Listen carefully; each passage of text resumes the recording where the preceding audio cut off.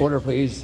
Before we begin this afternoon, in the public gallery, I'd like to welcome us to join us this afternoon for a member statement from the Clarenville High School robotics team, teachers Michael Spurl and Allison Summers, students Mark Spurl, Isaiah Dalton, Nicholas Reed, Natalie Poole, Rachel Walsh, and Nathan Filler. Welcome.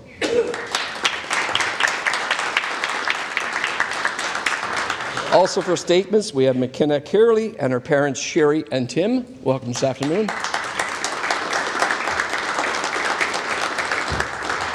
We also have Mason Gill and his mother Leslie Han here this afternoon for a member statement. And also for a member statement, we have Brody Freeman and his family members Crystal, Daniel, and Gavin, along with Michael Cooper from the Trinity East Church Lads Brigade. Welcome. Visiting us for a ministerial statement from the Royal Newfoundland Constabulary, Chief Roach, Deputy Chief Legacy, and Deputy Chief McNeil, along with from the Royal Canadian Mounted Police, Assistant Commissioner Cahill, and Inspector Emberley, and Staff Sergeant Christie. Welcome this afternoon. Today we'll hear statements by the honourable members from Bayvert Green Bay, Terra Nova, Topsail Paradise, Placentia West Bellevue, and Bonavista. The Honourable member for Bayvert Green Bay. Speaker, Springdale Air Cadet Squadron 50th anniversary. This past Saturday, the 837 Northeast Royal Canadian Air Cadet Squadron, based in Springdale, under the leadership of Captain Jonathan Edison, celebrated their golden anniversary. For half a century, the 837 Air Cadet Squadron has been a polished example for all youth in the Green Bay area, inspiring cadets to become both model citizens and community leaders. This notable milestone in the squadron's history is a testament to the commitment of every cadet who has ever laced up their drill boots, and to every cadet instructor who has dedicated time to guide them. Together as a team, they have helped to truly make the Air Cadet Squadron a community success story. From sponsors to parents to all those that have supported 837 Air Cadet Squadron in any manner over the past 5 decades, know that your efforts have helped to shape generations of leaders and has fostered and enhanced community mindedness. During their annual ceremonial review, held in conjunction with the 345 Dorset Sea Cadet Corps from Triton, spectators were notably impressed by their team drill, their varied band routines, and most notably, their camaraderie. I invite all MHAs to salute with me the Northeast Air Cadet Squadron on their golden milestone.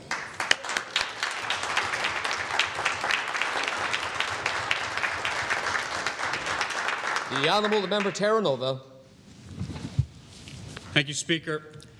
Speaker, 2 years ago, a team came together for their first time to compete in the Marine Institute's Model RC boat race.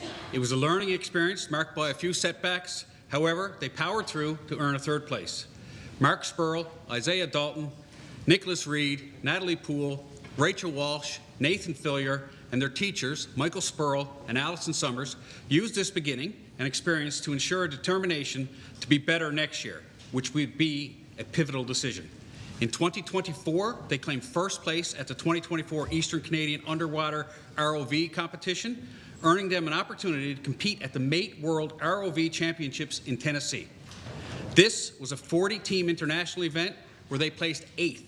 They received the prestigious Harry Bohm Jill Zane Sharkpedo Award for innovation, design, creativity, engineering skill, and ingenuity. This year, they won all 3 provincial events, beginning with the Newfoundland Energy Challenge for Change engineering competition, Lego League land-based robotics competition, and capped it off with winning the 2025 Marine Institute RC boat race.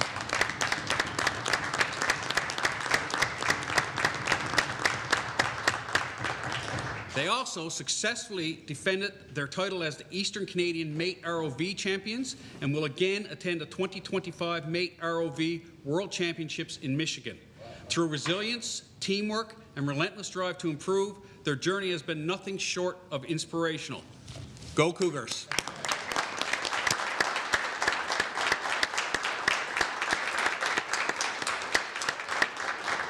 The Honourable, the member Topsail Paradise. Thank you, Speaker. Speaker, the Elks Club Avalon Spelling Bee recently took place with 20 entrants from 26 schools on the Avalon Peninsula. Competitors had to win spelling bees in their respective schools to advance to the competition. This year's spelling bee not only featured more schools than the previous years, but also more students up to the grade 8. I'm proud to stand here and recognize grade 3 student, Mason Gill of Octagon Pond Elementary, the youngest competitor who successfully took home the title of top provincial speller. Oh, no.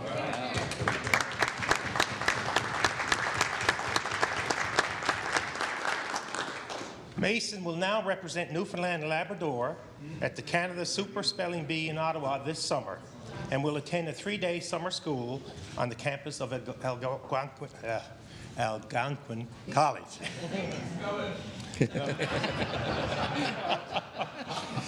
When asked how Mason became such a good speller, Mason explained it was from reading a lot of books. He particularly enjoys the works of Rick Riordan, who is best known for his series Percy Jackson and the Olympians. Other individual grade winners were Ashdeen Ashrafi, Megan Hamilton, Ibrahim Islam, Leba Mutaha, and Ben Parsons. Mr. Speaker, I ask honourable members to help me congratulate Mason, all competitors, on a job well done, and wish them much continued success.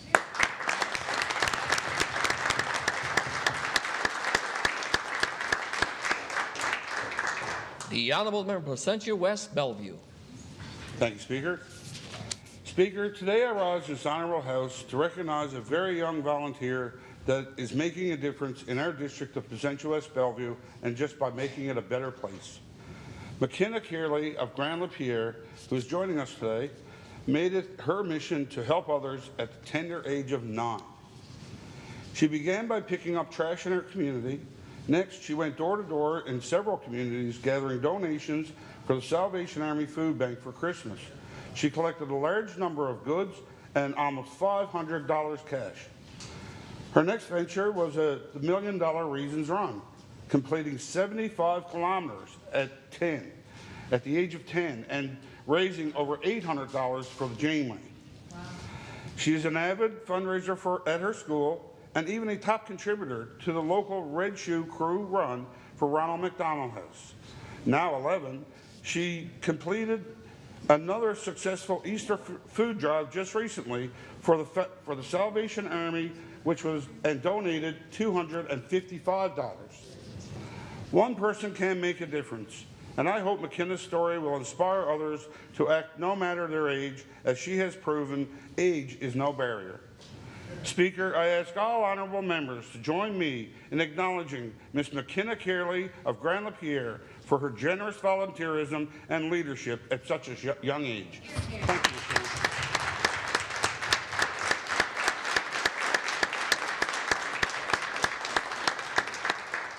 The Honourable, the member Bonavista. Thank you, Speaker. On December the 18th, 2024, at Government House, Your Honours Joan Marie Elward and Carol Thompson presented then 5-year-old Brody Freeman of Champneys Arm the Gallant Conduct Medal. The standing ovation was reflective of this huge recognition. As the youngest member of one of the province's oldest organizations, the Church Lads Brigade, this medal is awarded to a member who, with presence of mind, makes a prompt and bold attempt to preserve the life of another. On February the 26th, 2024, Private Brody Freeman, while at Bonavista Ultramar, noticed a man fall to the ground. Brody immediately went over to provide aid in getting the man on his side, the recovery position, and staying with him. He may have helped save a life, or at minimum, avoid further injury. As a member of the Trinity East Port Rexton Church Lads Brigade number 3805, Brody and his brigade has been taught first aid skills, and even at such a young age, he was able to put his skill set into action. Brody and his mom remained until the paramedics arrived to assist this gentleman. I ask the members of the 50th House of Assembly to join me in celebrating the outstanding efforts of Private Brody Freeman for aiding a resident in distress.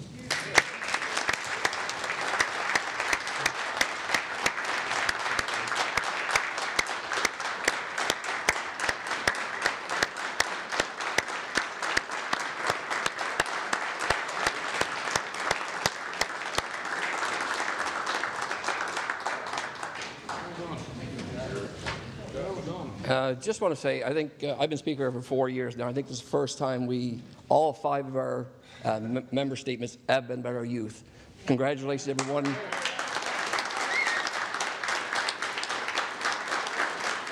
We've definitely got a bright future ahead of us with people like you. Yeah. Statements by ministers. The Honourable the Minister of Justice and Public Safety. Thank you, Speaker.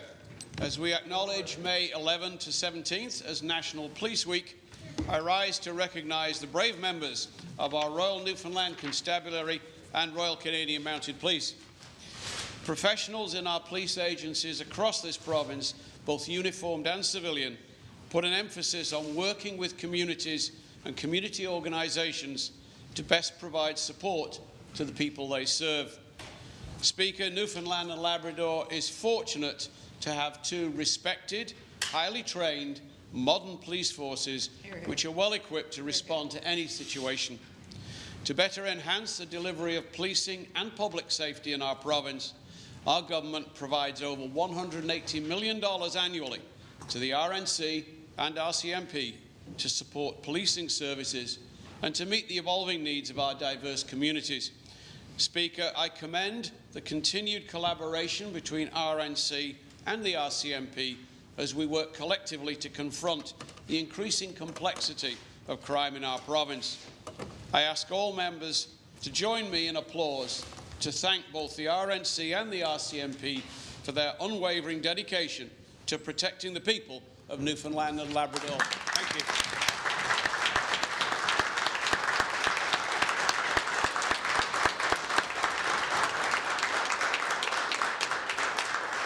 The Honourable the Member for Harbour Main. I'd like to thank the Minister for an advance copy of his statement. We're grateful for the opportunity to highlight National Police Week, which serves as a public awareness campaign of the importance of our police and the many sacrifices they make 24/7, 365. The people of this province are proud to have 2 incredible police forces in our province.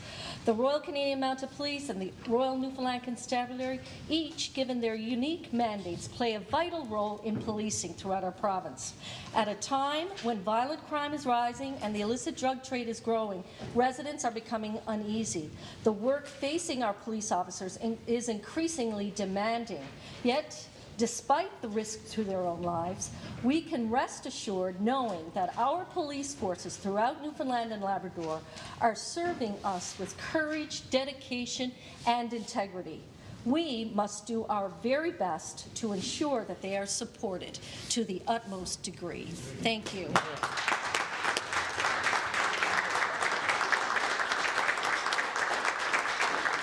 The Honourable the Member for Labrador West. Thank you, Speaker. I thank the Minister for an advance copy of his statement. We would like to take this opportunity to recognize the valuable service of police officers in our communities and National Police Week. Increasingly, the situations that they deal with are becoming more complex, and greater support is required to help them help our communities. That's why we call upon government to help by more training, meaningfully addressing the social determinants of health, making services more available, and making sure that those who are vulnerable in our communities have the supports they need, by increasing housing affordability and increasing spending on mental health, and making mental health access easier to those in vulnerable communities. Thank you.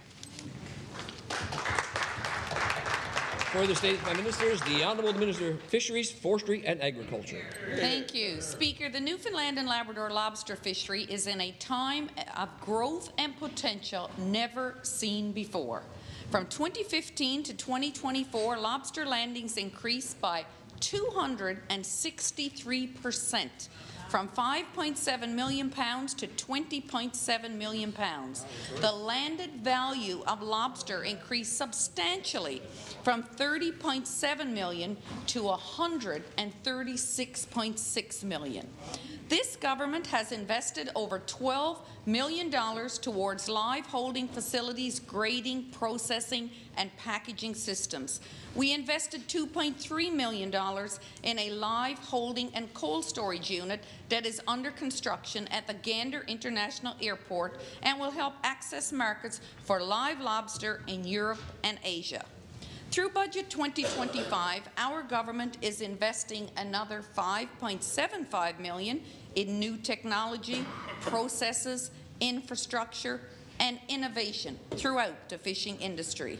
We are investing in industry-led projects that will advance the lobster industry and are supporting research and development initiatives, new lobster harvesting and processing technology, traceability, and eco-certification training, and other activities to drive the sector forward. Speaker, the lobster fishery is the backbone of many Newfoundland and Labrador rural communities. We are proud to leverage opportunities to add value to our fishing resources, support the people of our province who rely on this industry, and diversify our markets. Thank you. The Honourable the Member of Bonavista. Speaker, I thank the Minister for an advanced copy of her statement. The official opposition welcomes any investment in our fishery. The investments in the lobster fishery was seen as positive by the lobster fishermen in our province. The lobster industry has been vital to rural Newfoundland and Labrador for a number of years. It has been a mainstay for many rural fishermen in their quest to maintain a livelihood for them and their families for years. Questions come to mind. When will the facility at Gander International Airport be ready, and have we secured the markets overseas to accept the delivery of our premium lobster products? What is the effect of the Chinese tariffs on our provincial revenue? The price impact as a result to our lobster harvesters? Additionally, will the mackerel fishery resume this year? Are we ready for a potential increase in northern cod processing? Speaker, the fishery is our largest renewable mega project and can aid us more financially with the right policies and practices. The Honourable the Member of Labrador West. Thank you, Speaker. I thank the Minister for an advance copy of her statement. During these uncertain economic times, fish harvesters and plant workers need to know that government has their back. We've heard little from this government about concrete measures to keep the work and the plants insulated from industries and from American and Chinese trade aggression. We call upon this provincial government to reassure workers and workers in the fishery to explain how their industry will be protected in these uncertain times. Thank you. Are there any further statements by ministers? Oral questions. The Honourable the Leader of the Official Opposition. Thank you, Speaker. Speaker, today we learned that a province is expected to receive some $520 million for a tobacco settlement over the next 30 years. I asked the Premier, did you know that this expected revenue of $520 million related to this settlement has all been included in this year's budget? The Honourable the Minister of Finance, President Treasury Board. Thank you very much, Speaker, for this important question. Conditions have been met to recognize this revenue under the public sector accounting standards. We have certainty that we will be receiving this revenue, and that's why we have booked it as per the public sector accounting standards. I will remind the member this is similar to what was done for the Atlantic Accord money back in 2019. You book it as in the whole, you receive the revenue over the number of years. And of course, it's like any receivable for the provincial government. The Honourable the Leader of the Official Opposition. Speaker, I had asked the Premier if he was aware of this, but the Minister of Finance has said that they're booking it now. They feel confident that they're going to get this revenue. Others have suggested that the tobacco companies may not even be around in 20 years from now. But what's really interesting is no other province in Canada, not one, has booked the entire revenue in one fiscal year except this province. So I asked why. The Honourable Minister of Finance, President Treasury Board. Thank you very much, Speaker. We base this information on the best information we have in estimates. I will say to the member opposite that other provinces will do as they see fit with the revenue as required under this agreement. We have been given a reasonable assurance. I will say it is reasonable for us to assume this revenue will come, like any revenue that will come, to the coffers of the provincial government. We will book this revenue as per the public sector accounting standards. Other provinces will do that as time evolves, but we feel that we have the reasonable to assume that we're going to receive this revenue, and that's why we're booking it in this year. The Honourable Leader of the Official Opposition. Speaker, the minister alluded to 2019 when they recorded a similar revenue from the Atlantic Court, all in one lump sum. And I'll make that linkage in a second. But let me tell you what one expert said. These are the expert's words, not mine. Without being too cynical, and I'm quoting, there may be an election deadline at play. Wow. That was the opinion of this expert. 2019 also happened to be an election year, by the way. So I asked the Premier, without this revenue, what would the deficit have been? The Honourable Minister of Finance, President Treasury Board.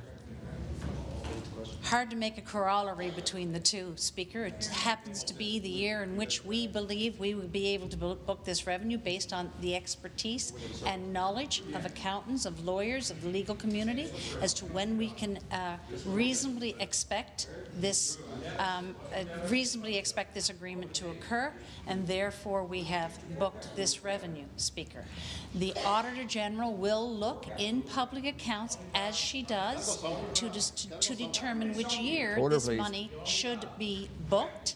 Order, please. I will say to the members opposite, we believe the best advice that we were given, the best review that we were given is this revenue is reasonably to be assumed, and therefore we booked it. It is normal public accounting standards. The Honourable Leader of the Official Opposition. Speaker, we know from the Auditor General that she was not consulted before this revenue was booked at this time. We also know there was no mention of this revenue in the 82-page budget speech that the Minister of Finance presented. But let me recap again. We are the only province in Canada that is recording this revenue in this manner, all in this one fiscal year. So if you do the calculations, is our deficit not the $372 million that the minister has talked about, but if this revenue wasn't recorded this way, our actual deficit would be $892 million. I asked the Premier, how can the people of the province of Newfoundland and Labrador trust this budget and trust your government? Good question. The Honourable Minister of Finance, President Treasury Board. Guarantee you they don't charge you. Revenue will be booked. It may be a matter of timing. We believe it will be 2025, 26. That's the expert advice that we have received. It was disclosed.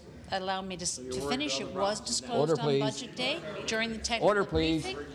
Order, please. Minister of Finance has the floor. Thank you very much, Speaker. I will say that it was disclosed during the technical briefing. It was discussed because it is part of the schedule and statements, the statements and schedules booklet. We did discuss it during estimates, Speaker. There's nothing to hide here. We are expecting revenue, and we have to book that revenue. We have to book that revenue when we believe it is when it needs to be booked, Speaker. That is part of the public accounting standard, and that's what we're following. The Honourable Leader of Official Opposition. Speaker, again, apparently we're the only province in the entire country of Canada that has to book this revenue this way. Every other province doesn't see it that way. They're not doing it. And the only reason that we can see of booking the revenue this way is to reduce the actual deficit that this province is actually facing in this fiscal year. Let me ask about the $200 million that's currently budgeted for the tariffs. In estimates, we learned, in fact, that this $200 million is excluded from the deficit. So I asked the Premier, can you tell the people of the province why you're continuing to underestimate the deficit? The Honourable Minister of Finance, President Treasury Board. Allow me to correct the member opposite. The rest of the provinces haven't determined how they will be recording it.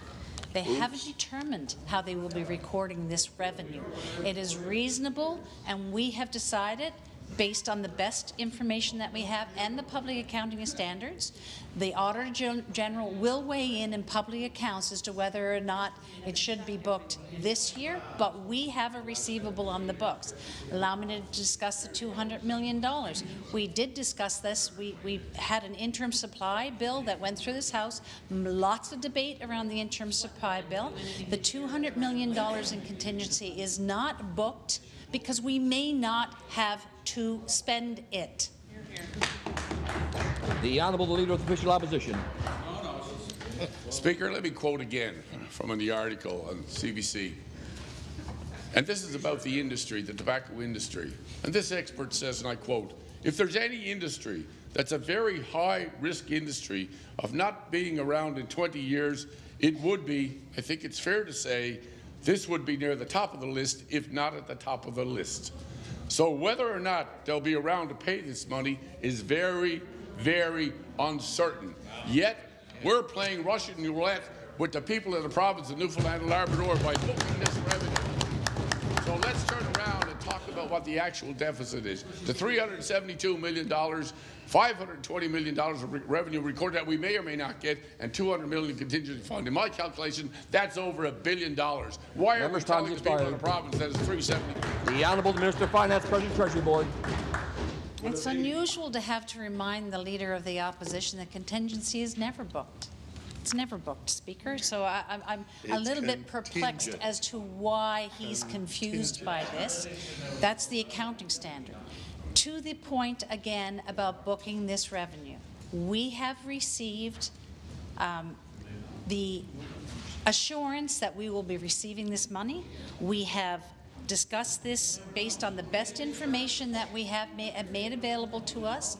We booked it using public accounting standards.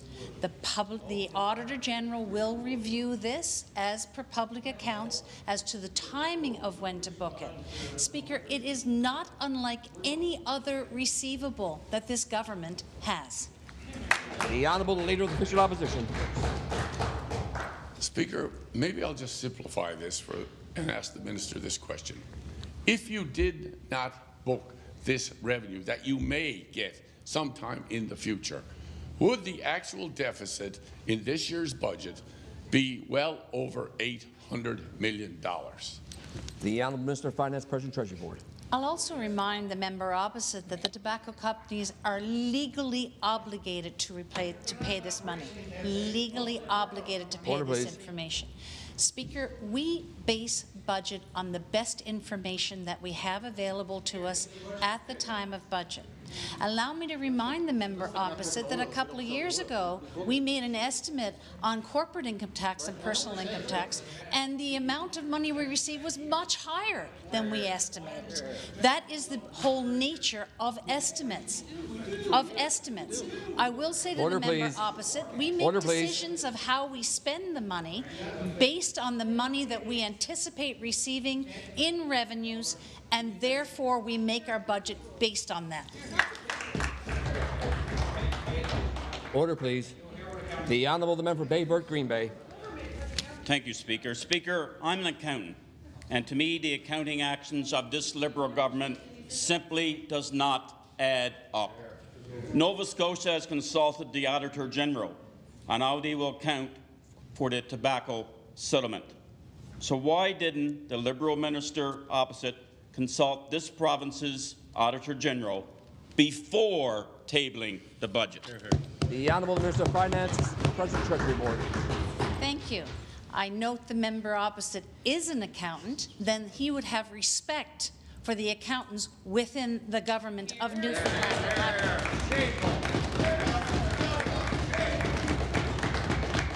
So allow me to say this. It is not usual during the budgetary process to discuss with the Auditor General the estimates. She does not audit the estimates of the budgetary process. She does not do that.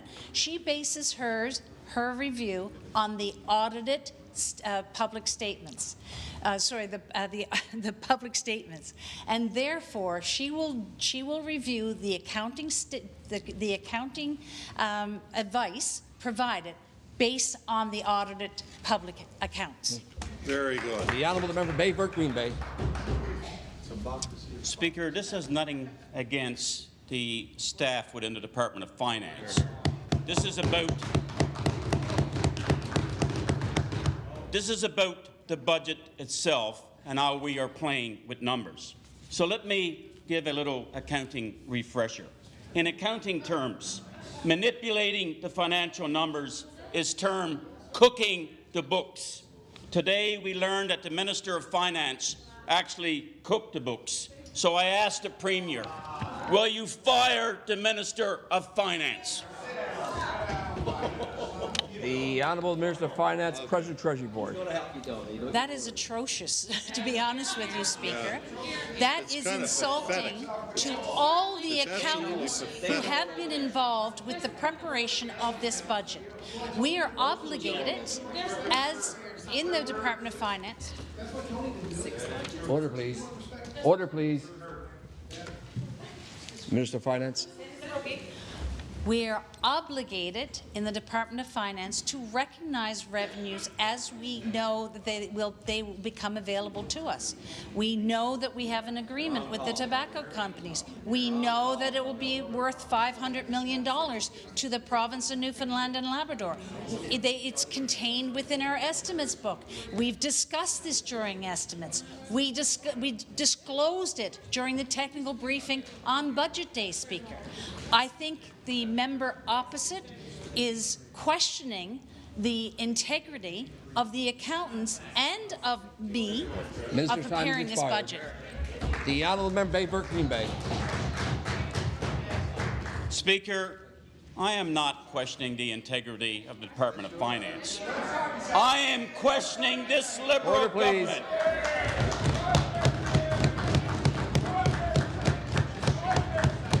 And I'm questioning whether this is misinformed or misinforming. Speaker, is it acceptable to book revenue you will not receive in this fiscal year in order to understate the deficit in an election year? The Honourable the Premier. Thank you, Speaker. And I will say... Order, please. Do it. Do it. Order, please. It's a democracy of democracy, I tell you. Yeah. I will say The Honourable the Premier. I've been listening for 15 minutes to the objective and truthful answers of the Minister of Finance and the Deputy Premier. And I will stand by her side till the end of time for the work that she has done for this province. She's the finance minister. She didn't waste oil revenues. She created a future fund to preserve that money for the future of Newfoundlanders and Labradorians, including my children and grandchildren. She didn't create a boondoggle that cost billions of dollars in Muskrat Falls, taking away revenue for education and for roads and for doctors and nurses. She created the best economy in this country, right here in this province. Compared to the rest of the country, the economic indicators in this province are going up, while in the country they're going down. And Speaker, if anyone can appreciate how lucky we are to have her as a province, it's me. Thank you.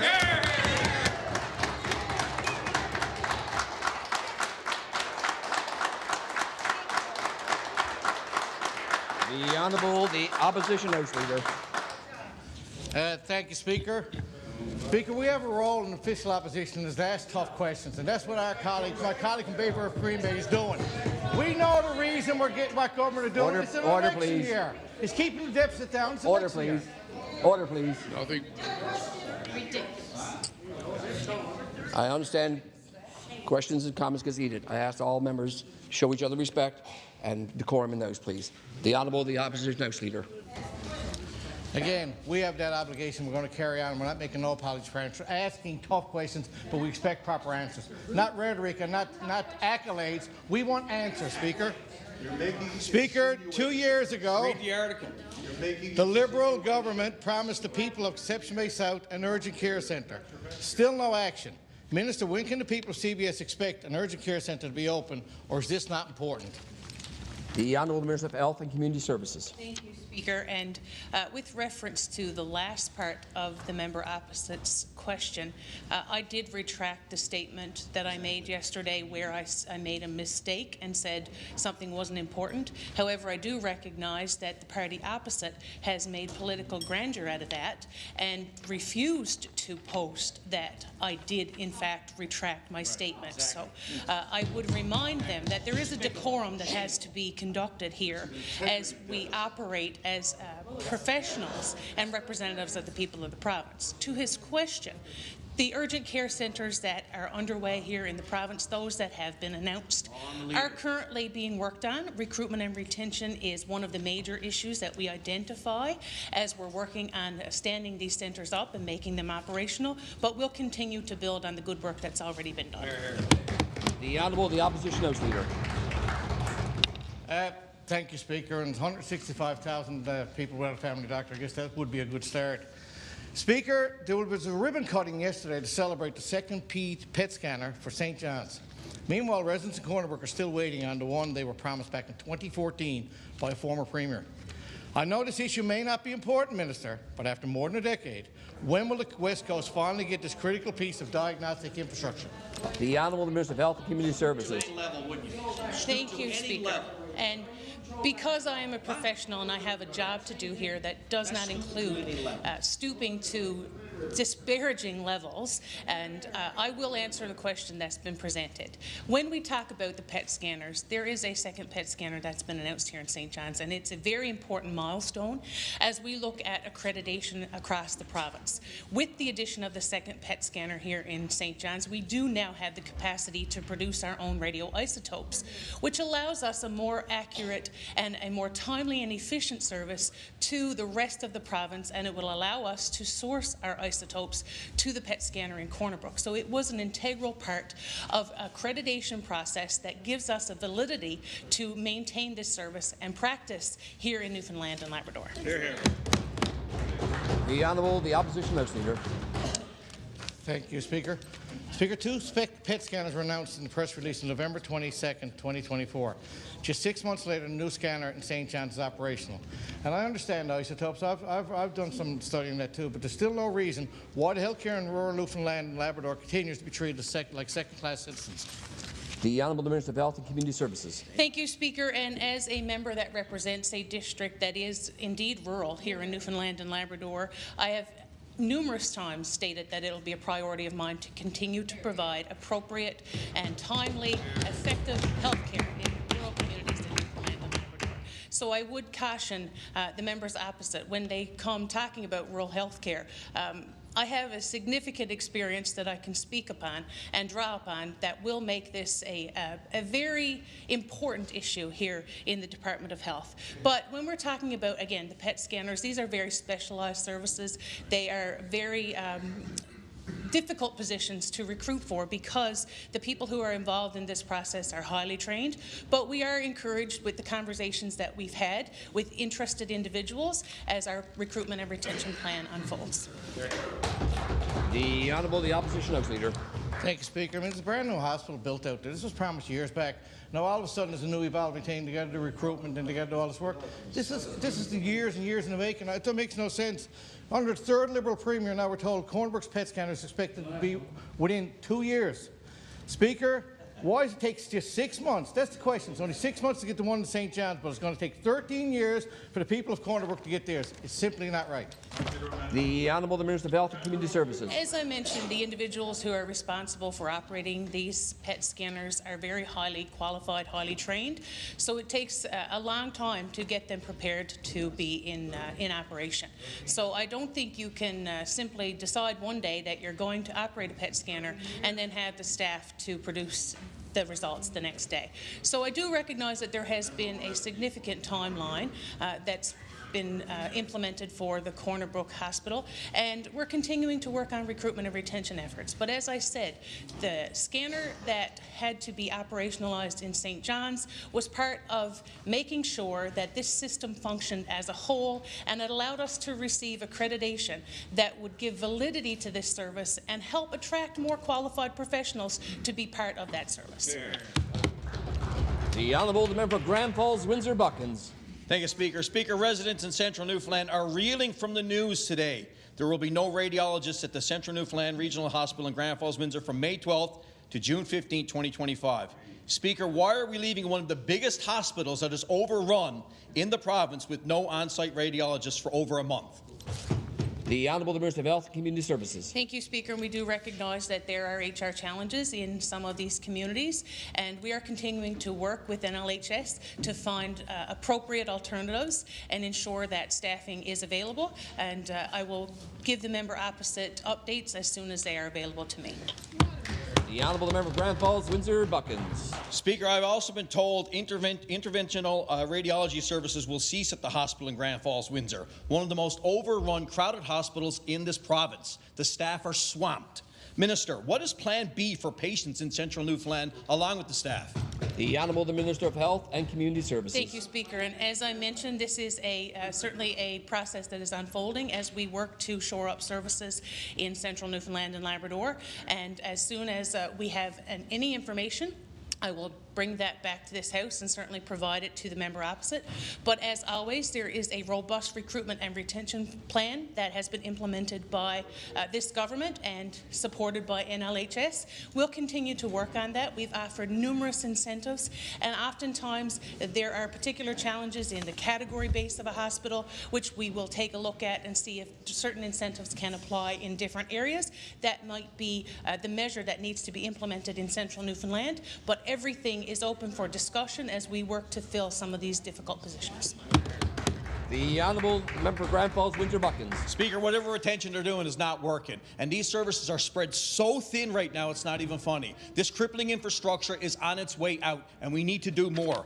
Speaker, very limited coverage is single provided from nearby Gander by a single radiologist, and they cannot work 24/7.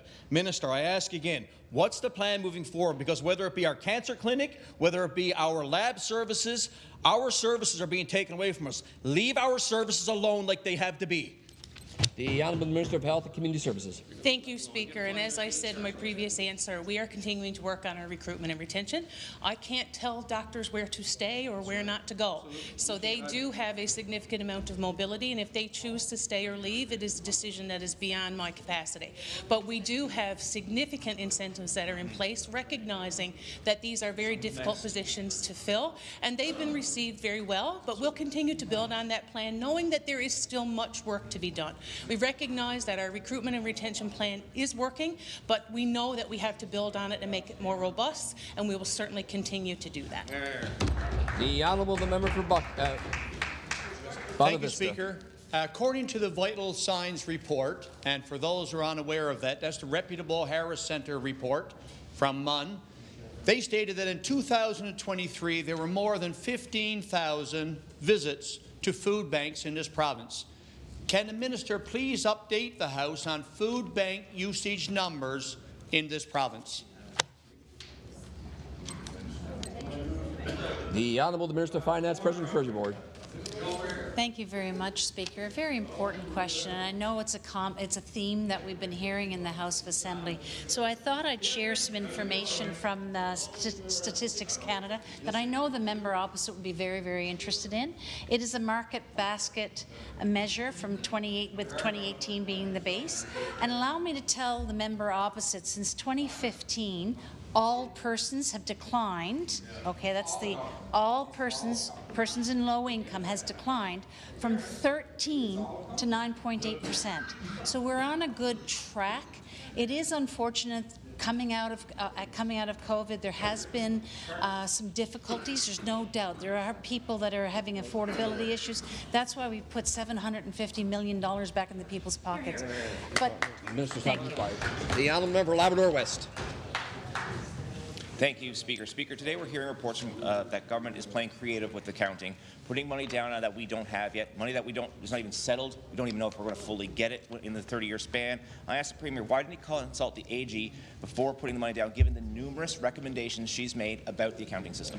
The Honourable Minister of Finance, President Treasury Board. Thank you. I believe we've already reviewed this, but allow me to tell the member opposite that the Auditor General doesn't usually audit or review the estimates. She bases her information on the public accounts, and she will weigh in to how we've treated this particular revenue source.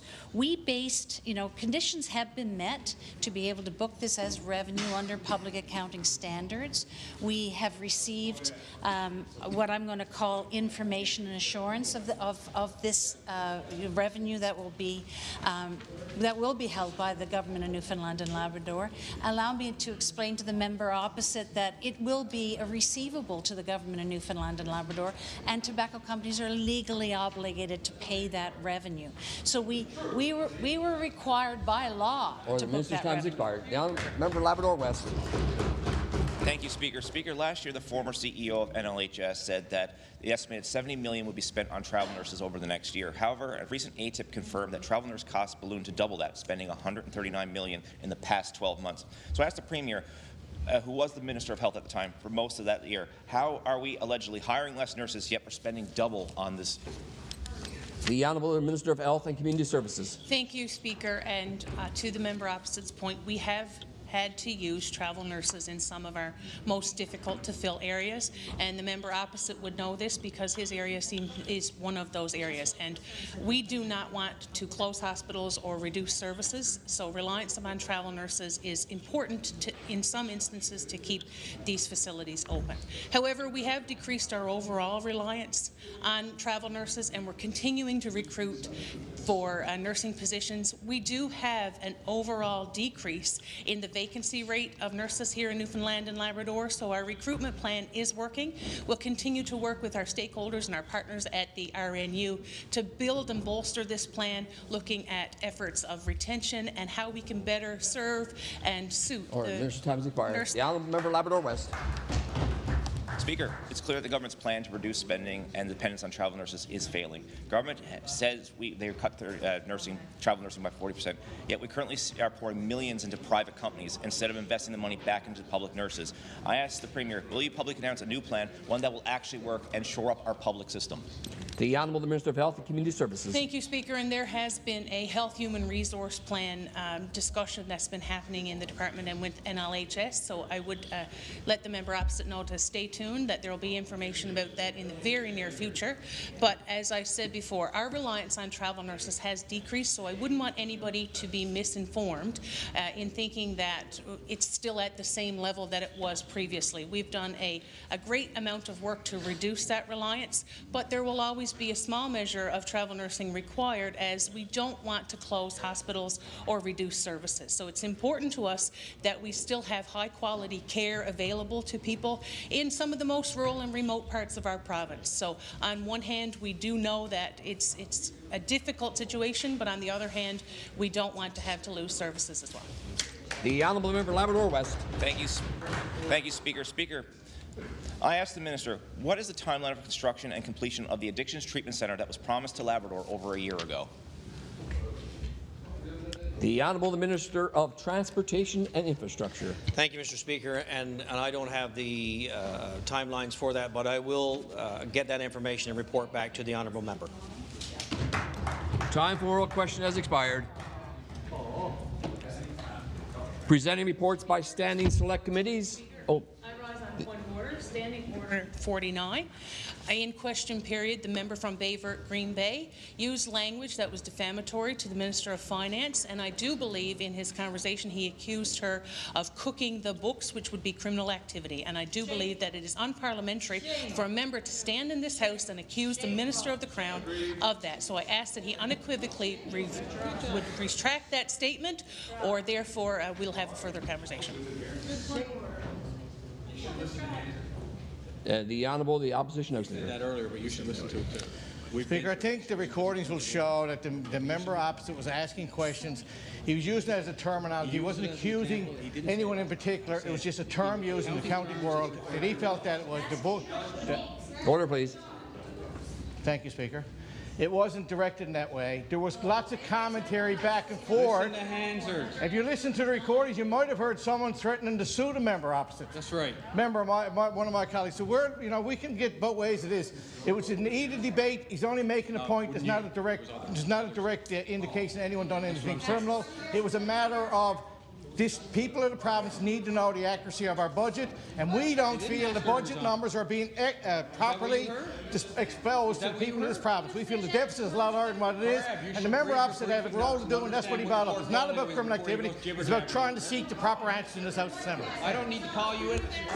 Mr. Speaker.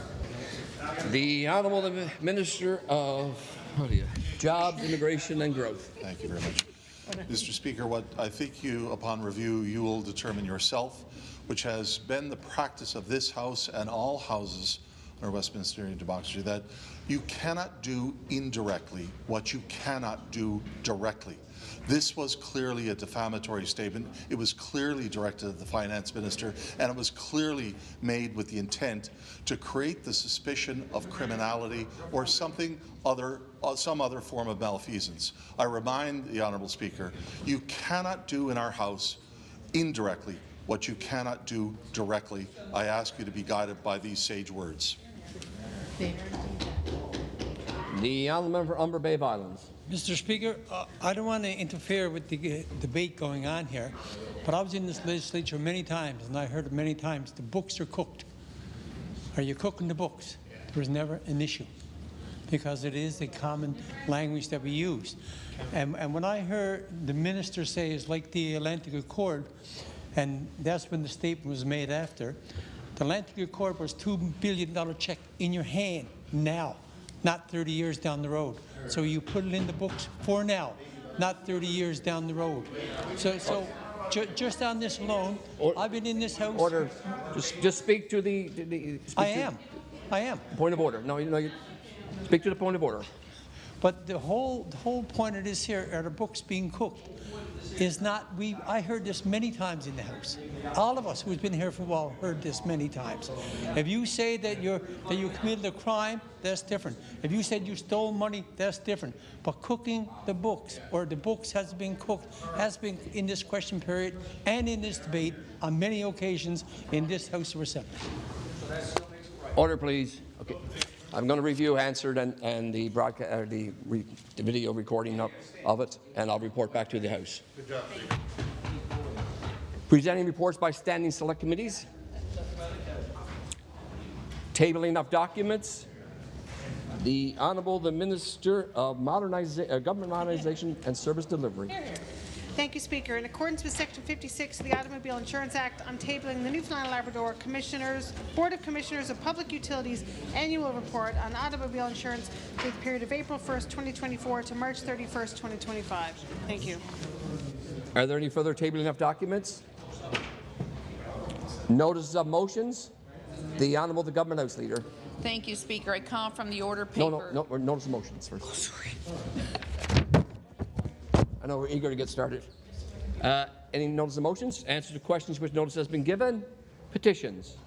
The Honourable Member for Exploits. Speaker, residents of the Exploits District and surrounding area are concerned with deteriorated or cell phone service in the region, causing safety issues for emergency calls.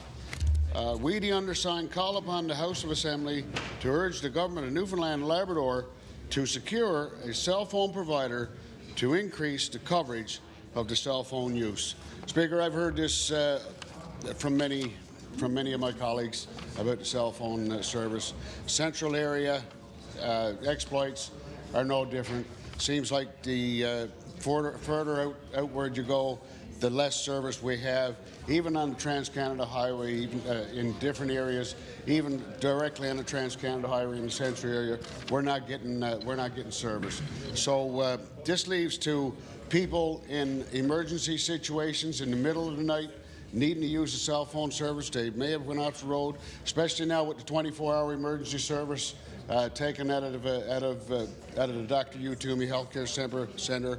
People have to travel longer distance. Cell phone service can't use the cell phone on their travels, that sort of stuff. So we need certainly some sort of provider, some sort of enhancement to the cell phone service in the central area and and on other parts, of course, so that we can provide the safety and people can have the feel that they can use that service when needed and provide for the service that they will need. So, Speaker, we ask the government to certainly take a serious consideration of this issue.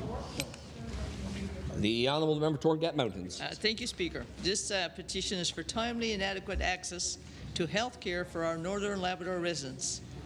We, the undersigned, are concerned citizens of Newfoundland and Labrador who urge our leaders to ensure that Northern Labrador residents of Nain, Napashish, Hopedale, Makkovik, Postville and Riglet are provided with access to timely and adequate health care. Frequently, patients are prevented from getting to their medical appointments, treatments at an outside provincial health authority hospital because they can't get on a medical flight. There's not enough seats on the flight.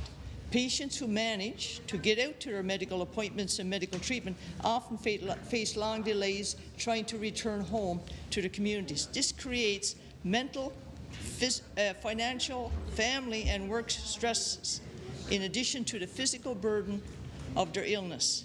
Patients often can't get timely appointments to see a nurse at their community clinic.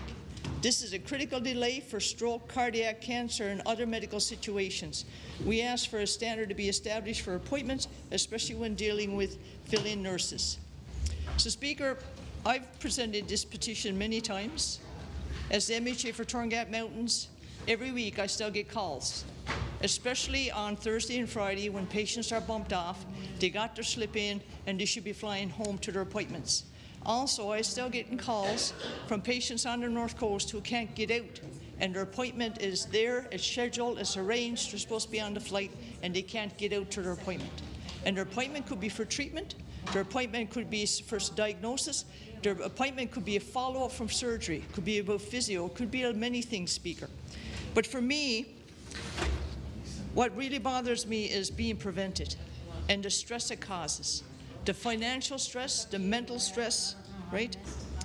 But also, too, I do mention in our clinics, sometimes the clinics are short-staffed.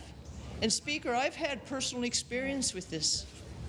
I've had an uncle where my relatives had called to the clinic and said, there's something wrong with Dad.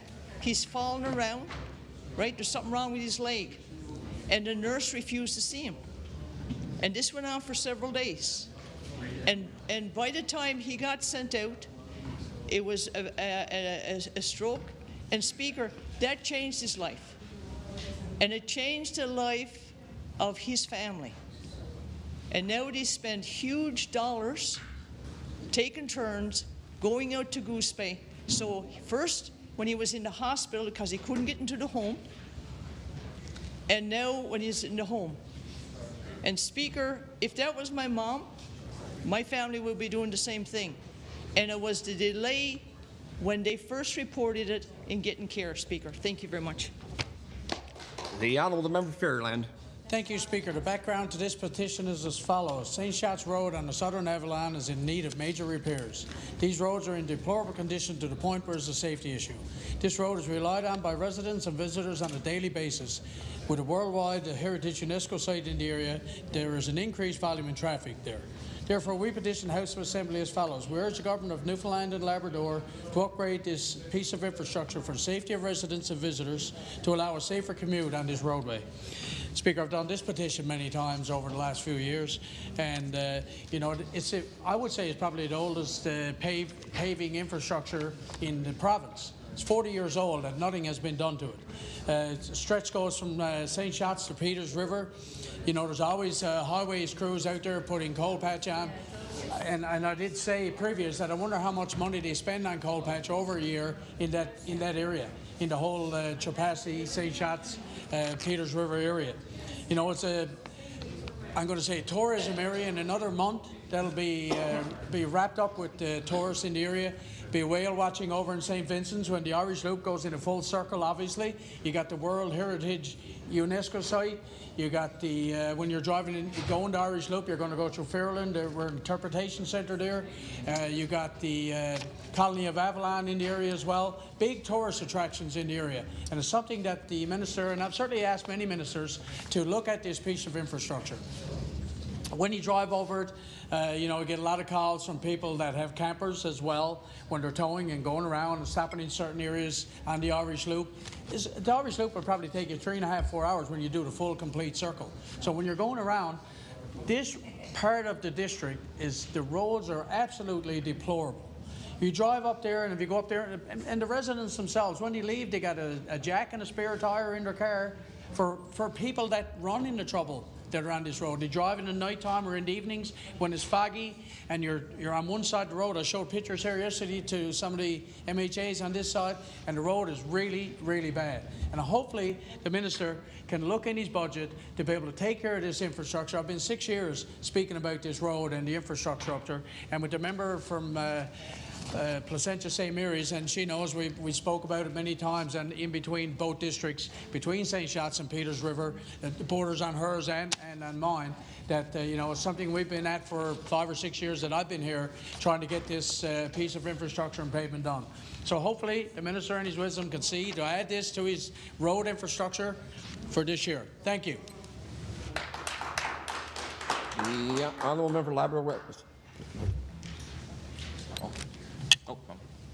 Okay.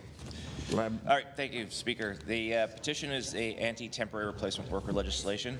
The reasons for this petition: anti-temporary replacement worker has existed since 1978 in British Columbia, since 1993, and the federal government has recently introduced the legislation at the end of 2023. The temporary replacement workers during a strike or lockout is damaging to the social fabric of a community, the local economy, and the well-being of residents. Anti-temporary replacement worker legislation has been shown to reduce the length and divisiveness of labour disputes. Since 2015, the right to strike has been clearly protected under the Canadian Charter of Rights and Freedoms because it helps stabilize the power imbalance between the worker and the employer. And the use of temporary replacement workers undermines this right. Therefore, we, the undersigned, call upon the House of Assembly to urge government to enact legislation banning the use of temporary replacement workers during a strike or lockout. Thank you, Speaker. I won't belabor this too much, but I do want to bring this petition, especially now that we have a new minister responsible for labour, to point out that this is something that the workers of Labrador West and workers across this province have been calling on. We've had some very divisive strikes in the past that this was used in. We most notably the DJ Composites in Gander, and also the valet strike, which also ended up causing having an industrial inquiry into because of that labour dispute. So now that we have a new Labour Minister, I want to petition that Minister for this legislation to make sure that we protect workers and protect their right to strike, and by protecting that, we protect all rights of the worker in this province. So thank you, Speaker. Orders of the day. The Honourable the Government House Leader. Thank you, Speaker. I call from the order paper motion 6. Speaker, I move, seconded by the Deputy Government House Leader, that for the purpose of reviewing the estimates of the Executive Council in Committee of the whole House, debate shall proceed in the same manner as adopted by committees of the House reviewing estimates, that is, in 10-minute question and answer periods. Is it the pleasure of the House to adopt the motion? All those in favour? Aye. All those against? Motion carried. The Honourable the Government House Leader. Thank you, Speaker. I call from the order paper number 2, estimates of Executive Council, estimates of the Legislature. Speaker, I move, seconded by the Deputy Government House Leader, that this House do now resolve itself into Committee of the Whole on Supply to consider the estimates of the Executive Council and Legislature. Is it the pleasure of the House that I do now lead the chair for the House to resolve itself to Committee of the Whole? All those in favour? Aye. All those against? Motion carried.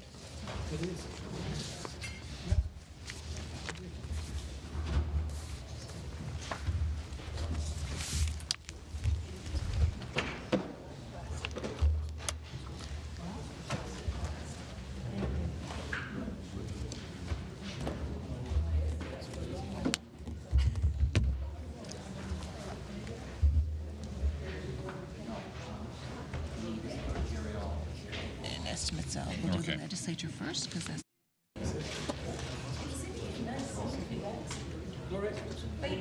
You probably don't need that.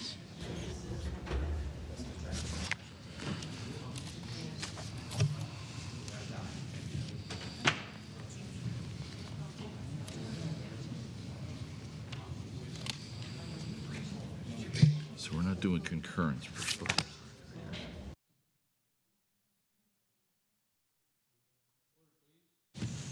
We are now reviewing the estimates, the head of expenditure for the legislature. I'll ask the clerk to call the first subheading. For the legislature, 1.1.001 to 8.1.01 inclusive. Shall 1.1.01 through to 1.1.01 carry? The Honourable the Member for Terranova. This 1.1. You're at 2.1. Now this goes to 8. We're good. Yeah. Is this legislature? Legislature. No. That's what I'm sorry. No. You let that go. First, we've already done it. This is for the legislature. Shall 1.1.01 to 1.1.08 carry? I'm sorry, through to 8.1.01.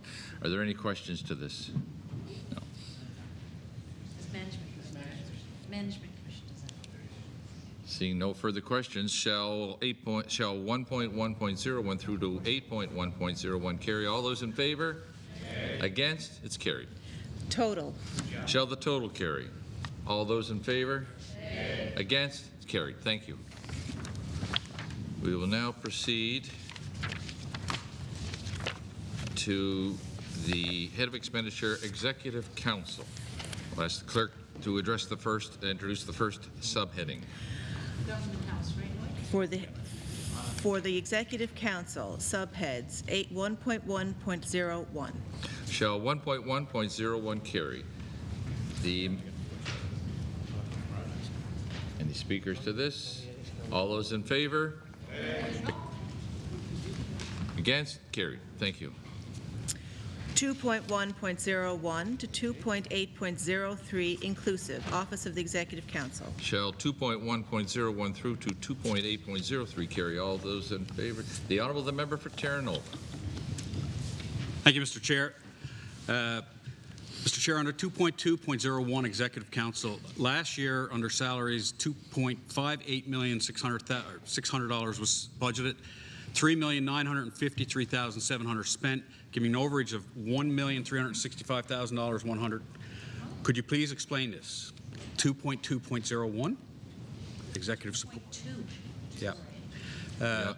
Were there any positions added that were not anticipated at the time of budget last year? The Honourable the Minister of Finance. My apologies. I just needed to know which subhead. So 2.2.01 is executive support. And as you would have noticed last year, and I'm pleased to be again questioned by the member for Terranova, we had that's where health transformation is located. That's where economic development, the rural economic development, and they're all funded through financial assistance, so the money flows from financial assistance in there. So last year you would have noted as well it was up higher because of those, because of the rural economic development and the health transformation. The member for Terranova. Do you have a breakdown on those two headings, what it was? I can certainly get that for you. I don't have it. Okay. I don't have it broken down by subclass, but I can find that out for you. Okay, thank you. Member for Terranova. Under professional services, last year $565,400 was spent. Money that was not anticipated being spent at the time of the budget last year. Can you please outline what this was for, and can we get a breakdown? The Honourable the Minister of Finance. Thank you very much. It's mainly due to just making sure I have the right information. So the budget for professional services provides a placeholder for any consultant or advisory services required. Included in that would be, for example, the Churchill Falls Memorandum of Understanding, any focus groups, or any costs associated even with Wellbeing Week. That's where it's housed. Member for Terranova. So could we get a complete breakdown of all of that? Certainly. The Minister of Finance. Sorry. I will certainly ask for that breakdown. Okay. Member for Terranova. How many members of the Health Transformation Team are included in that area? Thank you. I will get that information for you. Member for Terranova. Dr. Rob Greenwood is the Deputy Minister of Rural and Regional Development. How many staff does he have in that department? My understanding is he has, there are 3, but I will get the absolute breakdown for you. Member for Terranova. What reports or actions has the Department of Rural and Regional Development generated? Minister of Finance, your lights are on, so you can proceed. Okay, thank you. I tend to wait. I think it would be best, if that's a policy question, that it would be posed to the minister responsible for rural economic development. But I do know that that Rob Greenwood, as you mentioned, who is the deputy minister of that department, has been making consulting with communities around the province. He's been working with municipalities and really setting out what I think is a very good rural economic development plan. Go ahead. Can the Minister of Rural and Economic Development reply to the question? I'm sorry. I'm sorry, I don't. Minister of Finance. I'm sorry, she wasn't available at the moment, so we'll get some information for you. Okay.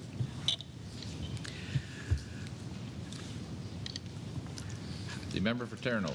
How are you objectively determining the success of the Department of Rural and Regional Development?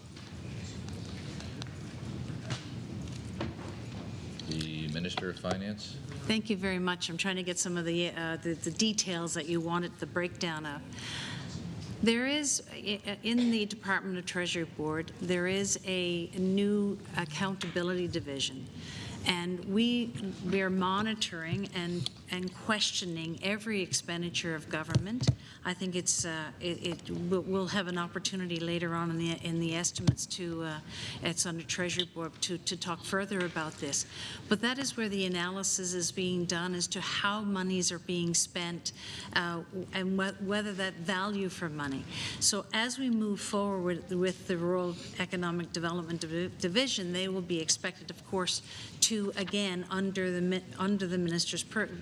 minister to present to Treasury Board how the money is being spent, what they're spending the money on, and what are the results. Member for Terranova.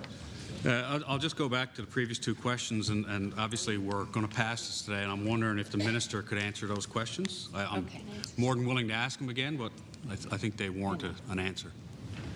Thank you very much. I understand the former minister is able to offer you some and more further information. So the Honourable Minister responsible for rural development. So the question was, what reports and actions has the Department of Rural and Regional Development generated?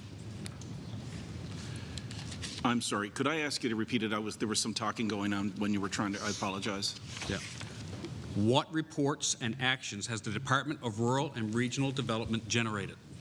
So under the, for the record, just to make the House aware and the record aware, I am no longer the Minister of Rural Economic Development, but did spend from July, the end of July until just a couple of days ago in that portfolio, working very closely with the Deputy Minister, Rob Greenwood, and the work that he has been doing is really more indicative of what the provincial government and all ministers over here have been doing over the last several years and even predating this government, is the rural view or lens on all monies that are spent, where investment goes. I had a file on my desk of all the investments that had been made. I don't have those with me right now, but I can certainly provide them to you in terms of numbers that showed, I think it was like in the magnitude of $450 million in infrastructure projects over the last 2 years to rural areas of the province. Another, somewhere in the, I may be corrected on this number, around, again, 410 or 50, those numbers ring a bell in terms of road work that has been done. Obviously, the work that's being done with the twinning of the highway is part of an infrastructure plan to make rural Newfoundland and Labrador more accessible, and making sure that people, if they're going to set up businesses, they know they have a good way to get to and from and get their products to and from. obviously our fishery, mining, as well our our lumber industry, all sorts of different things related to products that are produced here or our natural resources. And Dr. Greenwood had gone around the province more extensively prior to my arrival in that department back in July, meeting with stakeholders. We had done the same thing on several occasions, going to some areas around the province to meet with folks to talk about what their needs are, but making sure that the lens is there. And it was really across all departments, making sure that rural Newfoundland was a focus of any decisions that are being made, so that monies were equally distributed to different areas of this vast province. Member for Terranova. So you referenced you'd supply that information to us at a later date. I just want to clarify that that's the case. I've got my earpiece in there now, sorry. Yeah. I said you referenced that you would supply us with the information. Basically is what it is. It's a number of news releases that have come out from all departments, basically showing the investments that have been made in rural Newfoundland and Labrador. Chair? So, the member for Terranova. You mentioned the work that's ongoing with the twinning of the highways. Can you elaborate on what work is ongoing? Well, as you, I don't know if the current Minister of Transportation wants to jump in on that. I can certainly speak to what I knew leading up to last Friday. We should have all the ministers. Call them in. Okay. Yeah, sorry, I can't be of a lot of help at this point, but as you know, there's brush cutting on go, which is the first requirement for any highway development. So that's ongoing now, but I don't have timelines. I'll certainly report back to you in terms of if we have timelines in terms of roads being rerouted or whatever the case may be, bridges taken up or whatever the case may be. So once I have that information, I'd be happy to report back to you. I could actually add something.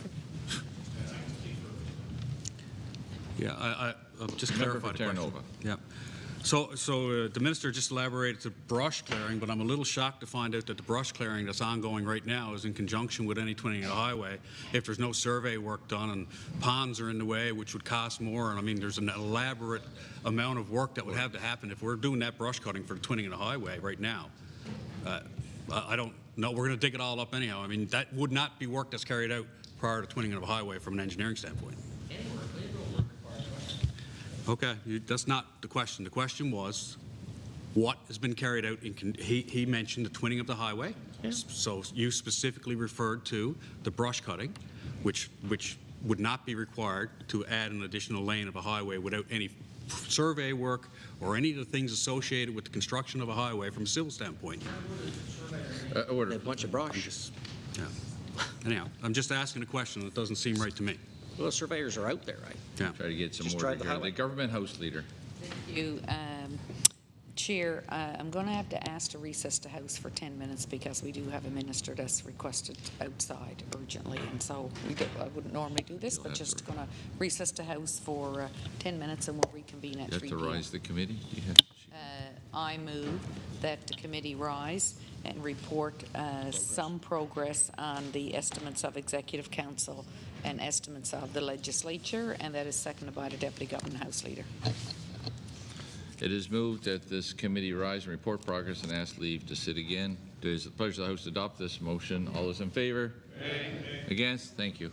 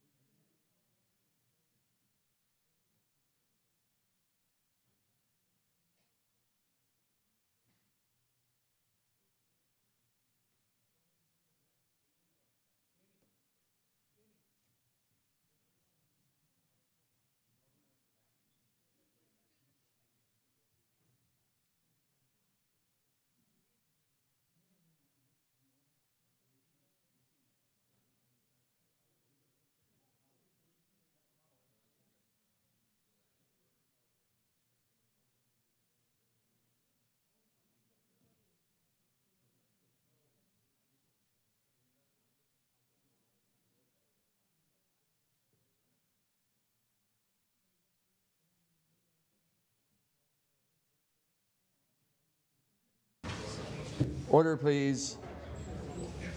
The Honourable the Member for Lake Millville. Chair, the Committee on the Whole of the Whole on Supply have directed me that in their review of the estimates of Executive Council and estimates of the Legislature, that we're here to report progress and ask leave to sit again. Chair, Committee Supply reports that they made progress and asked leave to sit again. Once you leave, ask leave to sit again. President. The Honourable the Government House Leader. Thank you, Speaker. I move that this House do now take a quick recess of 10 minutes, and we'll come back at 3:05. This House do stand in recess until 3:05 p.m.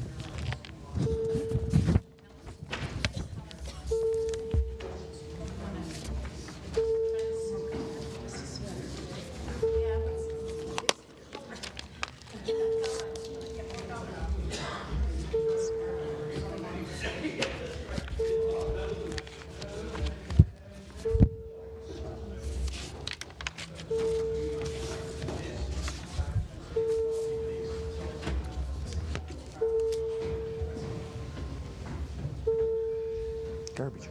Oh. Oh, sorry. Secret fingers. Are the House leaders ready? Order, please. The Honourable Government House Leader.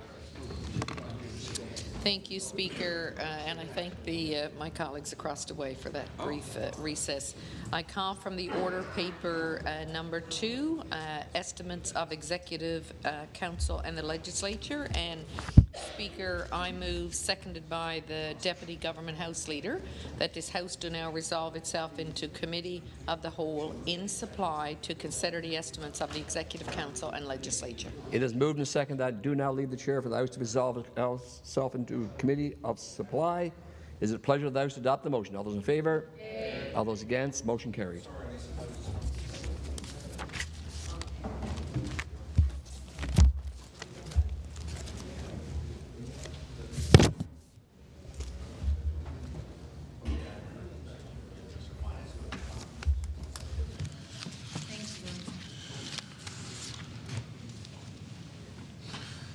Order, please. We are following motion 2 in Committee of the Whole on Supply, reviewing the estimates of Executive Council. 2.1.01 to 2.8.03 inclusive, Office of the Executive Council. Shall 2.1.01 through to 2.8.03 carry? The member for the Minister of Finance. Thank you very much, and I appreciate my colleagues taking that brief recess, but I'll respond to the Minister of the member of Terra Nova who asked for some details on the salary estimates, and I do have those for him now. We have 4 individuals that have been involved in the health transformation, including a deputy minister, and their total has been $552,903 for salaries. 552,903 for salaries, and they are now moved within the Department of Health, so you may see a change as we move forward. For rural development, I understand that we have, I have to just keep going back and forth. We were having some technical difficulties. I think there's the deputy minister plus an assistant and 2 policy analysts, and for the Rural Economic Development Division, it's $334,700, and then there are a couple of there are some change team individuals as well, and that is $306,700 in total salaries. Thank you. Okay, the member for Terra Nova. I'll go back now to Department of Rural and Regional Development, and I guess the question was, how are you objectively determining the success of the department? And the previous minister suggested that he would supply us with some press releases. But I guess what the question is like, there must be more details than press releases. Press releases get written for a reason by information that creates that. So that's the information I'm looking for. Certainly, I will ask officials to provide you with that under the Accountability and Transformation Framework. Okay. Member for Terra Nova. Also notice the fact that Rural and Regional Development doesn't have its own set of finances, and I would think that it is a true department, and it should kind of have infrastructure and, similar to Labrador Affairs, I would think. I think you read the new minister's mind, because it was we're now working on pulling the pieces out of the Cabinet Secretariat and looking to consolidate that. That was the request actually to me from the new minister, is to consolidate that revenues into one location, that we can the full breadth of that department can be viewed. Member for Terra Nova. So I'll skip over a couple of the subheadings there and go directly to 2.4.01, Communications Branch. Absolutely. Just looking for an explanation why purchase services went over budget by $125,000. The Minister of Finance.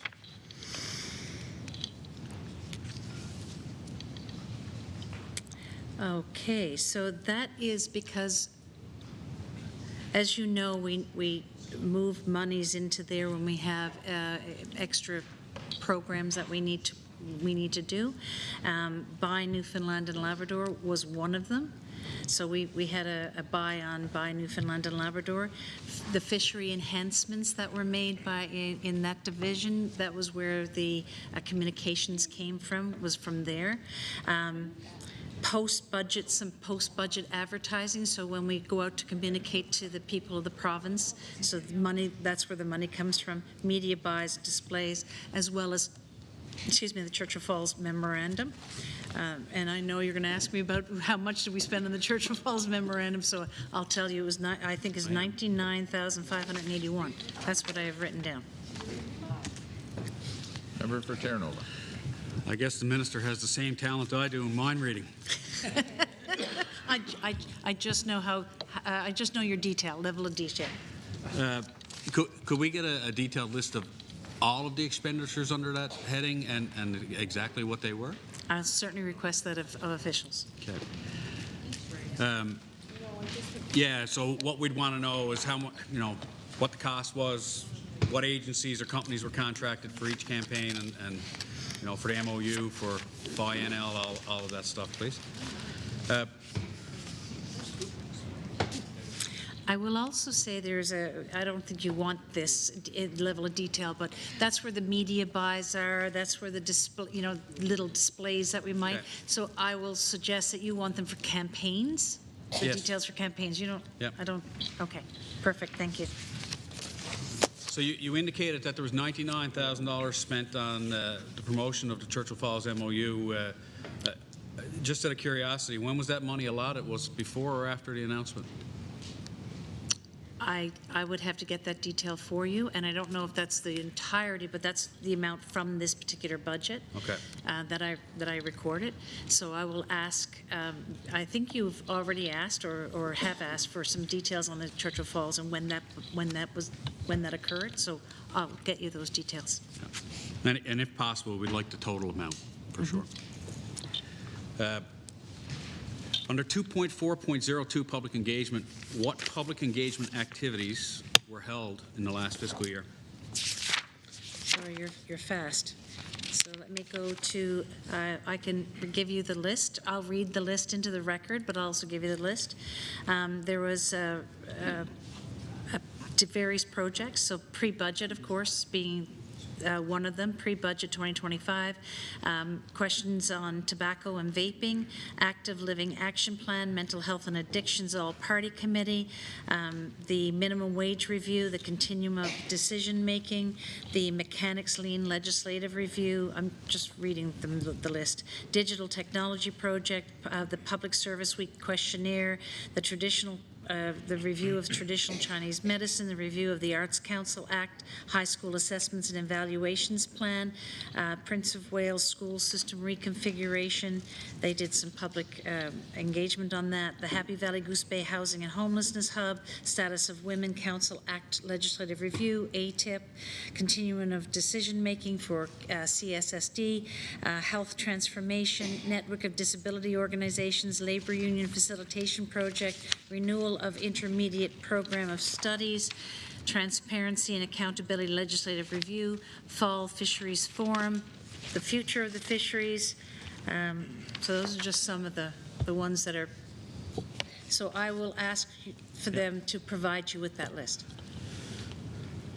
The member for Terranova. Just out of curiosity, and I don't know if it belongs in here or who covers it, and you may say that it has nothing to do with any of this. The cost of security at the National War Memorial in St. John's, does that come under this, or where did it come from, and if so, what was the total cost for the year? Allow me to ask where exactly it is in the estimates? Yeah. Under what category or heading? I don't know. I don't know. So allow me to ask. Okay. And I'll ask. Comes from transportation infrastructure.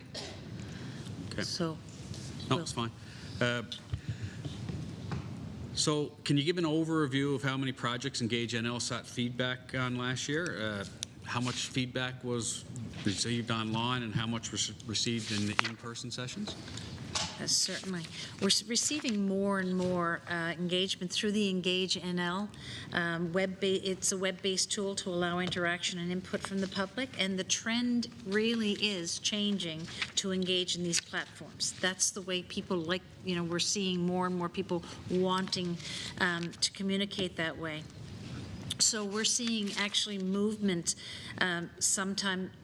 Even if you look under supplies, that little bit of change in supplies, you'll see a slight decrease this year, is only because we've moved that budget to purchase services to allot for more money for that online service activity. So you're seeing more and more. But just to give you an example, the pre-budget 2025, there were 868 participants.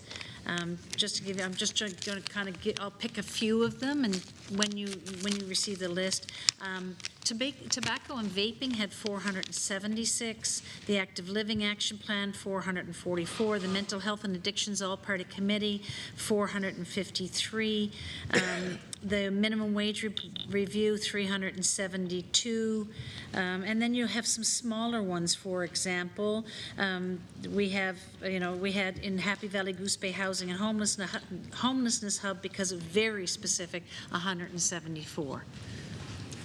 Member for Terranova. My time is running out, so just one quick last question. Do Engage NL have the ability to see where these submissions are coming from? And I ask the question because in my district I have multiple communities that actually don't have access to internet or Wi-Fi services, and it leads to the fact that there are communities that are entirely left out of this process, and I'm just wondering if we have a way to address that, because it seems that people are being left behind because of this process. Minister of Finance. Thank you very much. The portal actually saw 61,217 visits during the period of April of 24 to March of 25. So the most active month was June of 2024, with over 22,600 visits on the Engage NL site. Of course, this is a vendor site. Thornley Fallis Communications is actually, it's a well-known web portal, and it provides online engagement to a number of vendors, and we actually buy it from them. But I will ask to see if we can see it on a geographical basis. So I'll ask that question. Thank you, Minister. The member's time has expired. The member for Labrador West. Thank you, Chair. I just have, under this subhead, I only have 3 questions, all for under subhead 2.8.02. Has there been an increase into funding for women's centers across the province under this subhead? I'm sorry, you said 2802? That's correct, Minister. Okay, that's not in mine. It's women and gender equality, and the minister is here, so I'll turn to her. The minister responsible for women and gender equality. 2802. Oh, sorry. I think, yep, that's under 2802. So what was the question? Will there be an increase to the core funding for women's centres across the province? That would be a budget decision. I will find the answer out from the department. Thank you, Minister. Well, I guess it's a 2-part question. The government of Nova Scotia has declared intermittent partner violence an epidemic, and I was wondering if under this year, will this province be doing a similar thing? So they did declare it as an epidemic to help, I guess, with funding and help with getting resources out. I was wondering if this will be an action, I guess, for this budgetary year for this department. The minister responsible for women and gender equality. So the short answer is there is work being done on it, yes, and it will continue to be done. There's a significant amount of consultation being done with the groups and organizations. It is one of the items that is listed. All right, perfect. That's my final question for this subhead. Thank you, Chair. Thank you. The member for Terranova. Thank you, Mr. Chair. I'll go back to 2.6.01, Intergovernmental Affairs. Last year's salaries were over budget by $96,700. Can you explain why? The Minister of Finance. Certainly, it's leave for a departing employee. So as they left their employment, obviously you have payouts that need to be made. And may I answer your previous question about geographic location? Absolutely. For Engage and L, unfortunately, they don't collect for privacy reasons. So they don't. I hope they'd give broad geographic regions, but they don't collect it. Member for Terno. Should be something we consider tracking. I mean, on a broader scale for sure. Yeah. Under purchase services 2.6.01, can you provide a detailed listing? What services are included here? And we went over budget by $416,800 with a planned increase this year of $1.5 million, $1.48 million to be exact. I'd like an explanation around both of those numbers. The Minister of Finance. Thank you very much. Well, allow me to say that this reflects a cost associated with the Boston office. As you know, the direction has been given to open an office in Boston. This is strategic to raise our profile, to raise the profile of Newfoundland and Labrador internationally. Obviously, Boston is a hotbed for seafood, technology, biotech, for energy, using those examples.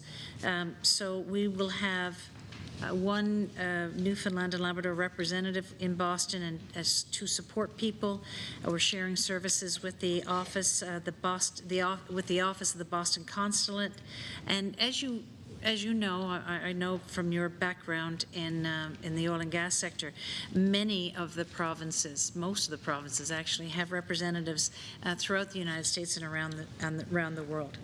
So this money is for staffing, it's for location services, it's for supplies, it's for IT, it's for travel. So that's $1.2 million. The member for Terno. Can you provide a complete breakdown of how you came to that $1.2 million? It just seems excessive for one full-time staffer with 2 assistants in an office being shared. I certainly can. I'll ask the Deputy Minister to provide that. It's operated under a memorandum of understanding with the Government of Canada. We had to set up the office, so there are extraneous expenses due to the setup of the office. But, as I said, this is for three staff, location services, supplies, IT, travel. But I'll certainly ask them to provide you that detailed list. Member for Terranova. So just to clarify, I assume that extraneous expenses are the $416,800 for setup, and that the 1.48 is what I'm asking the difference to be. So we went over budget by $416,800 last year. Yeah, the $416,000 was the cost associated with that Boston office, and now you're getting into the actual costs. Yeah, and 1.2 that's budgeted. That's what I'd like to understand. Yeah, and I've asked for you to get a detailed breakdown of that. Perfect, thank you. And the last question I have under this heading, for me, but my counterpart might have a couple. Can you please outline the positions which are held in, it's 2.5.01, Minister. 2.5. Can you please outline the positions which are held in this line item? And last year there was a salary savings of $146,900. And I guess the question really is, were positions vacant, and if so, which positions and for how long? The Honourable the Minister. Certainly, we do have vacancies in that area. 2 organizational budget analysts, and they're looking really at a full reorg. That's why we have a drop balance there. It's because they're looking at a full reorg. They're generally hard to fill positions, so they're looking at how that we could reorganize the way the financial administration is provided for all of Cabinet Secretariat. You have to remember there's all of Cabinet Secretariat. And so there are 10 funded positions, 6 permanent, 4 temporary, and now we're looking to reorganize to better offer the services required.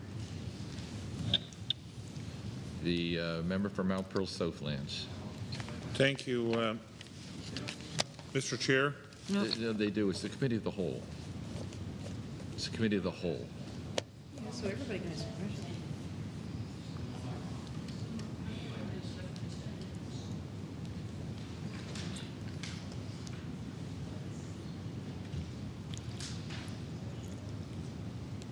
When I stop speakers, I'll come right back to you. Member for Mount Pearl Southlands.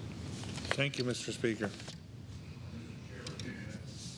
Minister, on the under intergovernmental affairs, and I just got a couple of general questions as opposed to specific questions about the numbers, I suppose. I just want to go to the Boston office, $1.2 million. I'd just like to understand, given the fact that we are in a trade war with the United States, we have a President of the United States who has clearly attacked Canada economically. You know, we've been encouraging people to boycott travel to the United States, to boycott American goods. We're looking for new trading partners around the world and so on. Given the fact we've never had a Boston office in our history that I'm aware of until now, why would we think it would be a good idea to spend $1.2 million this year, plus whatever the setup was previous to that, on an office in Boston to try to deal with someone who doesn't even want to talk to us? The Minister of Finance. Thank you very much. A very interesting question, to be honest, because we are concerned about the United States, and as you know, we have made we've taken a lot of steps to disengage in some ways from our extensive trading partnership with the United States. But you have to remember, you know, about 95% of our seafood, our crab, goes into the United States. And so we want to be able to ensure that we have, a relationship, because it is very vitally important to the fisheries. And I would suggest if you spoke to the fishers in the province, they still will need to sell product into the United States. It will take a period of time for us to find other markets. And so it's really, we need someone to advocate for our industries in the United States, especially when you're in tumultuous times. That's when you really need someone there to showcase what Newfoundland and Labrador has to offer, and to ensure that we're in the best position to take the opportunity that presents itself in the United States, to take that opportunity. So, we're seeing most other, I think almost all, most other jurisdictions across this country have multiple offices around the United States and indeed around the world. Boston was chosen specifically because of it is a hotbed for the fisheries, for the technology industry, for the biotech industry, even for our oil industry.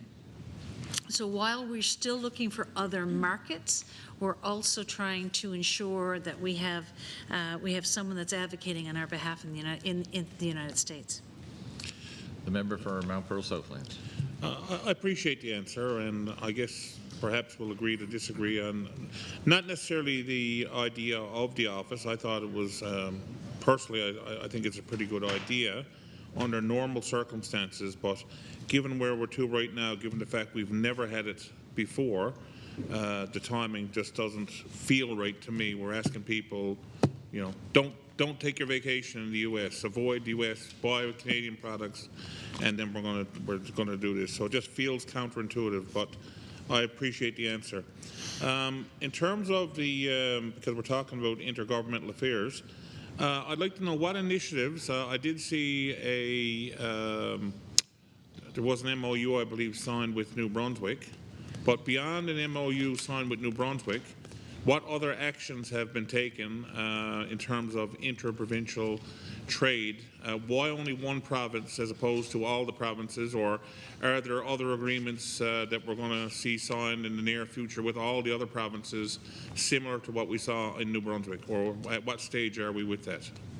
The Honourable Minister of Finance. Thank you. This is an important, I really appreciate the question, because I think it's a very important question on interprovincial trade barriers in particular, because that was, it was with New Brunswick to show that we're making good strides. I will say this, I've been dealing with interprovincial trade barriers for most of my career, at least the last 20 years, and I can tell you this is the first time I've seen actual movement on it, and I truly truly believe that, especially in two particular areas, you will see some very good movement. As you know, the new Prime Minister has said he wants to see movement by July 1st.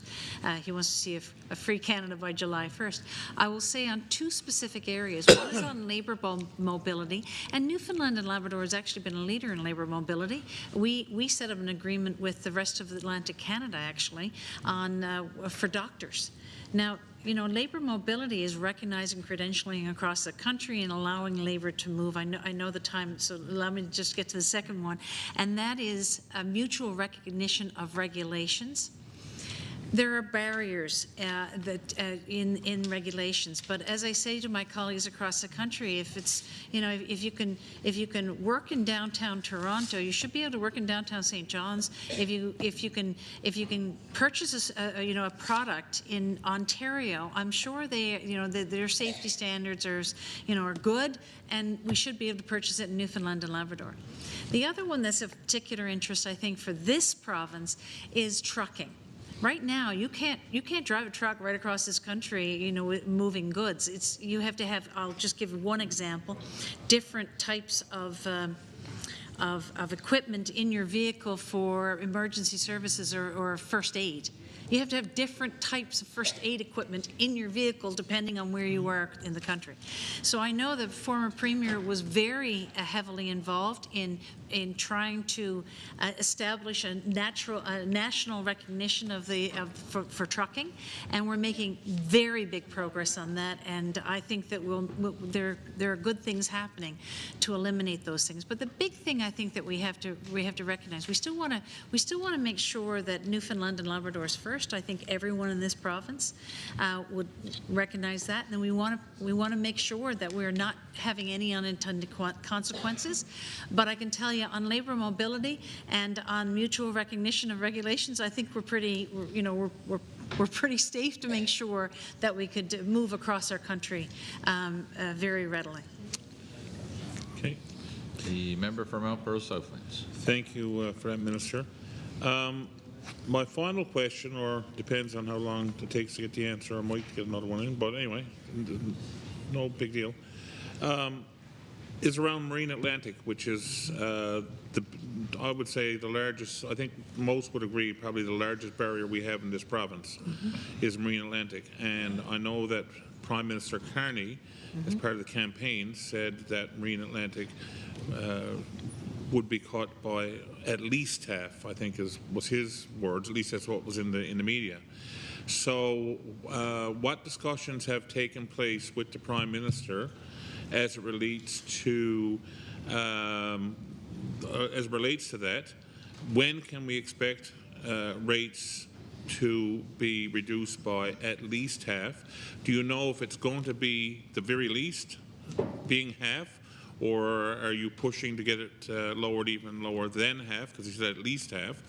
And also, in addition to the cost, and of course, even with the rates, there's passenger rates and then there's commercial rates, and I know that there's issues when we get into commercial rates with the viability of OceanX, and it's not necessarily straightforward.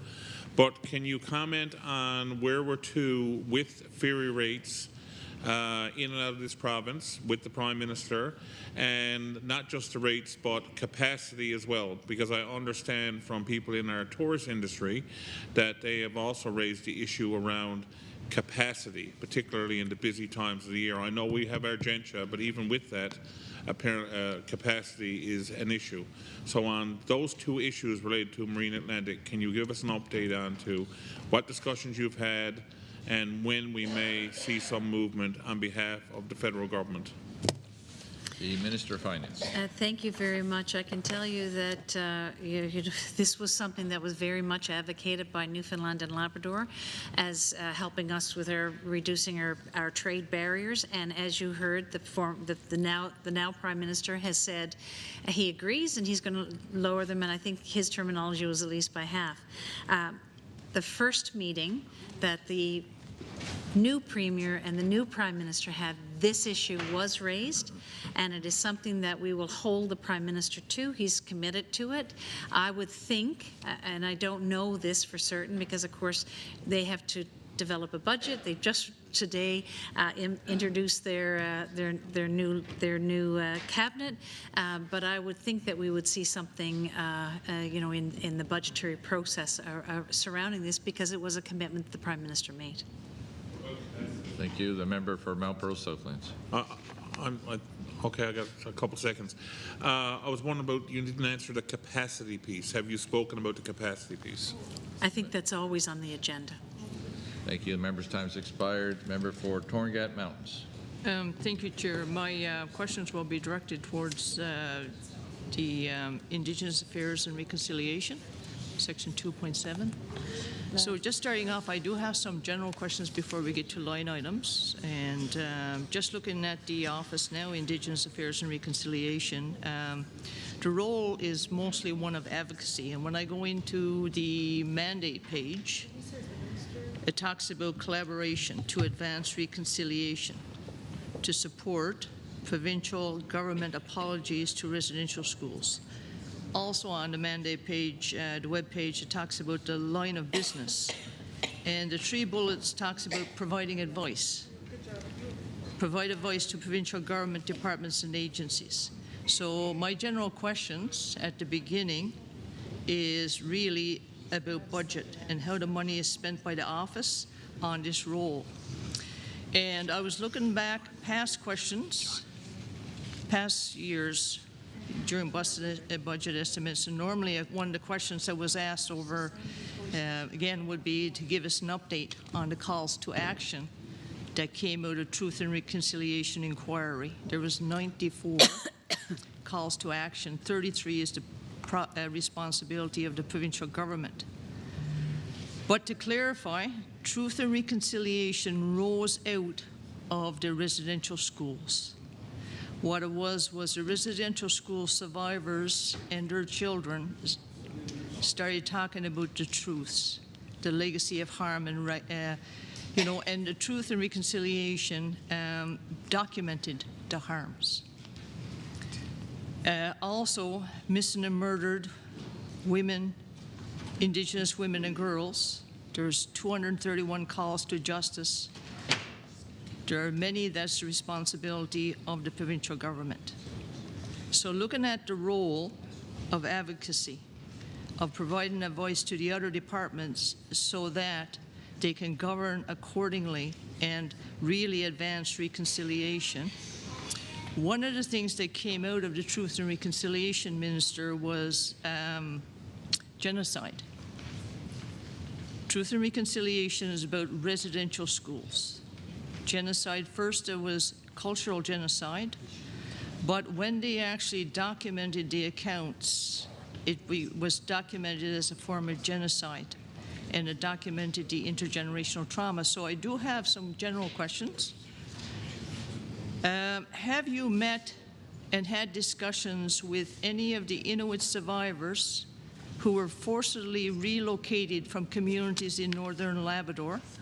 And have you met and had discussions of any of the survivors from the residential schools who attended or their children? The Honourable Minister responsible for Indigenous Affairs and Reconciliation. I have not. I've met with a number of leaders of Indigenous groups, but I have not met directly with the survivors. I look forward to being able to do that and get that first-hand knowledge of some of the issues that were faced in these cases. And I look forward to visiting the North Coast in particular this summer, and hopefully be able to discuss with some of the leaders. I've had some discussions with Indigenous leaders on these matters, and I understand, maybe I don't understand completely the total impact, but I've talked to some representatives. I've attended a women's conference of Indigenous leaders that was held in Steady Brook, and there was some discussion at that point of the impact of residential schools and people who have attended in some of the presentations that were given at that conference. But certainly I'm willing to listen and certainly recognize the importance of listening and hearing these stories, those recollections firsthand. Member for Torn Gap Mountains. Yes, thank you, Minister. You've been the Minister now of the Office of Indigenous Affairs for almost a year. I was pleased that you're keeping your position so that it wouldn't be a loss of experience and knowledge that you obtained in the last year. Would you be able to tell me, you talked about a conference in Steadybrook when I asked you about residential schools. And also the forced relocation of Indigenous communities in Northern Labrador. So, Speaker, when you talk about residential schools, are you talking about the island or Labrador? The Honourable the Minister. I believe there were some representatives from the Labrador there at that conference as well. And again, I'm not claiming to have full knowledge. I visited Natwashish and had an opportunity to talk to some people in Natwashish, but I really look forward to visiting the community and having a more extensive understanding of the issues faced by people there. I've talked with some of the leadership of the organizations, and we've had discussions about these issues. But again, I look forward to doing more of that in the future. Member for Torn Gap Mountains. Thank you, Chair. Yes, and my next question was, have you witnessed the barriers firsthand when traveling to the Indigenous communities in Labrador, especially Sheshatshish, Napashish, and the Inuit communities in Northern Labrador? And the reason why I asked that, Speaker, is, Minister, is estimates is all about how we spend our money, right? And how the Office of Indigenous Affairs and Reconciliation spends its money, and also meeting its mandate. And as a representative of the District of Torn Gap Mountains, all 6 of my communities are Indigenous. The majority of the people in my communities are Indigenous, so really, we need the role of your office. My next general question is based on quality of life and affordability. Budget 2024, the Coastal Labrador Seniors Food and Heating Supplement was made available to seniors living in coastal communities in northern and southern Labrador. And that acknowledged the high cost of food in coastal Labrador, the high cost of heating.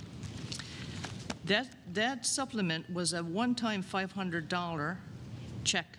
It's continued in this budget of 2025 because of the high cost. My communities are Indigenous, seriously impacted by colonial policies of residential schools that I talked about, forced relocation, right? So in your role of advocacy, what advice have you given to the departments to address the cost of living, contributing to the serious hardships and trauma for the Innu and Inuit in Northern Labrador? And Minister, you sit in the House of Assembly across from me. You see me present the petitions. You hear me in question period talk about the high cost of food, access to nutritional food. You hear me talk about the cost of housing, the lack of available housing, to the point where I talked in the House of Assembly about the federal housing advocate coming in and saying the conditions she witnessed in my district was abominable, abominable. And the federal housing advocate said what she saw in my communities in terms of housing for the Indigenous people gave her nightmares. And Speaker, Minister, that's anyone in the province could go back and actually watch the interviews where she said that. The cost of heating homes, my petitions, the questions during question period, the price of electricity, petitions and questions, the cost of household goods and clothing, right? Access to snowmobiles, speedboats, bullets. Speaker, that's all about quality of life. Sorry, Chair. It's all about quality of life. So what advocacy have you done after hearing the petitions and questions to the different departments? The Minister for Indigenous Affairs and Reconciliation. Yes.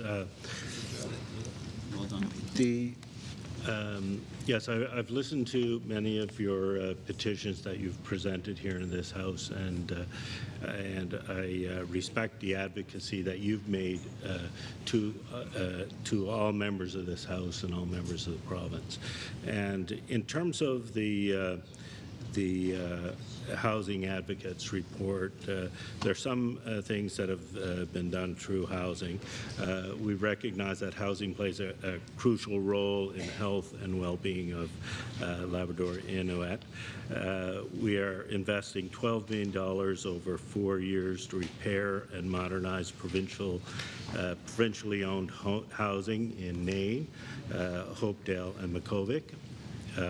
This work has begun, and there are 50 homes that will be repaired and renovated once the work is completed. And funding has also supported the hiring of maintenance and repair workers who live in Nain and is responsible for ongoing maintenance in the region. So those are some of the things that we've been doing in terms of housing in the area. I guess another issue, while I was in Natwashish, I visited the school there in Natwashish, and I was in, it wasn't, for me, it was an eye-opening experience. First of all, I was amazed that the language was so alive. Because when on the island, in terms of Halapu, the language, the Mi'kmaq language is almost extinct, and it's becoming efforts are being made to revive. What I noticed in Natwashish were that the children at the school were speaking the language, and it was very interesting there. But in terms of the school, I think the National School Food Program and other efforts in terms of the Newfoundland Child Benefit for families of low income and those sort of things are important efforts. And I would agree with you on the points that there's still a lot of work to be done in this area, and certainly willing to work with the people in the area, the leadership, to bring about those changes. Thank you, Minister. And further speakers? The member for Torngate Mountains. Yes, and Chair, I will continue to use my 10-minute blocks. No, and I appreciate your comments, Minister, because I've been here since 2019, presenting the petitions over and over again. I got new petitions, but these are very, very important because it's about quality of life. And we talk about reconciliation, but the lack of action is staggering for me to witness. You know, and the language is alive and well in all my communities. Yes. Right, especially with the children and the seniors. And you did quote the $12 million over 4 years, but in actual fact, in 2019, 2020, and 2021, I brought up Newfoundland Labrador houses being vacant, sometimes for up to 10 years. No repairs, no real repair program. So in actual fact, your $12 million is just trying to get some of those vacant houses back into circulation. And that's important for quality of life. So I need your office to advocate. I need your office to actually ensure that the different departments in this government is actually taking action towards reconciliation. And it's not just Northern Labrador. My next general question is about homelessness. There are continuing problems with homelessness, the transient population in Central Labrador. Most which are Indigenous. We admit that. We own that. The transient and the homeless population you see walking around Happy Valley Goose Bay, most of them are Indigenous, either Innu or Inuit. at the heart of the problem is addictions and mental health issues, right? And we're not just talking about the mental health, you know, the beds that's being provided now. Was it 6 beds? Yep. So my question is, what's your department doing to advocate for long-term solutions in terms of lifestyle, access to affordable housing, access with addictions, right? And have you met with any of the stakeholders, the Innu and the Nunatziwood leaders, and have you also visited the shelters? The Honourable Minister. Just give me a minute. I'm looking for some information here. My staff have provided me with a lot of information on these issues, and I just want to take a second to look at this. I think I've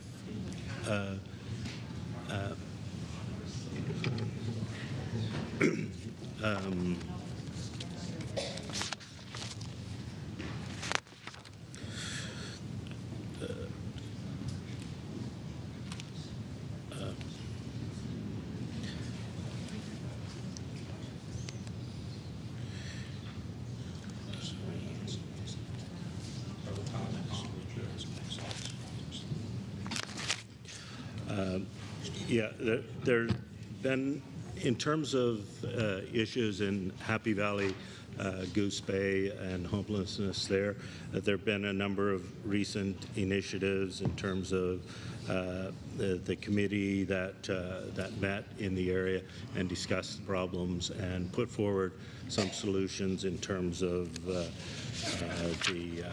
residential center, and in terms of policing and those sort of things, there's been a lot of initiatives there in Happy Valley Goose Bay as well in terms of some of these issues in relations to addictions and those sort of things, and in policing. The investment in 5 new officers, specifically in Happy Valley Goose Bay, the community safety plan, which was developed as well, and there also the initiatives in relation to drug treatments and addiction treatments and those sort of issues have been dealt with by committees in the area as well. The member for Torringate Mountain. Yeah, thank you. I was looking for more specific or general, I guess, information on the role of your office for advocacy. I mean, like in terms of who you met with, what departments, you know, what you tried to do to influence what produced some, I guess, some outcomes.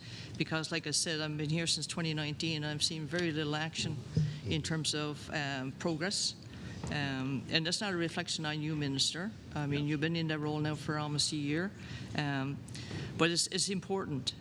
I mean, we don't have an Office of Indigenous Affairs and Reconciliation just for statues, just for paintings, just for going for conferences and meeting with women's groups or Indigenous groups. We need to solve the problems of harm through colonialism. And since I got elected, I've seen the real need for true advocacy. Looking at healthcare, I present my questions in the House of Assembly. I produce the petitions that's signed by people, Indigenous people, asking for access to adequate and timely health care, access to mental health care, right? So I was wondering, what role does your department provide to try to help us get the access to health care as Indigenous people, as Indigenous lives? And when it comes to mental health, we also have I guess, the legacy of addictions. We have the legacy of the highest rates of suicide, the highest rates of incarceration, right?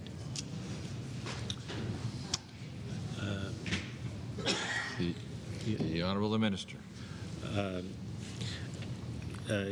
Yes, in terms of suicide, the 2019 report, or Path to Resilience Action Plan for Promoting Life and the Prevention of Suicide in Newfoundland and Labrador, put forward a number of initiatives that are still ongoing in terms of that issue, and I think it's very important that and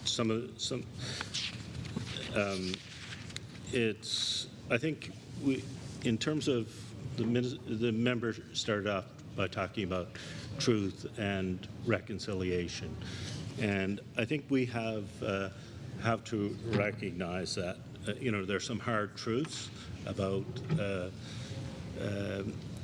our past, and maybe some hard truths about our current situation and the way people have been treated. And I think these are part of the truths that we have to recognize before we can begin reconciliation.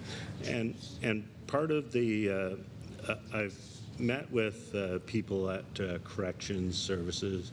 I've talked with people in the trades. I visited the trade school in Labrador to see how they're integrating students, because I think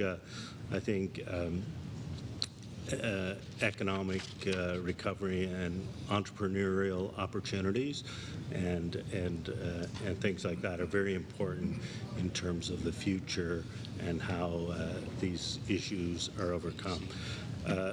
We have situations that are long-standing and difficult and complex and hard to deal with, and the member says she is frustrated with the slowness, or the lack, in some cases, the lack of change. And I think that's a reasonable comment. I think many people who work in these areas find that same frustration. And part of my job is to be out there, to talk to the people involved, and to look for solutions within government. And we've done that in a number of ways. I think you mentioned artwork and statues, and I think those things are important as well, in terms of because it changes the way people think, changes the way we think about things and feel. It changes the way we feel about things, the way we think about things, and then hopefully it changes the way we act and the way things are done. So I think those things are important too, but it's not enough alone, and I think we have to continue to work on these issues in a constructive way. Further speakers, the member for Torngat Mountains. Yes, I was talking about healthcare, access to adequate and timely healthcare, which is the survival of people. We see our elders dying, we see our children, we see our people who don't access timely healthcare. I talked earlier today about my uncle who had a stroke, but he couldn't actually access the nurse. And then by the time he got out, by the time he was sent out, it was too late for his physical condition for him to be able to return home. I also wondering about justice, right? Indigenous people make up about 5% of the overall Canadian population, but they account for 32% of all federal inmates, according to Stats Canada. So do your department have the statistics for Indigenous populations incarcerated in the province of Newfoundland and Labrador? What percentage of Indigenous people make up the what's the percentage for Indigenous people? Are you aware of that? The Honourable Minister. I don't have those statistics with me right now. I'll see if I can get those for the member. One of the things that there's funding in this year's budget for GLADU reports, and GLADU reports are very important in terms of the justice system and how it. We know that throughout Canada, the Indigenous people are overrepresented in the corrections system. And I think part of this is the intergenerational situations that we face and the discrimination that we still face in many circumstances. So I think one of the things, these GLADU reports, is one of the things in terms of advocate. I met with the officials in the Department of Justice. I had a meeting with one of the Indigenous women's organizations in the province who advocated for GLADU reports. GLADU reports are pre-sentencing reports that are presented to the judge, so the judge can take into account the many sort of factors that would impact someone's lives, and the judge takes those things into account when they make their sentencing. So I think that's a very important sort of funding thing that we're doing. The funding is for training of GLADU, people who would write these reports. So it's a very important initiative, and this will allow that training to continue. And I think it'll have some impact in addressing those issues as well. The member for Torngat Mountains. Yeah, I just want to quote here. This is something that's related to the high incarceration rates. High incarceration rates for Indigenous people are the legacies of colonialism, violence, systemic racism, and discrimination. I know personally a lot of the people who've been incarcerated, and I look at their houses, I look at their access to food, I look at their access to heating their homes, raise as children, adults, you know what I mean? So in actual fact, I think a big solution would be to improve the quality of life of our Indigenous populations, especially the 6 Indigenous communities in Northern Labrador.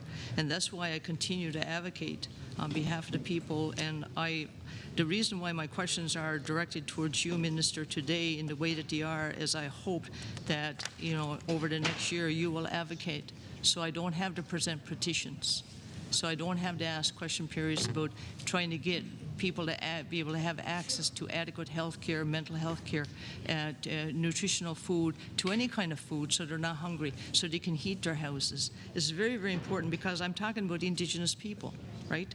And with that, I'm going to turn my last 5 minutes over to my member there from Harbour, Maine.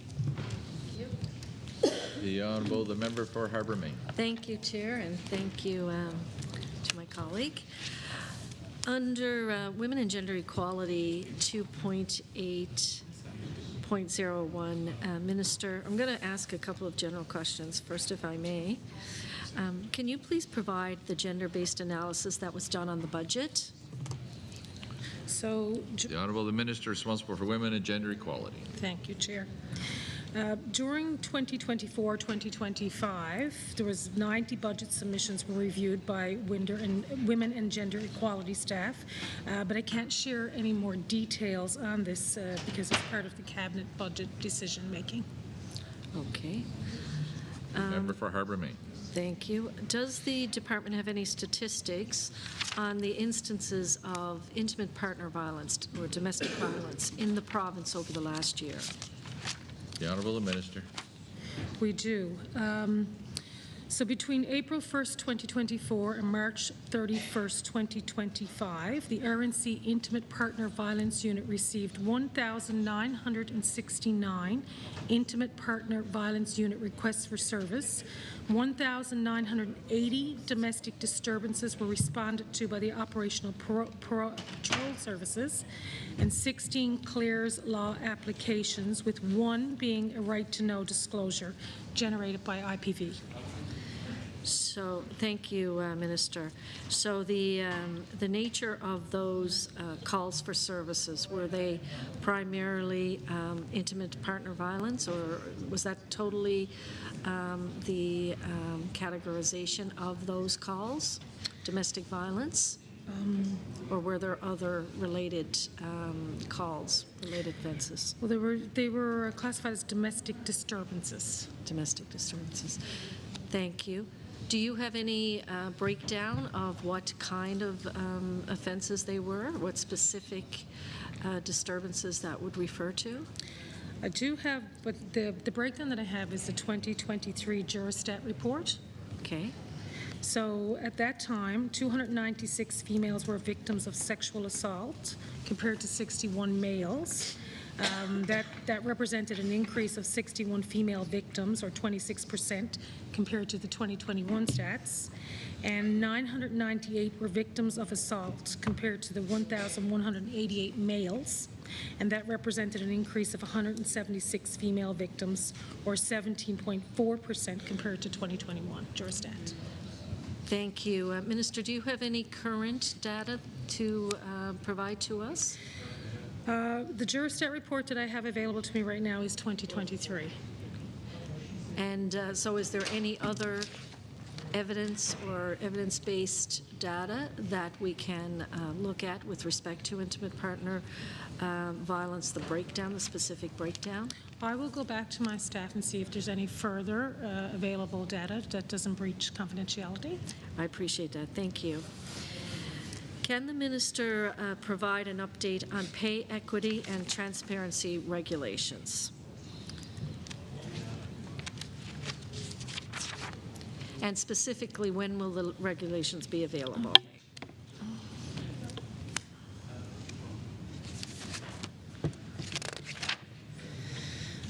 So, you know what we've done since 2022, passed the Pay Equity and Transparency Act and appointed the Pay Equity Officer, updated the JES, and launched a consultation process to inform the Act. Right now, the regulations are being worked on, and there's going to be a consultation process for the pay transparency component. Thank you, Minister. Now, Minister, I'm sure you can appreciate this, that, for example, last year when I asked the questions of the Minister, really we were not given an actual timeline, and we were told the same thing, that work is ongoing. Actually, what was stated last year is it takes time to get it right. So that was in April of 2024. And as you correctly note, this legislation was introduced in 2022, 3 years ago. The consultations have been going on in 2023 and 2024, and now we're hearing that they're still taking place. And so you can, I'm sure, appreciate the frustration in that there is no timeline being provided. So you're still not in a position to give us a timeline as to when the regulations will be available? The Honourable the Minister. So we can't give a specific timeline. As a minister previously, I brought in 25 pieces of legislation, and you have to understand that when you're bringing legislation forward, when it involves multiple departments, and this particular piece involves every department plus outside parties, that putting the regulations together, that drafting the regulations will take a considerable amount of time. I recall doing legislation myself from a previous administration that was ongoing for 6 years when I took it over. So legislation like this is a very detailed piece of legislation, and it will take time, and it's really hard to say, like, this is going to be done by a specific date, unfortunately. The Honourable the Minister responsible for Rural Economic Development and Labour. Thank you, Chair. I could just add in to support my colleague here, and she is certainly correct when she says that these sorts of things take time. But since becoming now the Minister responsible for Labour, the latest update that I have received from staff in the department is that drafting a framework for pay transparency regulations that will serve, of course, as a basis for detailed discussions with employers and employer groups. And we are helping in the planning stages to determine which groups we will meet with, and developing materials to share with them to inform these specific discussions. And we continue to consult with British Columbia as well as the federal government, and these are the only 2 jurisdictions in our country that have pay transparency requirements in place to identify best practices and lessons learned. So those frameworks are currently in the works now. The member for Harbour Main. Okay. So Minister, would you be able to provide an update, a general update on the pay equity legislation for for private sector, actually, specifically for private sector? The minister responsible for women and gender equality. Yeah, that work is ongoing, so no, I cannot provide an update right now. Okay.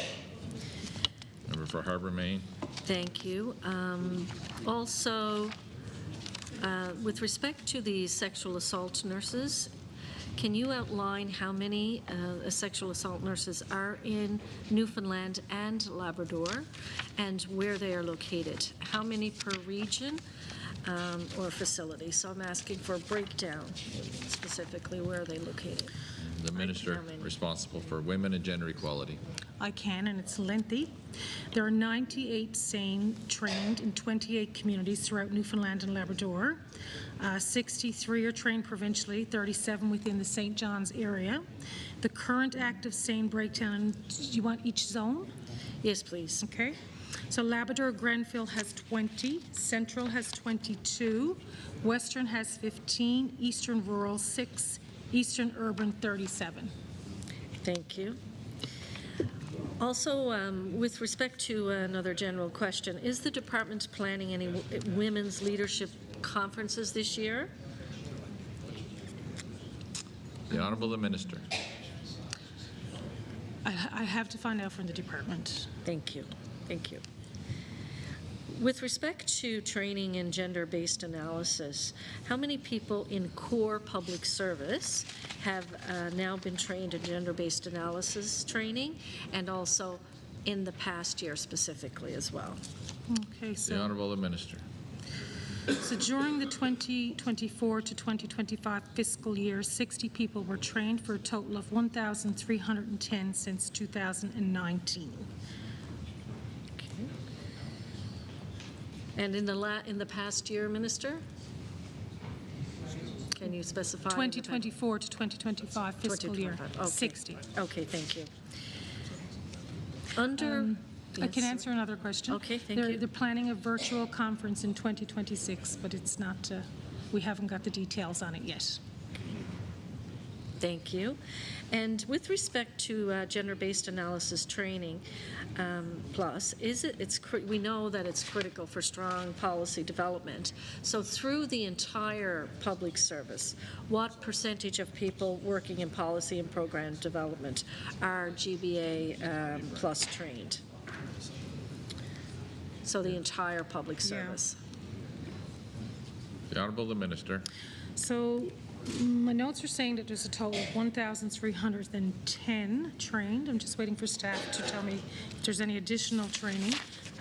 There were some organizations, Newfoundland Labrador Health Services Procurement, Auditor General's Office, Municipalities NL, the North Atlantic HR Department, and the RNC have also completed the training.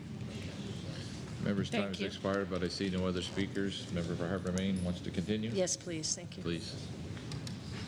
Thank you, Minister. With respect to I have one other general question, and that's with respect to the intimate partner violence. And there are a number of violence prevention groups that have been advocating for ankle bracelets. And to instill a program related to ankle bracelets. Now, this may impact, obviously, on justice, but I'm wondering if you've been informed on any of the conversations about that issue with respect to having ankle bracelets for individuals who have been charged with intimate partner violence offenses, and while they are out on bail. Do you have anything that you can share with us about that and the position of the department on it? The Honourable the Minister responsible for education. Thank you, Mr. Chair. I will just take that because I think my honourable colleague is asking about monitoring, electronic monitoring systems. We currently have that in place for individuals that have been convicted. We're working towards, and we're continuing to work and have discussions with stakeholders from a variety of different stakeholders, and we have. And I know I'm not in that position anymore, but I know that that's something I'm passionate about getting towards. I know we've received correspondence and conversations with many stakeholders in that direction. I know the department is actively looking at that, and I would say that it's something that we're looking towards getting towards at some point in the future. I can't say a date or anything like that, but I know we're working towards looking at how we can help monitor and protect individuals that would be either intimate partner violence or gender-based violence in any form. Okay. Thank you. Thank you. Under Section 2.802, Women and Gender Equality, under salaries, Minister, last year there was a salary savings of $300,100. Which positions were vacant? The Honourable Minister for Women and Gender Equality. So it was 2 policy specialists, and they started on May the 5th. Okay, thank you. Under purchase services, last year purchase services went over budget by $108,000. This year, budget is planned to increase to $560,000. Can you please explain why? So purchase service reflects an overrun due to the Justice and Public Safety promotion and advertising of the gender-based violence related legislation initiatives. And the additional increase reflects an increase to help support education with the gender-based violence related to Commit to Kids training program.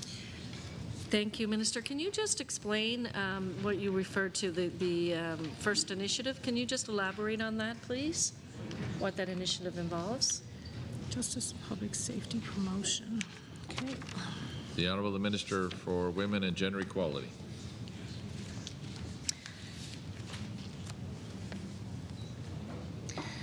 It was an overrun to Justice and Public Safety. It was promotion and advertising of gender-based violence-related legislation and initiatives, and it was pertaining to Clear's Law. Okay. So I assume it would have been involved communications, or it would have been marketing? Yes, promotions, okay. Yeah. Thank you. Under grants and subsidies, this is my final question. Last year, grants were budgeted at $6.5 million. $6 million was given out, and this year, $6.3 million is budgeted. Could you please provide a list of who received this funding? And just walk me through the decision to set the budget at $6.3 million this year. How did you reach that decision, please? So the grants and subsidies, the women's centres, and the violence prevention NL groups, the Indigenous Violence Prevention grants, the Safe Harbour Outreach Program, the Multicultural Women's Organization of Newfoundland and Labrador, the End Sexual Violence NL, the Newfoundland and Labrador Aboriginal Women's Network, the Coalition Against the Sexual Exploitation of Youth, the Provincial Indigenous Women's Group, the Crisis Hotlines, the Federal Agreement, the Gender-Based Violence Agreement, the miscellaneous grants, and the 100th anniversary of the Women's Right to Vote Scholarship. So it was a number of initiatives and events from the briefing that I have received thus far that meets the mandate that's within the office. Okay. Thank you. That concludes my questions, Any further Chair. speakers Thank to you, this Minister. subheading? If not, I'll ask the the Minister responsible for Women and Gender Equality. Just to answer a few questions. The member for Labrador West, there was an increase of approximately $10,000 per the women's centres for 24-25. There's no increase for 25-26. And the member for Thorngate Mountains regarding the GLADU funding, that funding is actually in our budget for $225,000, and we're working with JPS to prepare discussions with Justice Canada as we anticipate and hope that the federal government will match it. Okay, that's about it. Thank you very much. Thank you. Any further speakers to this subheading? If not, I'll ask the clerk to recall the subheading, please. 2.1.01 to 2.8.03 inclusive, Office of the Executive Council. Shall 2.1.01 through to 2.8.03 inclusive carry? All those in favor? Aye. Against? It's carried.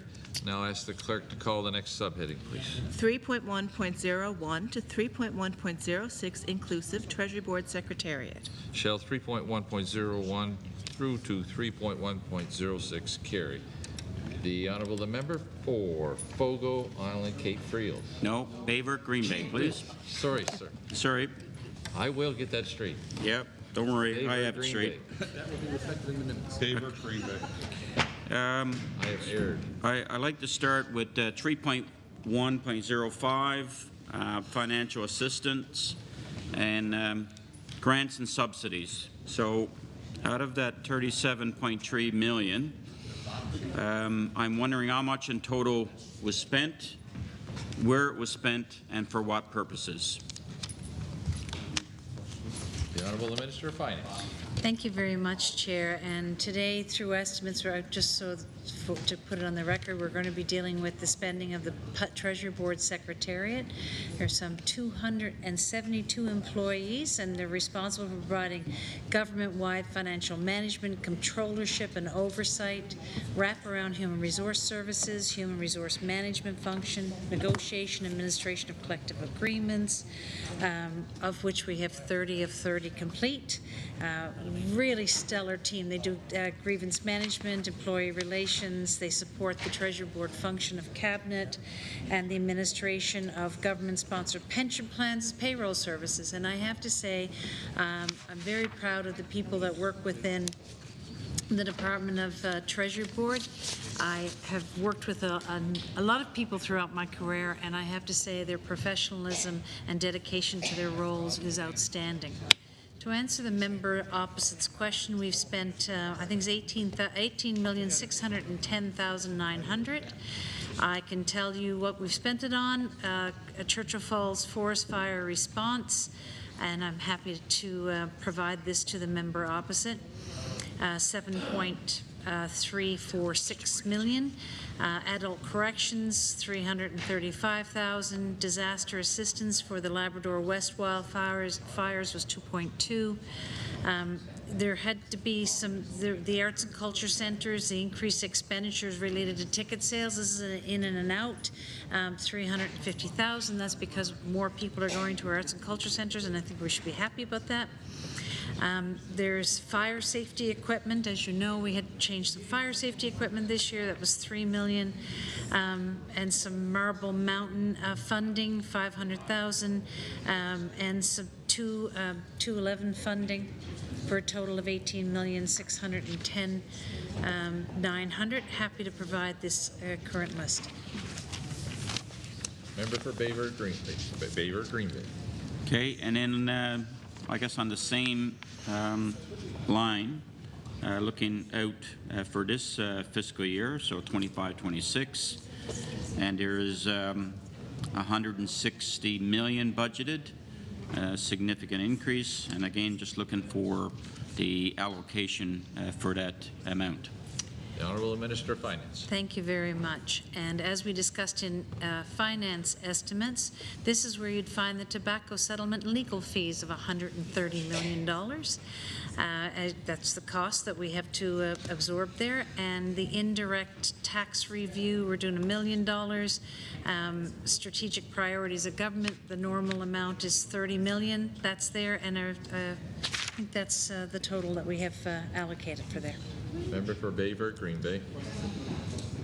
Actually, that's 156, 125 for the legal, 1 million, and then the 30 million you're recurring for government. That's 156. Well, I can run through them again for you. Strategic priorities, 29,089 million. Tobacco settlement, 129,700,000. Indirect tax review of $1 million, and I think there's a small amount of the review of the fishery for 211 for a total of 160 million, and I'm happy to provide this. Okay. That's fine. Like I said, I guess the difference there was the tobacco settlement. In estimates, it was reported as 125, here 129. That's fine. Okay, moving on. 3.1.06, financial assistance capital, loans, advances, and investments. Was any money transferred out to departments, and if so, what was it spent on? The Honourable Minister of Finance. Thank you very much. This is the details on the non-repayment of debt from the Corner Brook Pulp and Paper placeholder. And then, so yes. Okay. The revenue on the provincial side, can you give an overview and I guess a breakdown of the revenue lines? I'm looking for what was received last year and for which projects, and then likewise for this fiscal year, a breakdown of what is anticipated. Minister of Finance.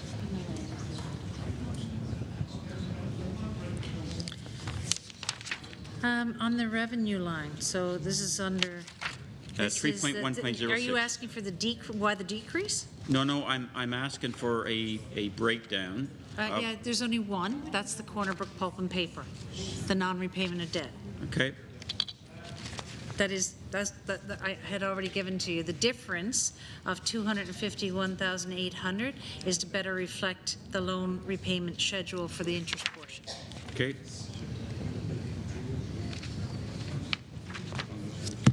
Okay, I'd like to switch over to 3.1.03, Secretariat Operations. So start off on the line item salaries first. Last year there was a salary savings of $1.4 million. Just looking for a outline of what positions were vacant for how long. Basically an explanation of that budgetary variance. Minister of Finance. Thank you, Chair. Well, there are 290 positions, so it's there's a lot of moving and timing of recruitment.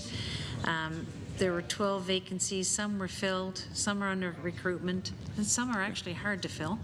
But that's why it's really when you have that many.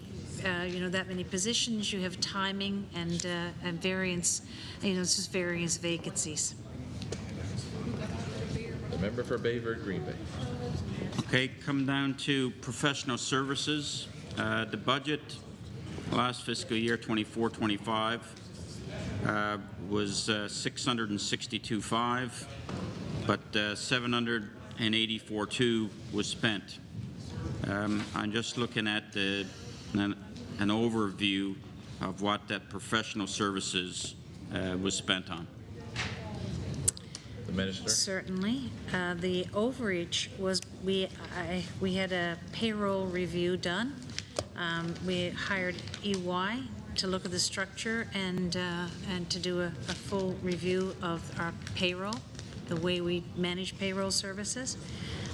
As you can appreciate, we have multiple payrolls, including teacher payroll and public service payroll, so we wanted to make sure that we were doing the best possible payroll review, and we also did pension system updates as well, and that would explain the difference.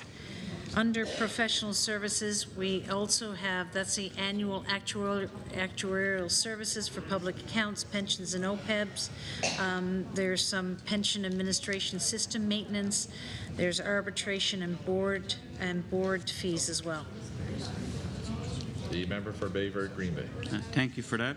Okay, dropping down one line item to purchase services.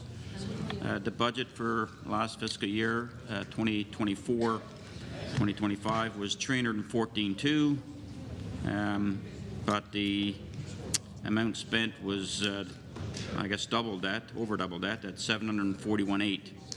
I'm just looking again an outline of what was contained in that purchase services. Certainly happy to provide that. It was the transition to a new banking service for our debit and credit fees. We moved from one service provider to another. And to do that, it cost us, we had to upgrade all of our machines, which is a timely and important thing to do. And we also had printing costs. So this year, we're also looking at the purchase services going down because we're obviously we've transitioned to a new banking system, but we also, there's less collective bargaining agreements in 25, 26, so that means less printing. As I mentioned earlier, we have completed 30 out of the 30 collective agreements with labor, certainty, and peace. Al, your time's expired. Any additional speakers at this time? The member for Labrador West. For Labrador West. Thank you, Chair. I just have one question. It pertains to 3.1.05. Regarding the definitive financial assistance, budgeted in 24-25 was $37 million. I know this usually gets reallocated throughout the year to different departments. Was any of it reallocated to different departments throughout the year? And can we get a list of what the reallocations were? Yes, happy to provide. As I mentioned earlier, $18,610,900 was allocated out to departments. You would have seen that in various departments, and that was a lot of it around the Churchill Falls fire, forest fire response, Labrador West wildfires, Hurricane Fiona, adult corrections. All the new fire safety equipment you'll remember in your district, I'm sure, the new fire safety equipment that was required. There was some money allocated for Marble Mountain and children in care. So I'll provide the list to you. Perfect. That's my only question. Thank you. Any additional speakers to this subheading? The member for Bayvert Green Bay. Just to come back to the purchase services again under 3.1.03. You highlighted debit services, so debit machines. I'm just curious, will that include the rollout across all the provincial ferries? The Honourable Minister of Finance. I would imagine it does, but I can ask specifically about ferries. I'll ask her. All of the debit and credit services throughout government were changed, so I will just double check on ferries, but yes, all debit and credit services. I assumed it, but I better check. Yep. The member for Bayvert. And the reason I asked that question is because there's still some ferries waiting to be implemented with the use of debit machines, and that's why because some of them we're still collecting actual physical cash. So I will take that up with the Minister of Transportation Infrastructure. He sits behind me, so I'll be able to suggest we move forward on that. But I understand it includes ferries, and they're working on the last few that had to be transitioned. So, but I'll discuss it with the Minister of Transportation. Technology is there. Yeah, and it reduces handling. Okay, coming back over to 3.1.02, executive support. Last year, there was this is on salaries under executive support, 3.1.02. Last year, there was a salary savings of $115,700. I'm just looking for an explanation for that. Certainly, it's just the timing of vacancies. We have 16 funded positions in this area, and we have had, as per normal, people moving in different executive positions throughout government, and the timing of vacancies. Member for Bayvert Green Bay. 3.1.01. Office of the Treasury Board, again now just looking holistically across government. How many positions are currently vacant in all of government? Oh, in all of government? Yep. That was under Well, end of fiscal year, so 31st of March is good because it's a moving target. I will have to get that. I don't have it Yep. in all of government. Let me just see if I have it on something. I'm just waiting to see if they have that off the top of their head. There, as you recall, we do there's the difference between what is housed within the Department of Treasury Board and what is the responsibility of the Public Service Commission. So I've asked. We have officials on standby, so they'll get that information for me. And I guess coming back, and this is, I guess, in a way, a follow-up to what the MHA for Labrador West asked, and that joggled my mind. This comes back to 3.1, I guess 05 or 06. How much was expended for children in care? You would have to ask the department responsible, formerly CSSD. I wouldn't have that number off the top of my head. I can look in the estimates booklet, but I don't even have it in front of me. Okay. I will say to the member opposite, it is a tremendous amount of money being spent on children in care that continuously rises. As I indicated to you, or to the estimates into the House previously, it is something that we are working on. We have now new departments that will be very focused on this issue. We're finding there are more complex needs, and satisfying the complex needs is tremendously expensive.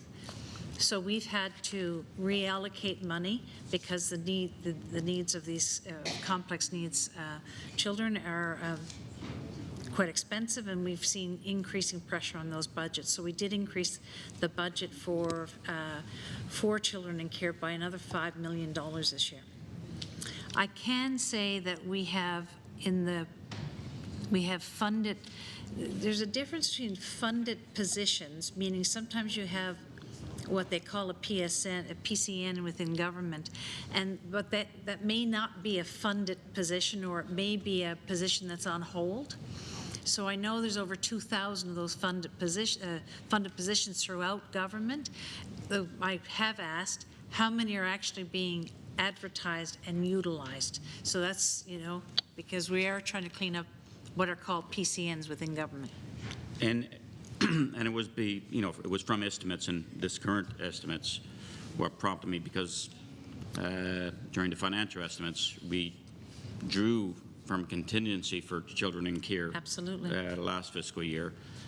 So again, just looking to be able to situate the estimate with regards to potential impact for this fiscal year. And it really depends. Every year it depends on whether a child moves into care, whether a child moves out of care, whether they're complex needs or not. I can tell you that I've checked on the estimates booklet. It's $158 million we spent last year, and that's a tremendous sum of money. For the number of children in care is not going up. It's the complexity of the children in care. Yep. That's good. Okay. No further questions to this subhead. I'll ask the clerk to recall it, please.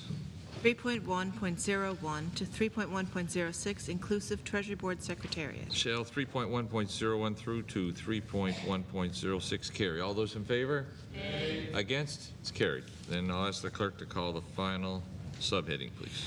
4.1.01 to 4.4.01, inclusive Office of the Chief Information Officer. Shall 4.1.01 through to 4.4.01 inclusive carry? The Honourable the Member for Ferryland. Thank you, Chair. Start off with a question there first. The OCIO has a number of hard-to-fill positions. What are you doing to make them easier to fill or retain these experts once they've been recruited? The Honourable the Minister responsible for government modernization and service delivery. Yes, thank you very much for the question.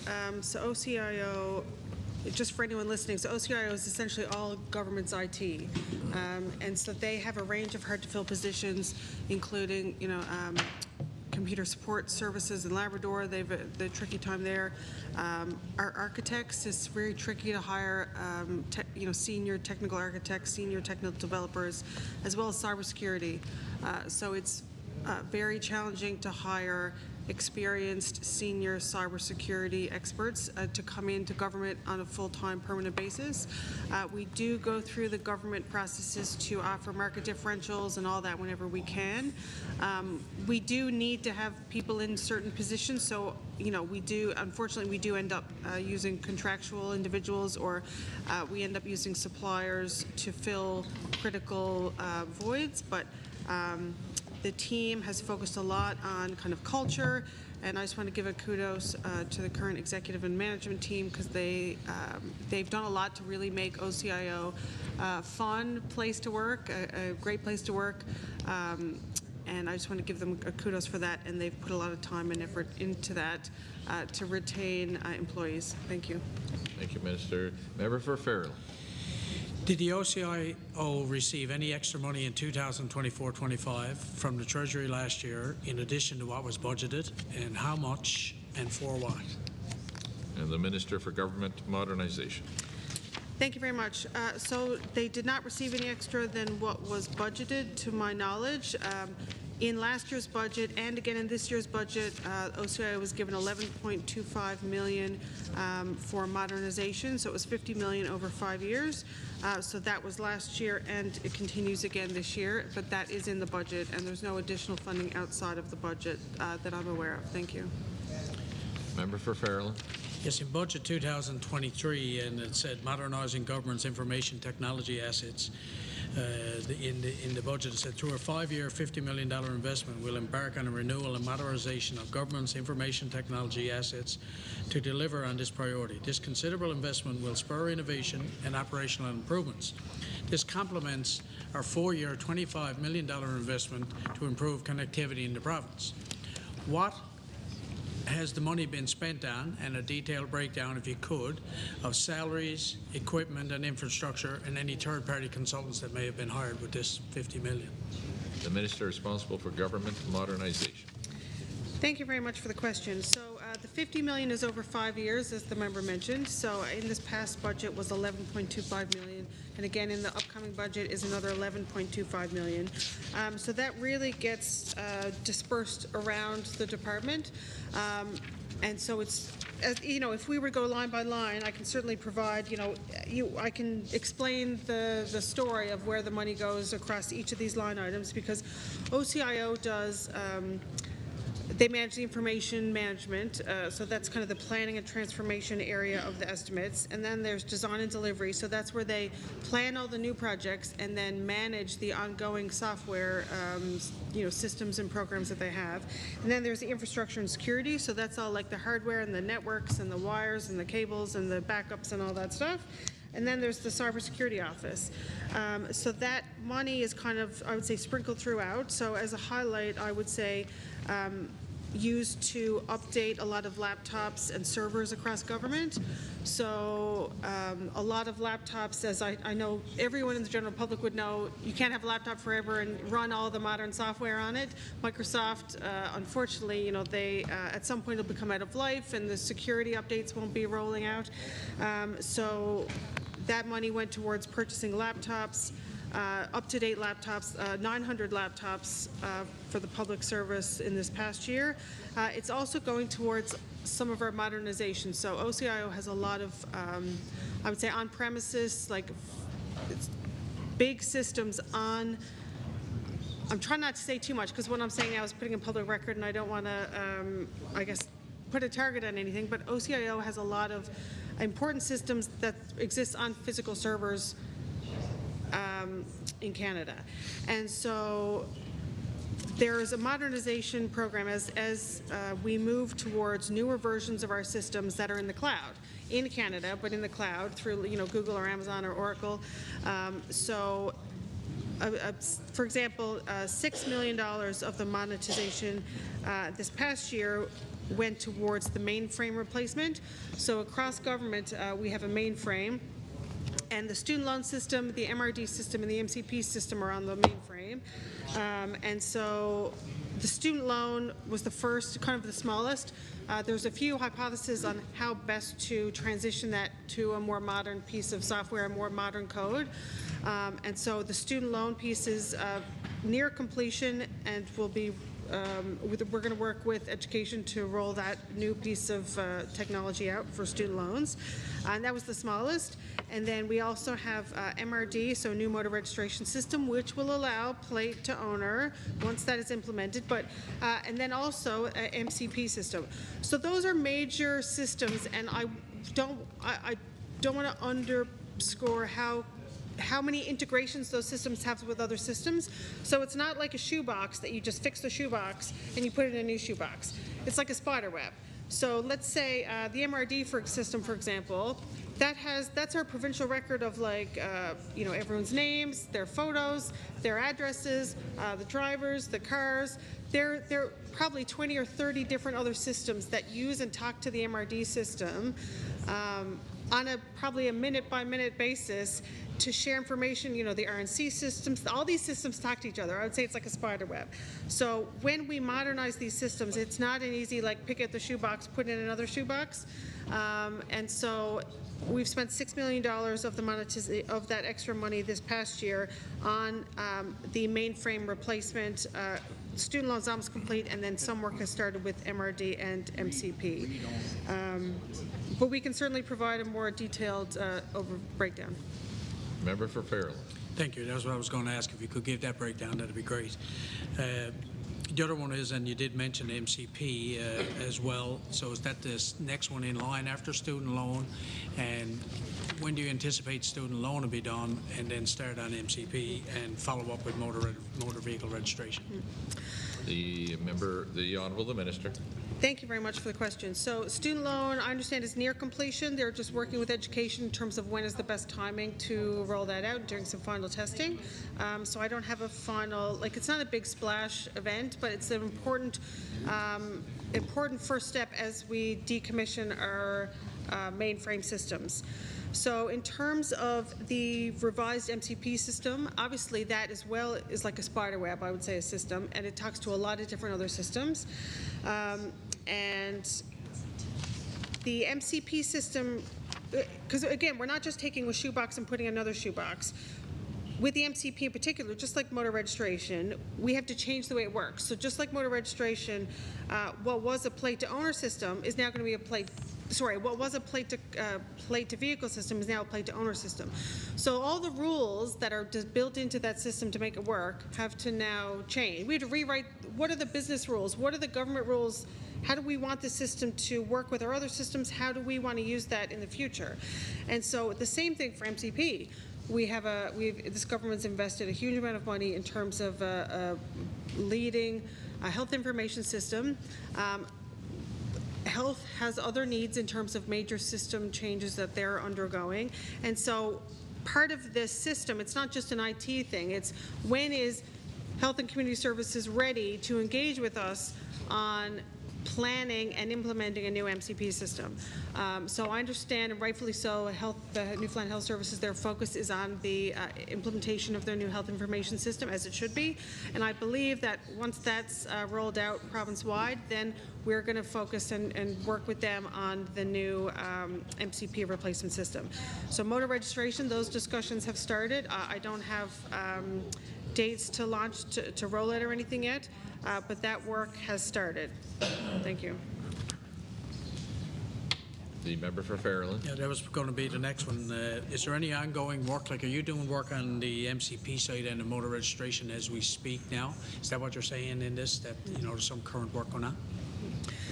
Thank you. So there would be some planning work underway for both. And right now, all three systems have the same, the student loan, MCP, and MRD have the same back-end mainframe. So changes to one,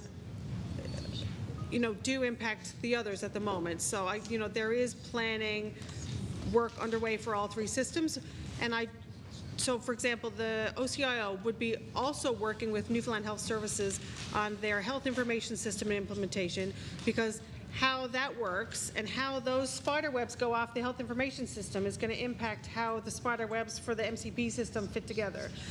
So it's one at a time, and the health information system is the priority, and so the MCP, our team are working with Newfoundland Health Services on that, and MCP will be just after that.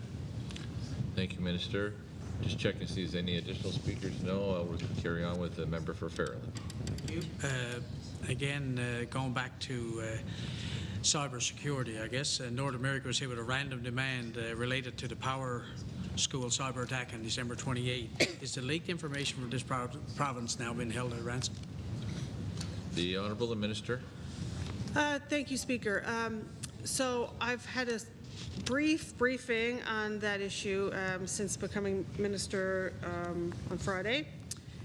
My understanding is that we are not subject to the same risk as other provinces have been.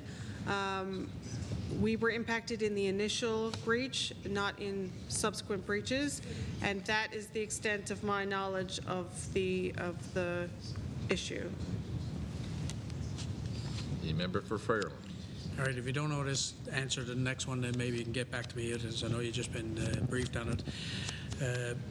The worst case scenario, and said this is a highly damaging data, highly personal, and in the hands of cyber criminals can do serious damage. Can the Minister tell this House is the personal information of almost 300,000 teachers and students that was leaked out part of criminal activity? The Minister for Government Modernisation. I don't have a full in-depth briefing of that issue. I would say, and I would encourage anyone who thinks that, who was informed that they were impacted, that I would recommend they sign up for the credit monitoring offered by Power School. Member for Fairland. And I guess, Minister, while you're doing that, can you confirm what information has been compromised, how many people are impacted, and who exactly has it, if you could do that while you're reviewing that? Honourable Minister. Thank you. I will request that information is provided. I do want to take this opportunity to say that, so when NL Schools IT group, I guess, came into government, that does not rest within OCIO. I wish it did, and I think that it should. But the IT for NL Schools sits within the Department of Education, and I believe there's ongoing union discussions around that.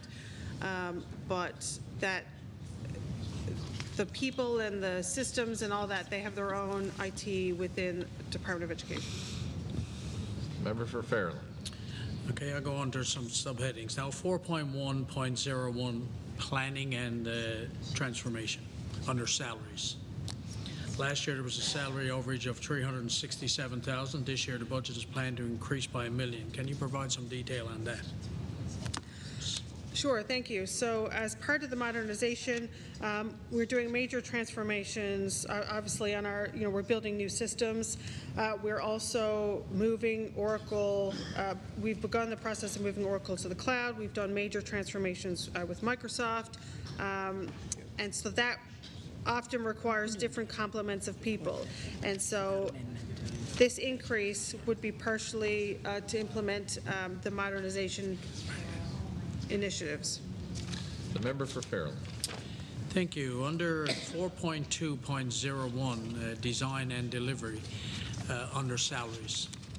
Despite having a salary savings last year, the budget is planned to increase this year to $12.3 million. Can you explain that? The Honourable Minister.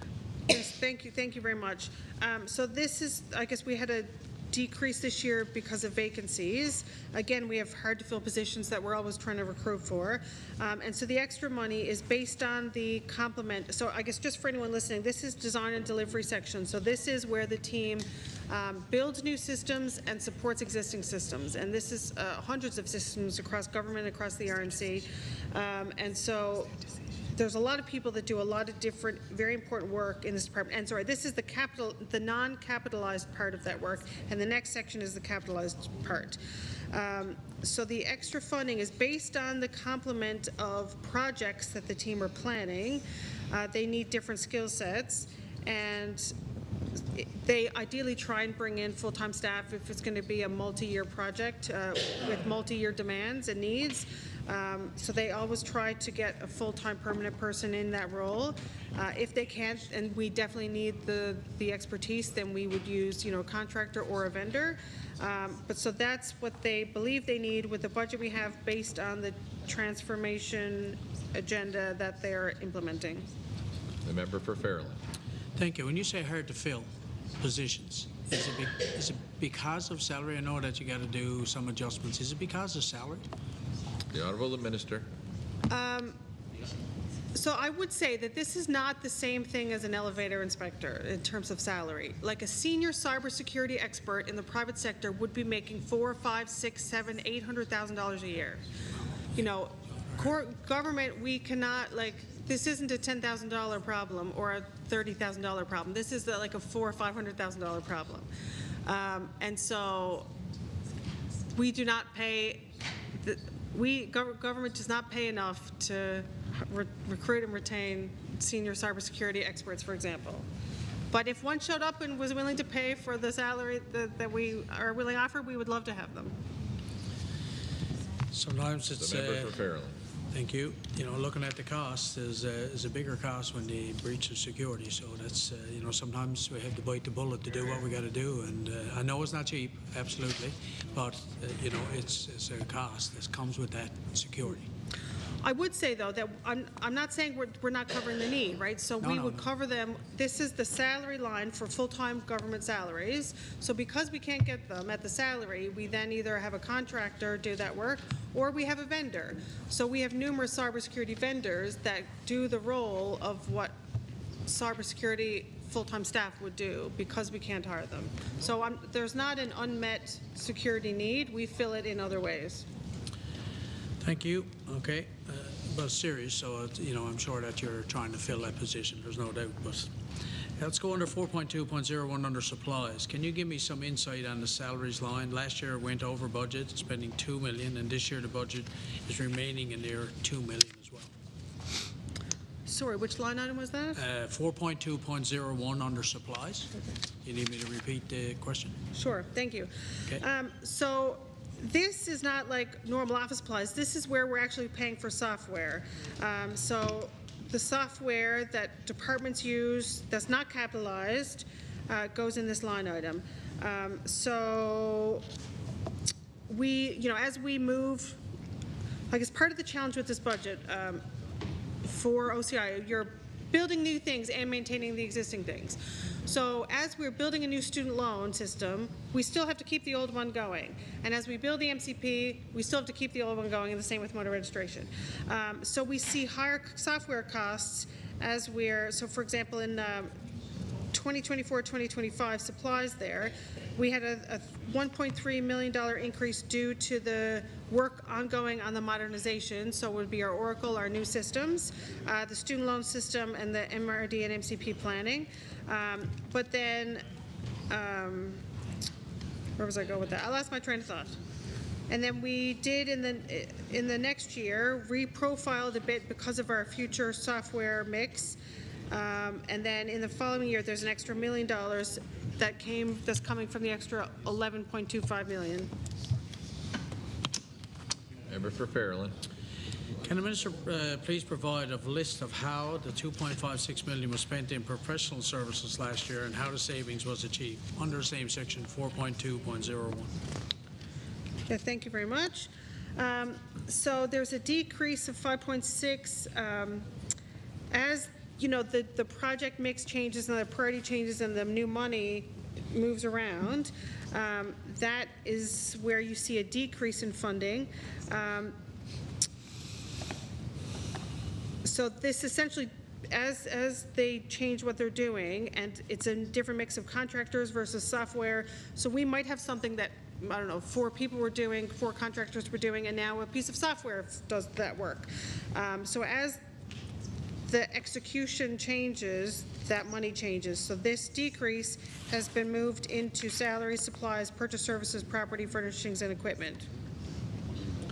Okay, under property, furnishings, and equipment, so that 2.3, that would explain that $2.3 million expenditure? Yes, so that was spent on things related to the new student loan, the MCP, the MRD, and Oracle upgrades. Just a couple more questions there. If upgrades are being done internally, internal or by a contractor, the upgrades, IT upgrades? So I would say it would be a mix. Everything would be a bit different. So I can certainly get that information. In terms of the student loan, there's very few mainframe developers in Newfoundland and Labrador. I've had this conversation with all the consultancies. There's almost no one we could hire. I think when I previously was in this department, I think we had 2 mainframe developers. I don't know if we still have 2. So my team are saying most of this work will be internal, but where we can't get people, or where sometimes it makes more sense to use, external experts. Like, for example, we're doing an Oracle transformation from on physical servers in Canada to the cloud with Oracle in Canada, and so sometimes you have to pay the vendors to help execute that work. And then once it's live and running, then you don't need them anymore. So it's kind of a short-term project-based funding for those experts. How many of your contractors are Americans? Sorry? How many contractors are American? I would assume 0, but I will ask how many contractors are American. Member's time has expired. No other speakers. Fairland, you would like to? Okay, the member for Terranova. Thank you, Chair. Just going back to your conversation about the cloud earlier, I know that there's some pretty big players out there trying to break into markets provincially right across the country, specifically Amazon and Microsoft. Are we engaged with either of those companies right now to manage our cloud? The Honourable Minister responsible for government modernization. Thank you. And just to answer the previous question, we have 0 American contractors, so we don't have any. So we do, we're with Microsoft, and they're American. So I wouldn't, it's a bit different for every different system in terms of whether or not we're in their cloud or our cloud. So we have, Government of Newfoundland and Labrador has a data center. We have a data center. I get it, though. And then we also pay for data center storage through Bell. The last time I checked, it was I'm aware it was Bell. We might have others with other vendors, and that exists in other places in Canada in a server, on a server. But when we look at like Microsoft, I don't know exactly if we're on Microsoft's cloud or our cloud that Microsoft manages. I think some of it is semantic, but it's not like all government things are in one big bubble. There's probably 300 bubbles. Some of them are ours, some of them belong to the vendors. And like I know we have GIS systems for mining and development and all that, like oil and gas and those types of systems. If I had to guess, are probably on the system clouds of those individual systems. They're not necessarily on government's cloud, but I know that they go above and beyond to make sure that things that are, key, have key privacy considerations and all that, they do our best to make sure that all of those are within, I guess, the core government's either on-premises physical infrastructure or cloud. Because if they're in the cloud, they have to be physically somewhere, whether they're in a data center in Montreal or whether they're, all of our information about people would be in Canada, whether or not they're in Montreal in a data center or here in our data center or in Toronto in a data center. The member for Terranova. So outside of storage, I guess the question I'm trying to get to is from a cybersecurity standpoint. Right now, does the province manage all of its own cybersecurity? The Honourable the Minister. So I would say that cybersecurity is not just one box. I would say everyone looks at cybersecurity. We would have numerous cybersecurity vendors doing numerous things. When there was the cyber issue with Newfoundland Health Services, everyone took a step back, took a very detailed look at everything with outside expertise, and then there's been a significant effort to fill all of those gaps, but also keep up with new requirements as the criminals get more sophisticated. And so those are sophisticated remedies, but they're also not sophisticated remedies. Just as an example, I know that government removed everyone's email address from the public. There was a public registry of all government email addresses online, and that received media attention when that was removed. So there's still a directory of all the government employees and all the government phone numbers, but not email addresses, because those were a huge target for cyber activity. So I would argue like that's kind of a simple solution to de-risk some bigger cyber issues. So we would have many different organizations, different companies on hire, and they would all do a range of different things. The member for Terranova. Is there any kind of a number, overall number, how much money the government's going to be spending on AI this year? The Honourable the Minister. Thank you. So that's an excellent question. So in terms of AI, we recently had a new provincial government policy, Treasury Board policy, I think that's rolled out. We have AI training for public servants. We are piloting through government. There's a few different pilots happening with the aims of efficiency and improving service delivery for residents of the province. All of those initiatives would have to comply with our new internal AI policies. Government, as part of our Microsoft agreement, we do have, I think it's called Pilot, the Microsoft AI tool that is available for public servants to use, and that uses, that's kind of been very carefully designed to make sure that it allows government employees to play with and use and test AI, kind of like a ChatGPT kind of thing, but within the safe confounds of our the rules that have been set up. So in Canada, aligning with all of our privacy legislation, and so I don't have a cost, but I would say it's happening all over the place. It's built into our Microsoft agreement, and we have to keep a close eye because a lot of the vendors and tools are integrating AI within their own suites of software. So we're trying to keep a handle on it, but we don't want to restrict efficiency and productivity gains. The member for Terranova. I assume that when it comes to computer software and all that stuff, that your department is responsible for Newfoundland Health Systems. So Newfoundland Labrador Health Services has their own IT department, and their budget is double the government of Newfoundland Labrador's IT budget. I would love to be in charge of that, but I'm not. Okay. And I'll ask a question. I'm not sure you can answer it.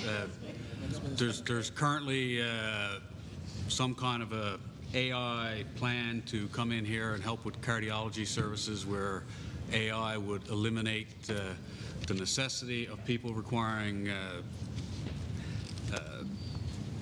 cardiograms, I guess, the angiograms, sorry. Nothing to do with you whatsoever, huh? Absolutely not. I will take this opportunity to talk about AI because... She wants to be in charge of that, too. No. There was federal government legislation that died, Bill C6, I can't remember the bill name, 27, I think, and that had some AI potential regulation in it. The second version, the amendments that came out of Senate were significantly improved and would regulate things like implanted AI in implanted health devices. So right now, I guess nationally, there's no rules around where and when you can't use AI. You have to apply with the privacy legislation, but not from an strictly AI perspective. But no, I am not at all, OCIO is not involved in NLHS other than we help and support because a lot of the systems do talk to each other. Member for Terranova is done.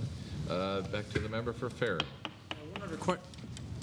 One other question is OCIO, you said earlier, is on servers in Canada. Is that on private servers or government and or public servers? Honourable the Minister.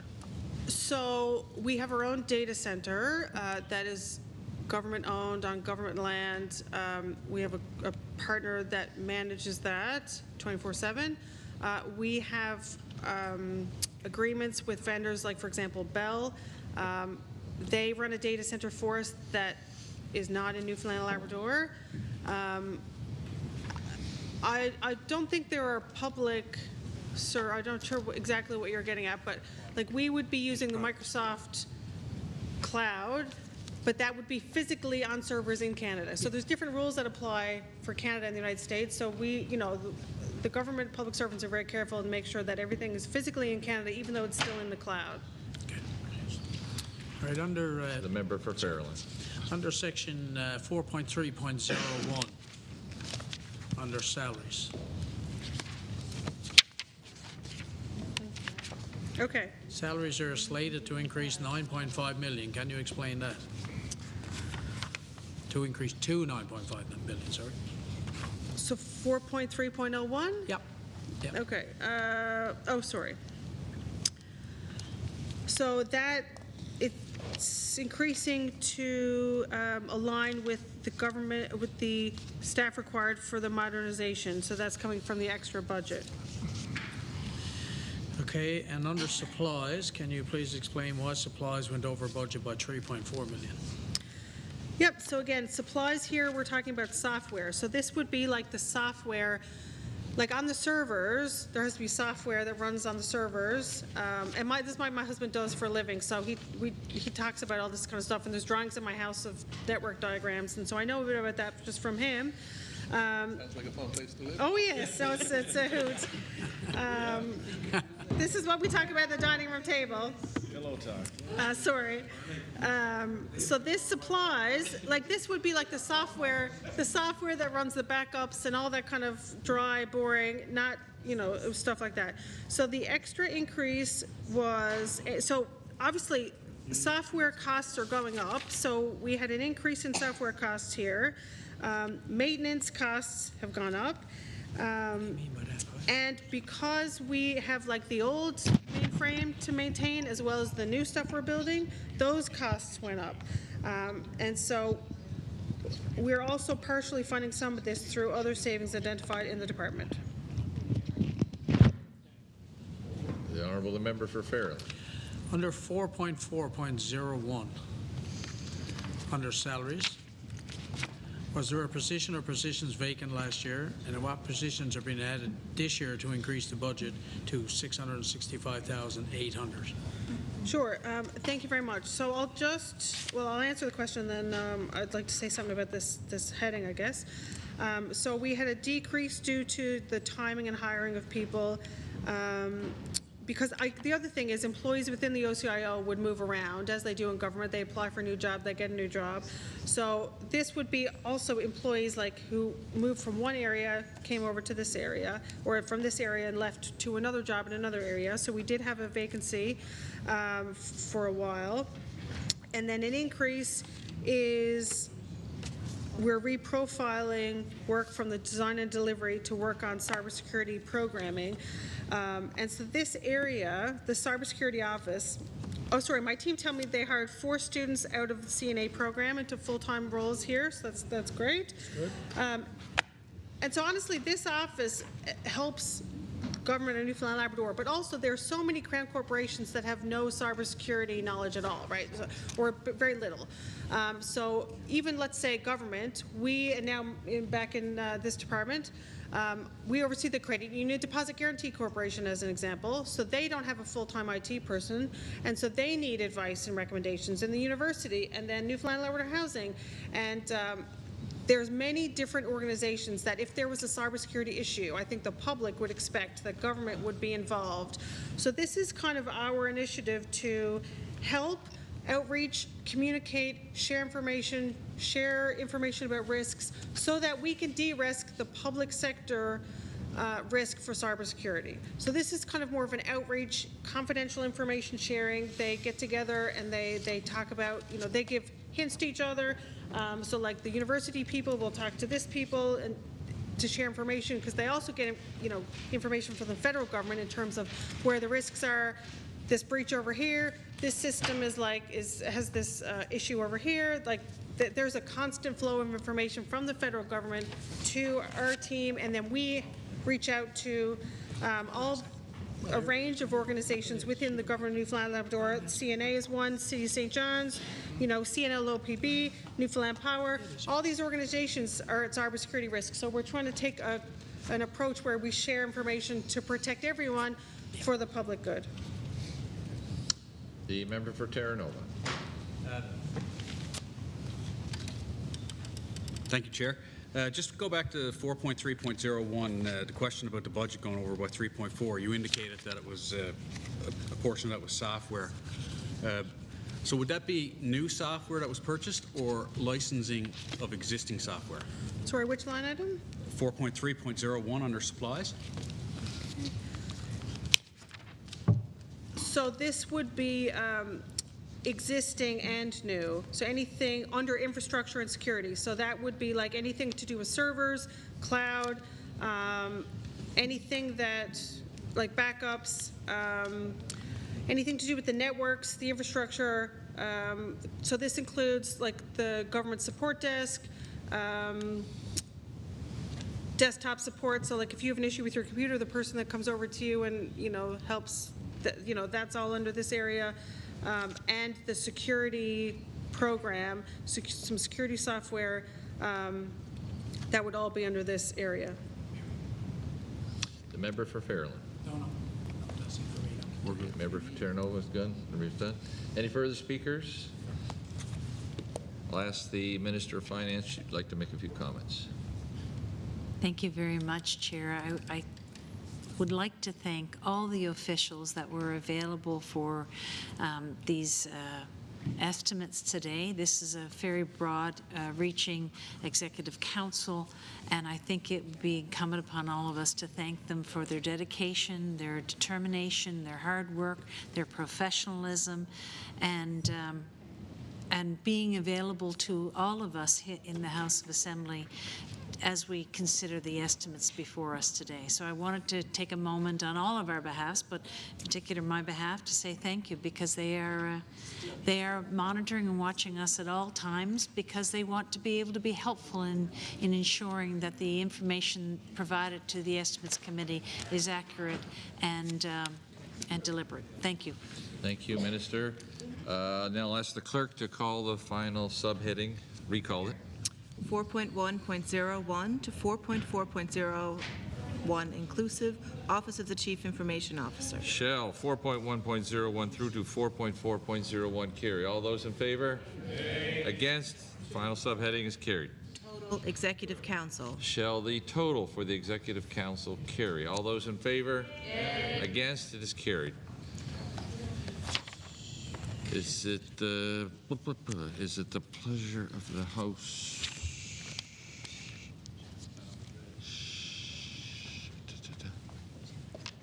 Oh, yeah. Shall I report these estimates carried without amendment? Is it the pleasure of the House to adopt that direction? All those in favor? Yay. Against? Thank you. The Honourable Government House Leader. Thank you, Chair. I move that the committee rise and report the estimates of the Executive Council and the estimates of the Legislature carried without amendment. Is it the pleasure of the House that this Committee of Supply rise and report these estimates carried without amendment? All those in favor? Yay. Against? Thank you very much.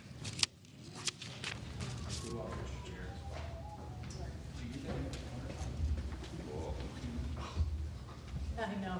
I know. Sitting for it's not good.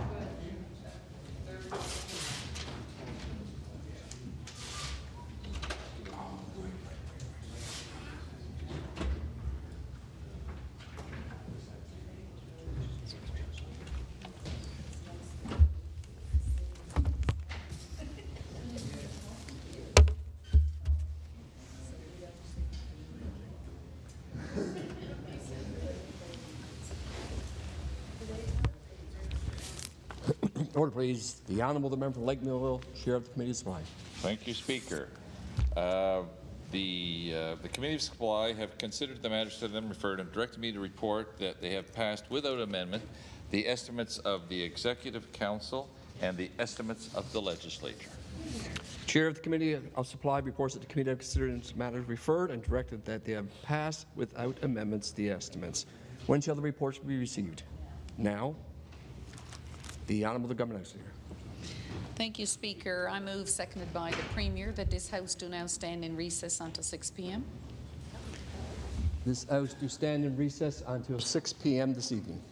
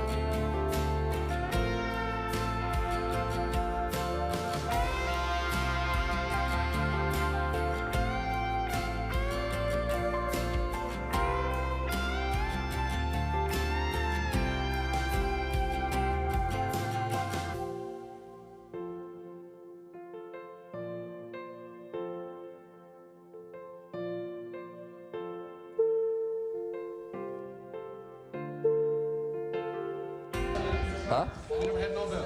No.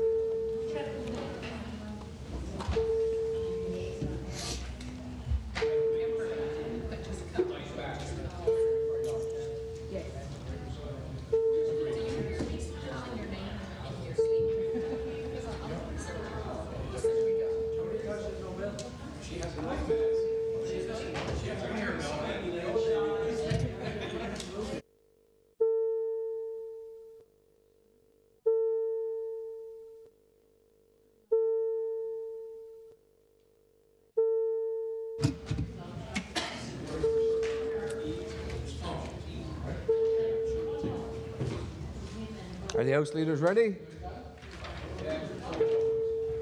I got it. Okay.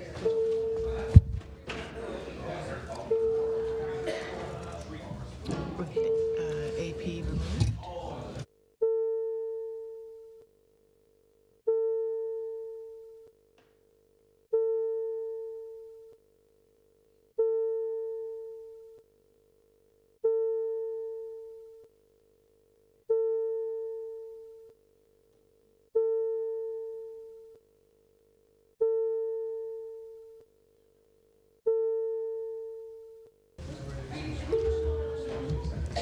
Order, please. The Honourable, the Government House Leader. Thank you, Speaker. I call from the order paper motion number 1, budget. Okay, we will now be debating the amendment to the budget. The Honourable Member Terranova. Thank you, Mr. Speaker. Always an honour to sit in this House and talk about my own riding, the budget, and everything else that affects people in this province. And it's interesting times in Newfoundland. Obviously, we're on the eve of an election, obviously, coming sometime before October, and always all kinds of questions. I guess one of the first things I want to talk about, I won't talk about my district initially. I just want to talk about industry for a little bit, and several things I want to hit on. And I guess I'll go back to our sitting in January when we discussed the MOU, and I'll highlight a few things. As we sat here over the last couple of days, every now and then during discussions on money, there was always some chirping, and listen, this has gone on since 2019 and long before. There's always been some conversation around Muskrat Falls. We hear it all the time. Muskrat Falls is to blame for everything. And I would be lying, I guess, if I didn't say that is the fallback for everything bothers me. And what I'll say is just before Christmas, there was an announcement on an MOU for the Churchill Falls deal. 76 years after Churchill Falls came into effect, 76 years later, this government, the same government that brought us Churchill Falls, has an opportunity to get it right. And whether or not it's going to be right or wrong, it's been debated. We've got a committee formed to look into it and see how it goes. And I don't believe that there's anybody in this House that doesn't want it to be right. I firmly believe that. I think that we all want it to benefit the people of Newfoundland and Labrador, not just CF1, CF2, the expansion, and the possibility of Gull Island expanding, power lines going to Labrador West and Goose Bay, hopefully, so more power can be put out there so businesses can grow. All of these things which in the previous Minister of Industry, Energy, Technology's words, the Premier's words, Jennifer Williams, the CEO for Newfoundland Hydro's words, as a matter of fact, everyone who sat here, whether it was Jason Chialoy or any of the people who, you know, advised on this, I guess advised is a word we can throw out there, but they only advised on certain portions, was how important this was to be done rapidly. Rapidly. So one of the members yesterday was yelling out about Churchill Falls, so I'm just going to give I guess, not Churchill Falls, Muskrat Falls, a little bit of a history lesson. So back in 2009, 2010, when, you know, then Premier Williams put forward the Muskrat Falls deal, and, you know, really left, and it went to an election, and the province voted on it. Really, when they elected Premier Dunderdale, that was her mandate. That's what she ran on, and that's what gave them government at that time. We decided to move forward with Muskrat Falls. At that time, the estimated cost was somewhere just over $6 billion. So when these initial estimates are done, no matter who you are or what you do in life, these initial estimates are done on an order of magnitude. So when you say order of magnitude, when you're talking about an estimate, it's plus or minus 25%. And if we, for argument's sake, say it was plus 25%, we're somewhere up around $8 billion. And we all know the overruns that have come here, and we've heard the names associated with it. But the reality of it is that this Churchill Falls deal would not exist today, according to this government, and this government said it in that debate. The questions were asked. The question was asked specifically to the CEO of Newfoundland Hydro. It was asked across the way, and the minister answered the question. It would not have happened if it were not for Muskrat Falls. Why? A couple of reasons. One is the power lines that are in existence right now. The second is all of the environmental studies, the labor agreements, everything is in place because of Muskrat Falls. Muskrat Falls enabled this Churchill Falls, the MOU, to happen. The Gull Island project comes specifically under those deals. And you don't have to take my word for it. You can go back through Hansard and you can listen to the previous minister sit here and agree with me when I made that statement. It's clear. Do we understand how much Muskrat Falls cost? Absolutely. We know there was cost overruns. But here's the problem I have with it. So when we come in here and we talk about the cost to Newfoundlanders and Labradorians and the future and all the things associated with Muskrat. So the MOU is going to save the province. But without Muskrat, we wouldn't have an MOU. And then someone will say, well, if we didn't have Muskrat Falls, we wouldn't need saving. Well, I will say this. If we didn't have Muskrat Falls, we would need to build a new facility, such as the one in Holyrood. We all know that that's ready to go by the wayside. We needed excess electricity. So Muskrat Falls can't be an excuse. Then I'll go back to the point that was made here several times. In 2017, the then minister, it wasn't Industry and Technology at the time, Natural Resources at the time, had indicated that the Muskrat Falls project was somewhere around 75% complete in a discussion with EY, and said then that, you know, we were pushing forward, there'd be no overruns. 75% in the first 2 years, and then it took 7 more years in order to get the other 25% done. So there was obviously issues with construction. In 2015, this government had the opportunity to walk away from it, and I'm not suggesting that that was the right answer. We could have done whatever we wanted. So, and I will also say, during that same time frame when Astaldi was messing up and making all of the errors, we had an offer from Kiewit to come in here and take it up on a hard dollar, and we turned it down. So the reality is, then we went to a Muskrat Falls inquiry.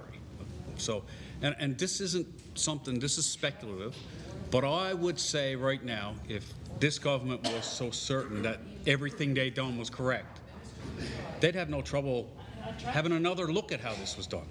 If the Muskrat Falls inquiry was done today, I think that we would clearly see that there was a serious issue with management and construction that could have been remedied or rectified between 2017 and 2020. Zero question about it. Instead, we chose to bring in So the minister's over there saying no. So I'll give some examples, just so we know. We kicked the contractor out of there. Astaldi didn't complete it. We know that. So it wasn't under contract. Now, it wasn't under contract, Minister, and you know this, for us to build power lines in the middle of the winter. In the middle of the winter. There was never any plans to bring in heli cranes, ever. It was this government and Newfoundland Power, or Newfoundland Hydro, sorry, who decided to do that. Nalcor, not Newfoundland Power, Nalcor. They decided to do that. We built and commissioned the power line 3 years prior to it being turned on. And that's not false information. That's factual information. And we were in a mad rush to do it. Every contractor in Newfoundland that had a flatbed was bringing power lines and towers right across the province up to Labrador at exorbitant costs. How do I know? I had a major contract doing it. I understand exactly how it worked. What I will say is that there were decisions made that created cost overruns by Nalcor and government that could have been avoided. But none of that matters. My point is this. I agree that it costs too much money. I got no problem saying it. But I also know we own it. We've heard time and time again, our cost of power is going to double. Our cost of power hasn't doubled. Rate mitigation has helped that. There's no question. But here's the thing. We're still 5 or 6 in the country. That's what we're paying. That's right where we are, right in the middle of the pack. We don't have the most expensive power. We've got clean energy, and we can't speak out of both sides of our mouth. We can't be clean and green and want to go forward with all these environmental things and then say that project is the worst project ever, because it's not. It's not. The constructability was the issue, and the constructability was managed by the Liberal government and Nalcor. There's zero question about that. Oh, there is a lot of questions. There's zero question about that. But you're welcome. In 2017, Minister, you said in an EY article that we were 75% complete, we were going to do it, and there's going to be no more cost overruns. And you cannot stand on your feet and say that there was no cost overruns between 2017 and 2023. You can't do it. That's an EY article that was quoted here, and you know that. So it can't happen. I don't remember you ever saying anything about no more cost. It's in the EY article. All of that aside, if we sit here all the time and we want to cast blame and doubt and shadow on the cost of Muskrat Falls and what it has done in this province, we got to look at the whole picture. And the whole picture clearly says that if we didn't have Muskrat Falls, this province would be in trouble. And the ones that want to argue about that, I would say, think of this. We have a large portion of the province up there now in Labrador that's starving for electricity, and they still can't get it. They still can't get it. It can't happen. And at the end of the day, it was a mistake. And the mistake wasn't that we built Muskrat Falls. It was that as a government and as a government-owned entity in Nalcor, we decided to try and build something on our own that we didn't have the capability to do it. We had engineers that were from the offshore running an electrical hydro project, and it made no sense. And if you want to talk to the people that worked in that, they'll tell you the same thing. There were so many mistakes, so many mistakes. But what wasn't a mistake, and this new MOU, if it's as good as everyone says, clearly proves that it wasn't a mistake. So if we're going to sit in the House and constantly chirp and blame things on Muskrat Falls, we got to remember how it all came about, what happened from 2015 till 2023, and how we got to where we are, and subsequently the MOU that's come in front of the House. Again, I will say, the MOU that we hoped, we all hope and wish, is perfect. There's no question. And it's kind of funny because every now and then we get a quip across the way where somebody says, you voted against, you voted for, we do all of these things, right? So yesterday, one of the ministers, there was a question brought up about voting, and I quipped across. I said, you voted for it. He said, no, I didn't vote for it. But he didn't vote for it because he didn't say anything. But if people don't understand how it works in the House of Assembly, so for the people at home that are sitting there, we as MHAs don't have the right to abstain from a vote. So saying nothing means no. It's why we walked out on the MOU vote. We didn't walk out on the MOU vote because we didn't want to vote against it or for it. We walked out because we didn't get what we wanted when it came to the oversight that should be there for a project of this magnitude. It's very simple. And so do you. Thank you. Thank you. So the minister just said, so we vote against it. So my point is, as the Minister of Transportation said yesterday, I didn't vote for it, okay? So then So then, Order, please. wait, listen, I'm only Order, arguing please. what was Address- said address from the your chair. side of the House yesterday, so we're all good. You chirp away. Chirp away. Tell us about Indigenous affairs there, Minister. Order, please. Go ahead. Order, please. Stand on your feet and tell us everything. Order. Member Terranova. Address the chair, please. Thank you. As a province, we've made lots of mistakes. It happens all the time. We do it historically. Churchill Falls. We can go back through all kinds of history and see the things we've done. We can look at land sales, mental health. We can look at all kinds of things that have happened on that side and on this side. No matter who's in government, they think that they make the best decisions at that time for the people of Newfoundland and Labrador. And I believe that everyone's here for the right reason. We don't always have the right answers. What we wanted was oversight from outside. That's it. We were told, yeah, we got it. I seen the first quarter report. Did you read it? Lots of information in that. My son is in grade 11, and I guarantee you he could write a report just as good. I guarantee you that. The oversight we were told we were going to get was a report in the House of Assembly first quarter, end of March. It hasn't happened. When I asked the question in the House of Assembly, we were told we could go online and read it. Those are the types of deals that happen here. So if you want to have that discussion, I'm more than willing to do it. When we talk about things like the budget, and this is, again, we talk about the budget and we say, you guys have constantly said you voted against it or you didn't vote. When we vote against something, it's not because we vote against something holistically.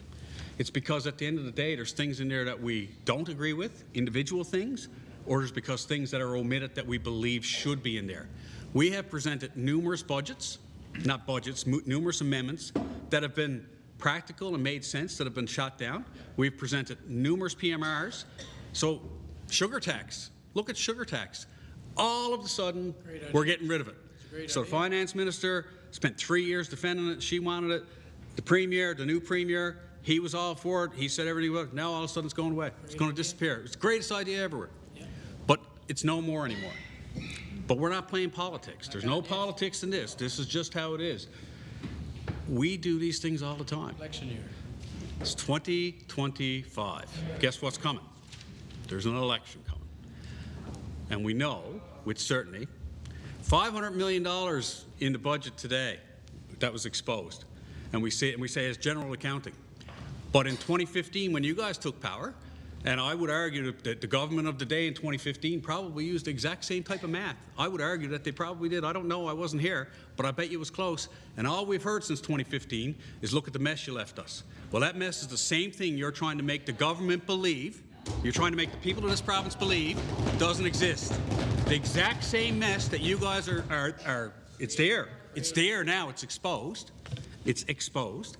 And if it wasn't, then it would have been openly put out there. It would have been in the budget. It would have been a line item. It would not have taken questions or CBC digging or any of those types of things. It would have been there clearly for everyone to see. Transparency. Yeah, well, transparency is the word of the day, hey? We talk all the time about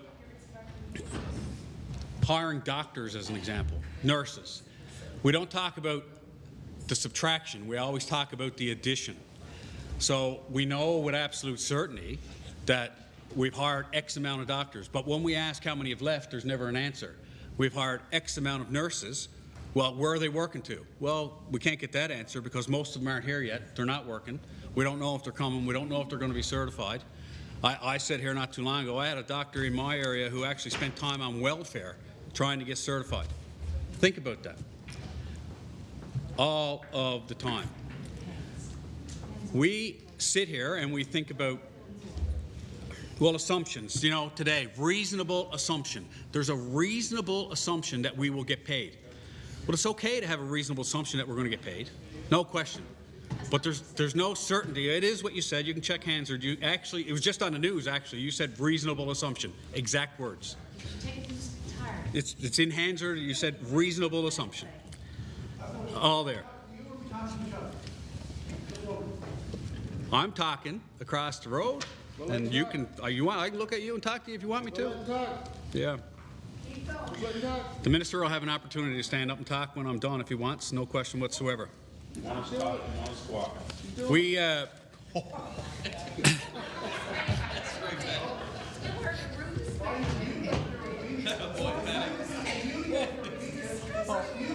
Order, please. Order, please. Order. Order. If members want to talk across the floor, please take it outside. Member Terranova.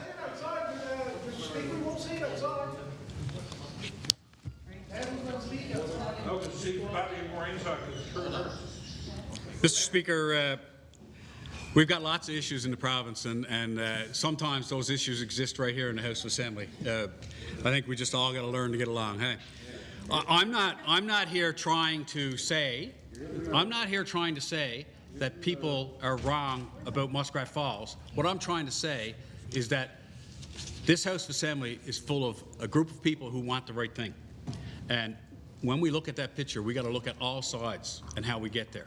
So there's lots of blame to go around with stuff. But if someone's going to stand over there all day long and talk about Muskrat Falls and blame everything that happens here, between Muskrat Falls and COVID, well, first it was Muskrat Falls, then it was Snowmageddon, now it was COVID. So here we are. Anyhow, Mr. Speaker, I see my time is getting short, so I'm going to table a non-confidence sub-amendment. So I, the member for Terranova, move a sub-amendment seconded by the member for Stephenville Port-au-Port, that the amendment that was member as be present by the member for CBS, that the amendment that was previously presented, the non-confidence motion, be amended by changing the period at the end of thereof to a comma, and also by adding immediately thereafter the following words, and that this House also faults the Liberal government for its failure to support residents, communities, and businesses located in rural areas of our great province. Order, please. This House will stand in recess while we take time to review the proposed sub-amendment.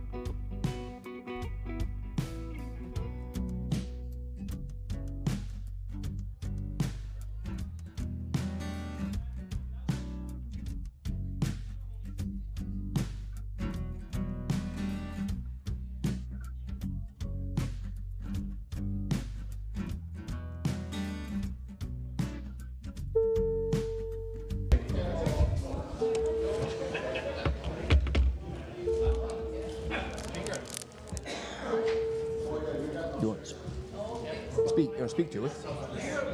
Yeah, they speak first. Yeah.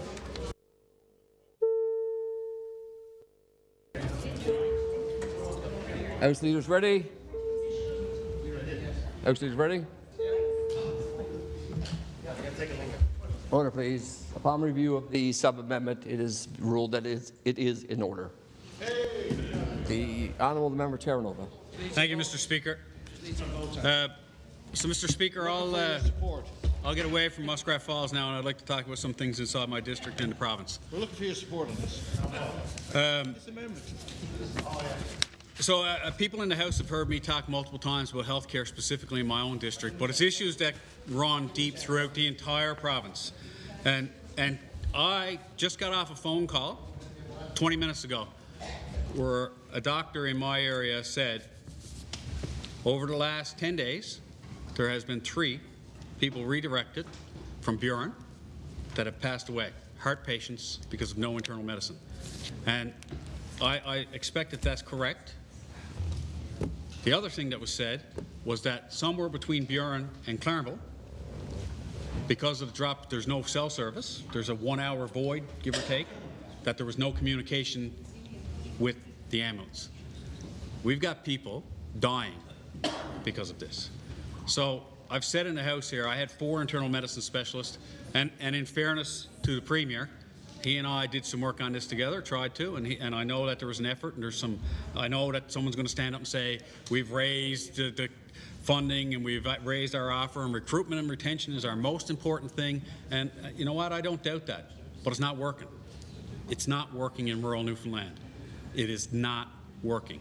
If we don't have healthcare professionals in the hospitals, if we've got radiologists in Grand Falls that aren't there, if we've got internal medicine specialists, OBGYN, and listen, not only that, in my district, in the hospital in Claremont, I know with absolute certainty that there's an individual that wants to come out there, and an OBGYN that has been trying to deal with government and get a job, and they cannot get an offer. This is a physician that wants to move to a portion of rural Newfoundland and has gotten no satisfaction from a recruitment standpoint. Now, we can't stand in this House and talk about how much we're trying to recruit and then say, have the individuals call us and say, oh no, I'm not hearing from anyone. Last week, I met with medical students, as I'm sure most of us got calls from medical students that were going out with their week of action and things. And the medical students I talked to, I asked them specifically if they had heard from anyone inside of government, and their exact answer was absolutely. We heard from the Nova Scotia government and the PEI government.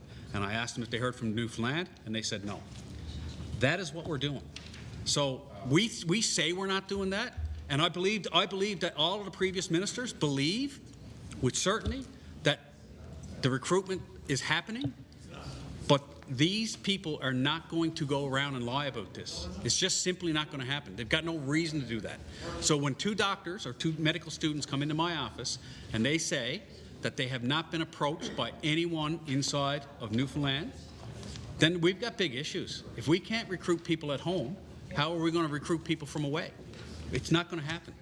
We talk about the nurses. So in my district, and this is another great example, so we went out and we recruited all of these nurses from overseas, and kudos, great to have them. Excited, they're doing a great job. But the nurses that came to Claremont, we've had several of them leave. So where did they go? They came to St. John's.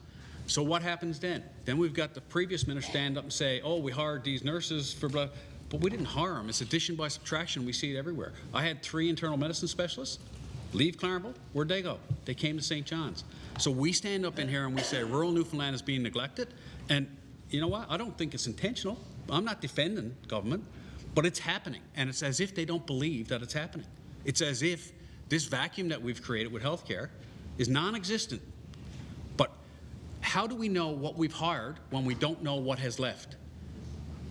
It's a simple question, and it's a question that begs an answer, and it begs an answer because of this.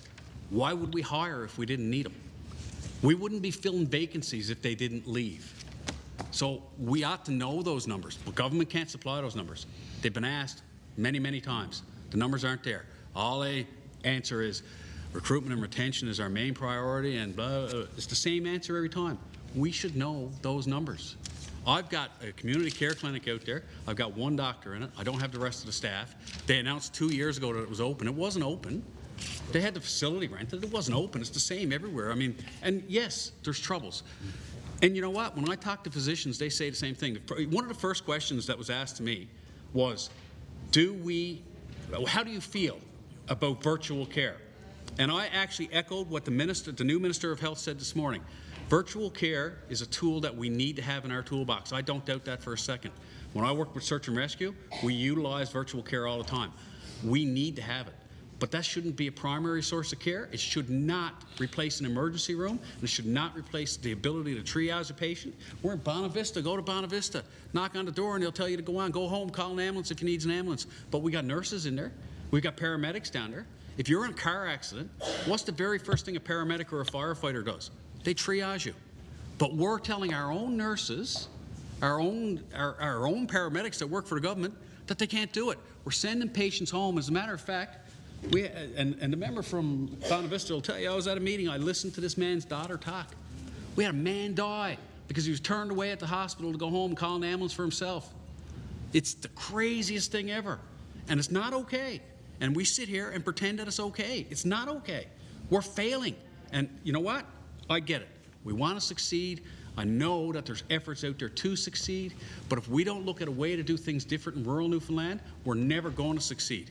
When we talk about collaborative care clinics, and the answer has always been, this model works everywhere else in Canada. I get it. You know what? I don't doubt it. When I talk to doctors, they say that these collaborative care clinics are the future and they work everywhere else in Canada.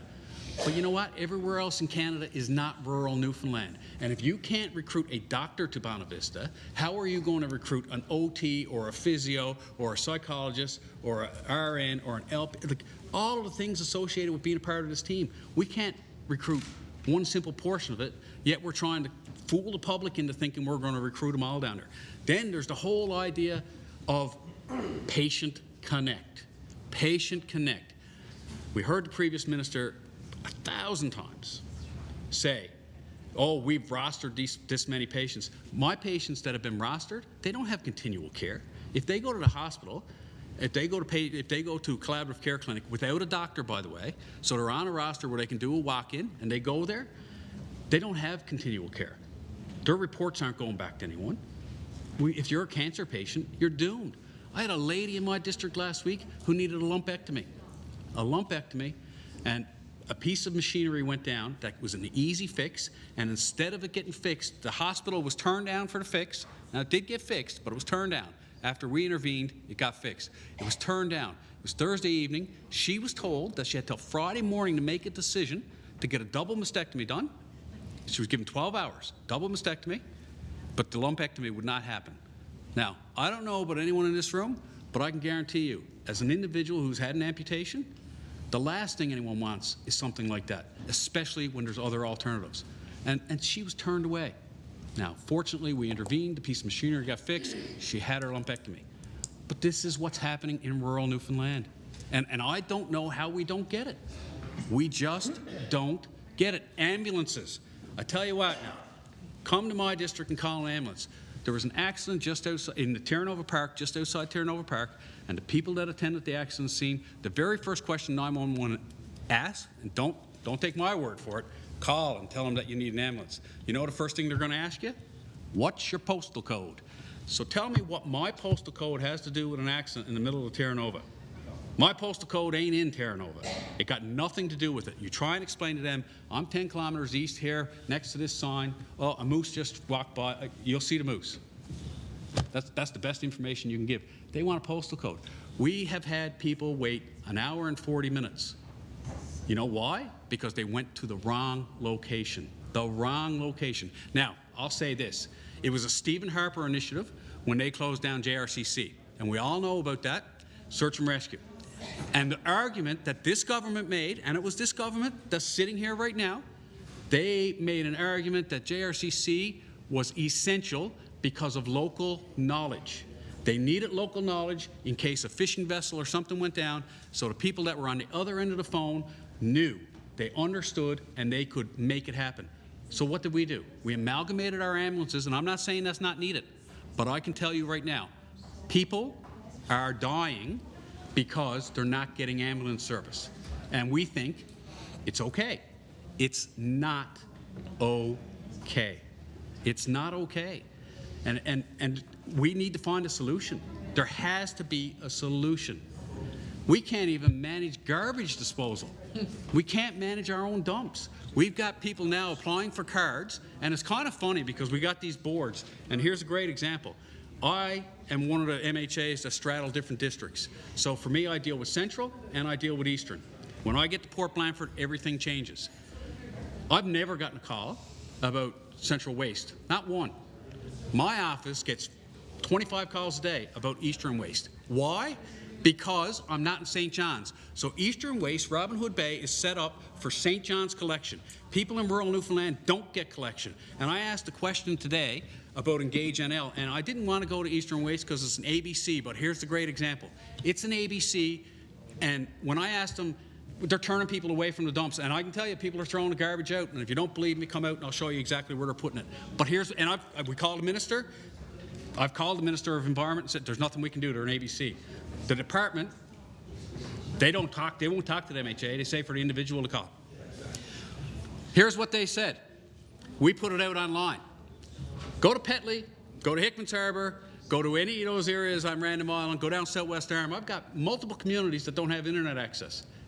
How, in the name of God, are they going to apply for a card or know that they have to if it's not there in front of them? And we're doing the same thing as government. Engage NL does the exact same thing. We fill out multiple moose licenses every year for seniors in our district. Everywhere in Newfoundland is not the Avalon Peninsula. Rural Newfoundland is suffering, and this government doesn't believe it. And if they believed it, we'd look at things two different ways. We put different lenses on every single piece of legislation that comes through this House. A different lens for almost everything. You know the lens we don't put on it?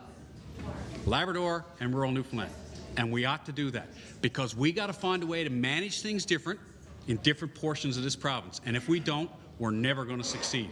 And it's been said here before, but somebody got their earmuffs on and they do not listen. If I go to the dump tomorrow and I don't have a card, they turn me away. But guess what? And this is the real kicker. You know why they turn you away? Because you don't have a card. You can't have a card if you don't have a civic address. But they can send you a bill. Now think about that. They can send you a bill, but if you don't have a civic address, they're not giving you a card. Now how much sense does that make? And I'm hoping the Environment Minister is listening to this because it's really a big deal. Now, think about this. They send out a bill to every customer they have. As a matter of fact, for a long time, they were sending it out to too many customers. They were sending it out to people with cabin. We all know the song and dance. Houses that were unoccupied, boarded up, all kinds of stuff. They all got a bill. They even researched to find out who owned that house. And if it was a son or a daughter and the parents had died, they received the bills. Instead of sending the cards out with the bills, the easiest thing, especially for rural Newfoundland, they're not sending anything out. And now we've got that issue. We don't manage things very well. I can guarantee you that. I had a conversation today with the Minister of Transportation, and I think he gets it, to be honest. I got a couple of little jobs in my district that need to be done. There was money allotted for it, and a little tiny bit more. You don't build a road over top of, well, listen, you don't pave over, if you don't pave a community if the infrastructure underneath is no good and come in next year and dig it up. Don't make sense. So I've got St. Brendan's as an example out there. They need a couple of culverts replaced, and they're going to go out and do some Class A. The contract's been let. But why would we go out and do that work and then next year go dig it up? It just doesn't make sense. And this is continually what we do as a government. All the time. We talk about wastage and how we waste money. It's a great example. We heard just yesterday or this morning about a nurse who's working as a travel nurse in the same hospital that she can't get hired in that's got a job ad up. Think about that. We got a travel nurse working in a hospital where she wants to work, but they won't hire her. But they'll let her work there as a travel nurse for double the money. It just bewilders me how we do that. And we sit here and we talk about things like we get it all right. But it's not that we get it all wrong. We definitely don't get it all wrong. But sometimes it pays to listen to the people that are in the communities and on the ground. And I can't remember which MHA said it here today. Why not engage the local MHA if you're going to do something? Why not? Who knows better? Who knows better what their residents need? I can tell you right now, it doesn't even make sense to go ahead and do stuff. Jobs, student jobs. We got $70,000 this year. I assume every MHA got close to the same thing, right? So I sent a message to the minister's office and I asked for a readout of the summer jobs from last year, okay? And not because I was, no other reason than I wanted to make sure that I was sharing the pot out equally. I wanted to make sure that people who applied last year and never got it would have an opportunity this year to grow their business, hire a student, and move forward. Last year in my district, there was $141,000 spent on student jobs. Now, maybe I'm a fortunate one, or maybe there's $70,000 cut. I don't know, because anybody else who sent in and asked a question, they didn't get an answer. But that money went somewhere. And this year, I'm out there with $300,000 worth of applications, $70,000 to fill that, and I got companies and people screaming. We don't ever say that, and myself and the member for Ferryland had this conversation so many times since 2019. 2019, as individuals in this house, we all got about $32,500, and I might be off by $300 or $240 or whatever. I'm not off by much. The next year, after COVID, there was none. And then we came back and it went down to $28,732, so it dropped. Guess what else happened in that same time frame? Minimum wage went up. Minimum wage went up and our funding went down. And somebody was here today and they talked about thresholds. It's the same all the time. We do these things where we make good decisions, where we say we're going to fund this, we're going to help do this, we're trying to do something for seniors or for persons with disabilities. We go out of our way as a government, bring in legislation, put money on the table to help people, and we end up hurting them because they exceed the threshold and they lose something else. I haven't heard this government once come in here and have a meaningful conversation about thresholds and how we seriously try and help people. Because the people that we try and help by raising minimum wage who access programs because they're below the threshold are now getting to a point where they're above the threshold. I've got a young man in my district who is funded for work. Just now get this, he's funded for work. He gets paid minimum wage just above, he gets paid just above minimum wage because of the way it works. The person, his support worker that's with him, makes less than he does because of government policy. How are we supposed to get aides to work with people with disabilities if they're not being paid? It bewilders me how we get to that point. And it's because we don't put the right lenses on the right things. If you look at, as an example, the funding that comes out for every MHA gets pretty much the same amount of funding based on where they live. Well, I can tell you right now, in my district, I've got 42 communities. I've got 4 Lions clubs. I've got, I think, 11 fire departments. All of these not-for-profits, everything has to be spread out amongst those things. If you live in, so I'll say it, Grand Falls, Gander, Corner Brook, St. John's, any of these large areas, multiple MHAs living in the same area, very few applications. All things aren't equal. Rural Newfoundland is a different world. And until this government or the next government starts looking at rural Newfoundland, whether it's health care or roads maintenance or anything whatsoever, with a different lens and understands that the way of life and the way of doing business in smaller communities is much different. And I'll give you the greatest line I've ever heard, and it's the truest thing. And the minister talked today about housing money that's going up to the coast of Labrador. Well, I can tell you right now, doing work in Labrador don't cost the same as doing Newfoundland. Not even close. And until we understand that, we're never going to fix those types of problems. If you go to Labrador, times it by 2 and add half again. It's really that way. And especially on the coast in the northern and isolated regions. And then you go to Labrador West and you look at what happens there, Happy Valley Goose Bay, same idea. And then we let all these contractors come in from other provinces and bring their fuel from other provinces and have their licenses and insurances from other provinces, and we penalize our own people. So, if anyone wants to know why I don't support this budget, I don't support this budget because this budget doesn't support all of Newfoundland and Labrador. We put out busing for people in the metro area, and we don't even consider the people in rural Newfoundland. And when carbon tax was a big thing, that really affected everyone.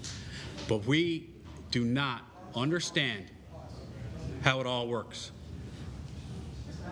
At the end of the day, if we don't look at the men and women and the families that live in rural Newfoundland and understand that they drive over broken roads 100 kilometers to get to a bank machine, a doctor, or a grocery store, if we don't understand that their costs are probably more than the people who live in the urban areas, and if we don't take a serious look at how we do business in those places, we will continue to fail the same way that we're failing right now. Thank you, Mr. Speaker.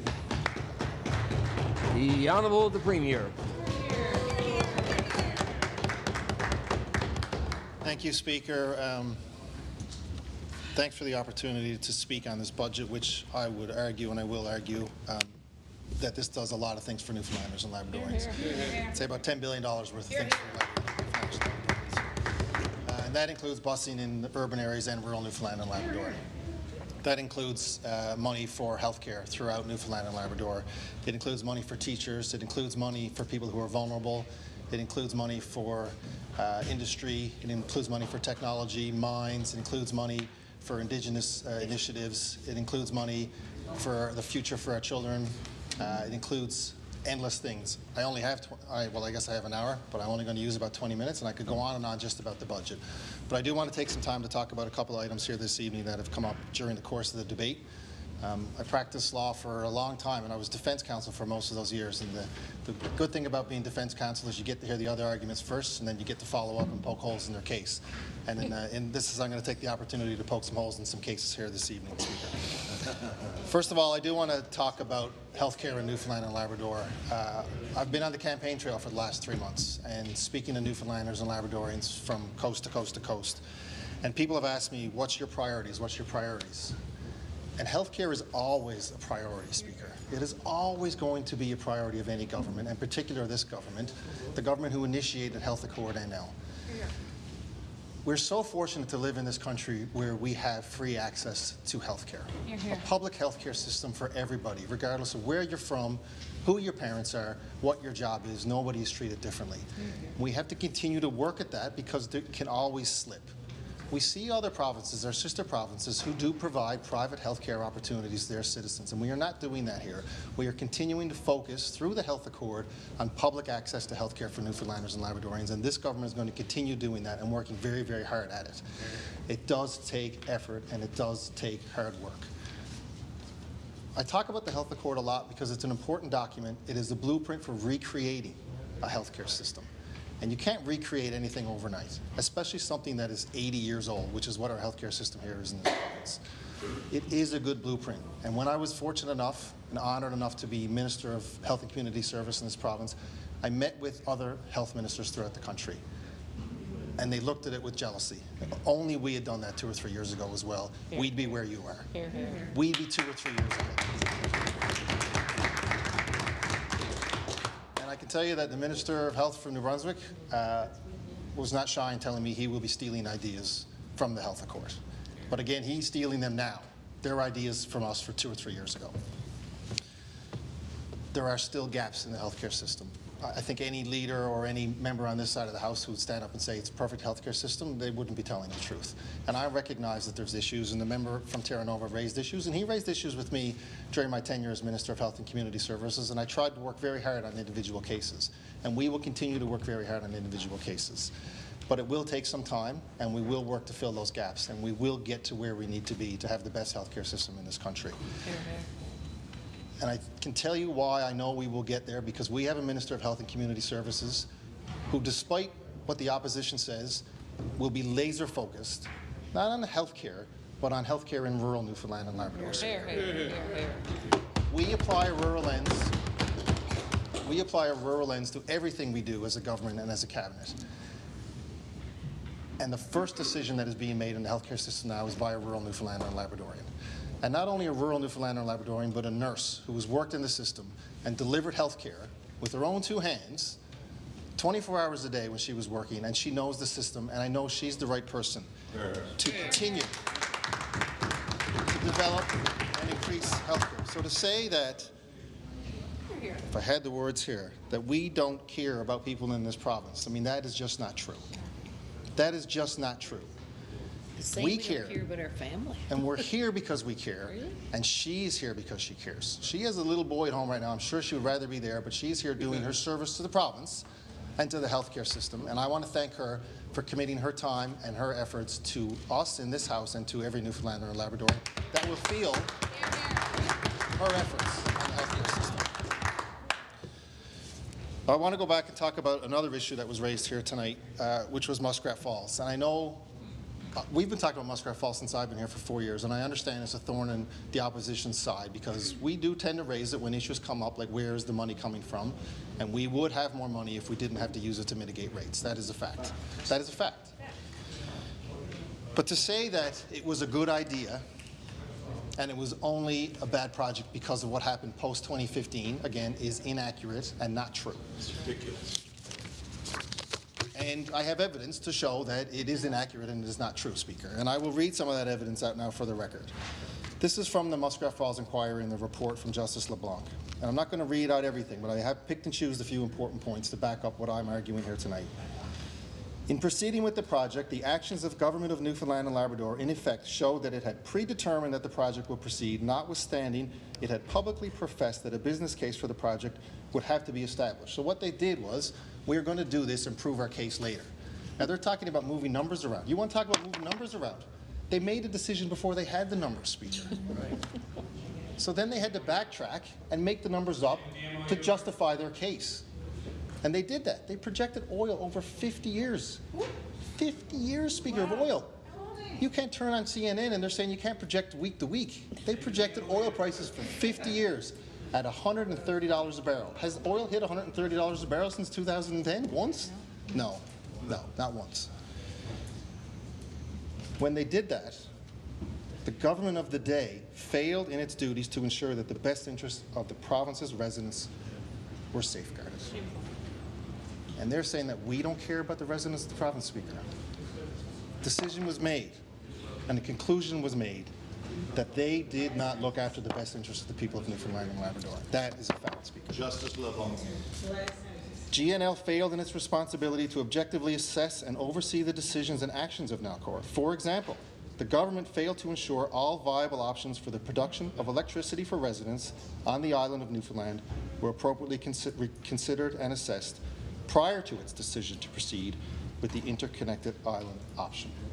Again, they looked at two options, A or B, and there was many, many more options than just A or B, but they had to build the case to fit the decision that they already made.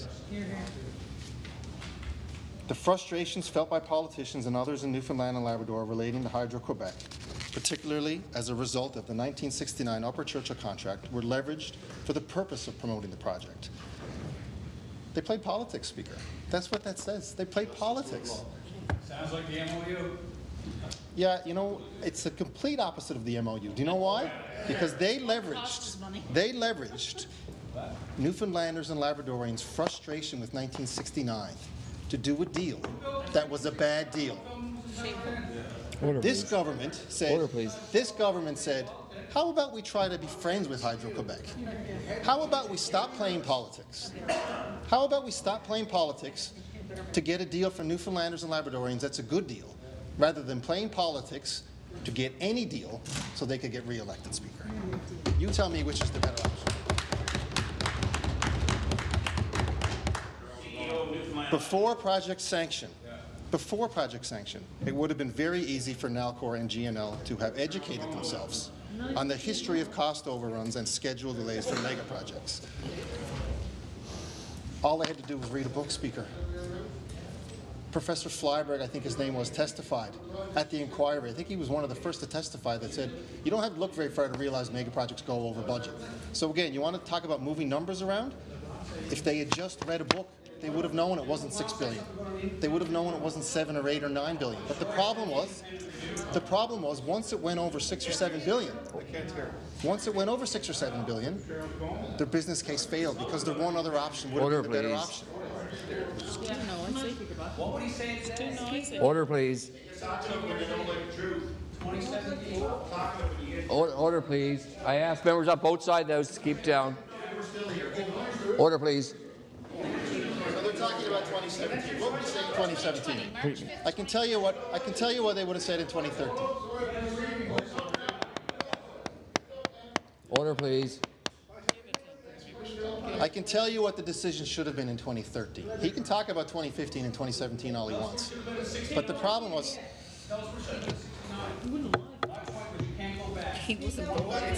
Speaker? Order, please. I ask all members. Order, please. It's enough, please. Premier. You can't go back in time, he's right, but you can make the right decisions if you bother to get the right information at the time. How do you make sure you got the right information? I don't know, maybe open up the House of Assembly, the People's House, and give the 40 elected individuals an opportunity to question experts on the deal. How about that as an opportunity? How about not locking in the ratepayers of this province to a deal when we didn't even know what the cost was going to be, rather than send it to the PUB to assess it as a normal electricity project should be done? How about that for doing what's right, Speaker? So you want to talk about 2017? Order, please. If members don't stop shouting across the floor, they're going to lose speaking privileges. The honourable member Premier. Again, he wants to talk about 2017, but again, I'll go to what should have been decided in 2013 with the relevant information if anybody wanted to read it at the time. And again, the government of the day failed in its obligations to the citizen of the province. Failed in its obligation to the citizens of the province to provide appropriate oversight of NALCO at all stages of the project up to the change in government in 2016. Considering the extent of construction completed and the contractual and other obligations in place at the time, the project had clearly reached the point of no return when the Ball government was elected, late 2015. Say that twice. The real point of no return was financial close in November 2013. Point of no return. So you can say what you want about 2016, you can say what you want about 2017, you can say what you want about 1969, you can say what you want about the MOU. The decision was made in 2013, which set Newfoundlanders and Labradorians back $500 million a year. And that's a fact. I'm not making this up. I can have people chirp at me and they're facts that they think might be true, but we all know you're only entitled to opinions. You're not entitled to your own facts, Speaker. So, I think I touched a nerve because there was a lot of chirping this evening, to be honest with you.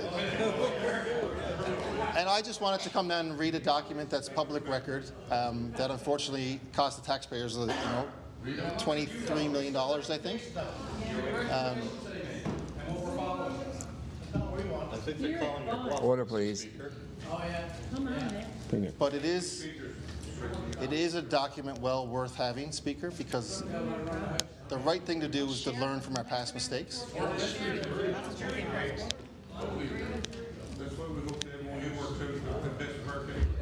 So much for speaking privileges, right?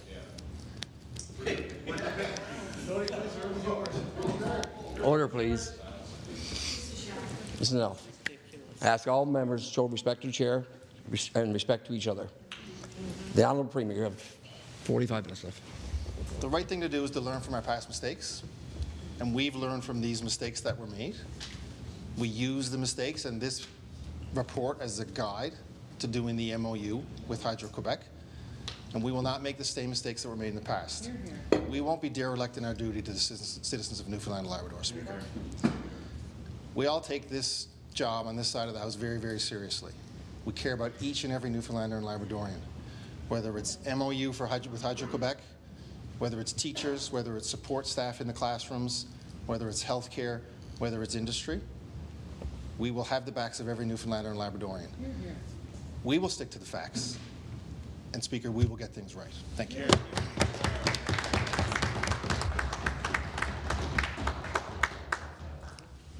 The honourable member for Grand Falls, Windsor Buckins. That's okay. Next. Thank you very much, Mr. Speaker. We're talking about facts here this evening, and I want to talk about a couple of facts myself, especially having the Premier here, because Premier is very familiar with what I'm about to talk about. And that's the Lionel Kellen Hospice in Grand Falls, Windsor. Now, I usually don't write things down to read, but I have to read this because I don't want to miss something. So I'm going to read verbatim what I've written here, and then I'm going to talk a little bit about it. Lionel Kellen Hospice is the first and only community residential hospice in the province of Newfoundland and Labrador, providing care, dignity, and respect to people with severe life-limiting illness, as well as their families, and does so in a comfortable home-like environment. It is the product of 10 years of work by a dedicated board and the people of the community of Central Newfoundland and Labrador to address a significant gap in the end-of-life care.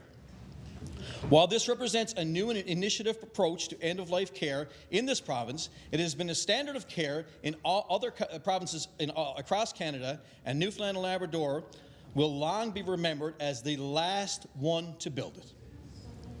Had the people of Central Newfoundland relied on the Department of Health and Community Services and not organized, advocated, and fundraised for themselves, Lionel Kellen Hospice would not exist. The neglect by the department continues today.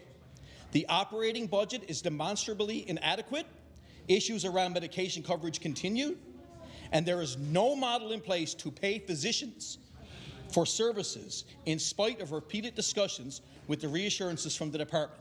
Think about that. The Premier came out, the former Premier came out, the photo op happened over a year ago, all the words were said, big discussion, it was a big do, it was fantastic. And still no model to pay the physicians that have been working there for over a year. In spite of all government obstacles, since admitting their first resident on April 4th, 2024, Lionel Kellen Hospice has provided care for 144 residents and their families in the most challenging of times. On average, a family is cared for by hard-working, compassionate professionals at Lionel Kellen Hospice for 2 weeks, allowing them the time and space to process the realities of death and dying. People from every community in Central have been cared for by this facility, as well as individuals from Eastern and Western zones. Newfoundlanders have been repatriated from other provinces, so they may be palliated at Lionel Kellen Hospice, surrounded by family and buried in Newfoundland soil. The residents have also included non-cancer patients, a group frequently underrepresented in palliative care, and with 40% of those cared for having other life-limiting illnesses. For those who measure such things, this is a significant accomplishment. The impact of Lionel Kellen Hospice has significant on the healthcare system as well. It has provided 1,898 resident bed days of care. Almost 2,000 days of palliative patients were not in hospital beds, so patients that really need those beds can have them.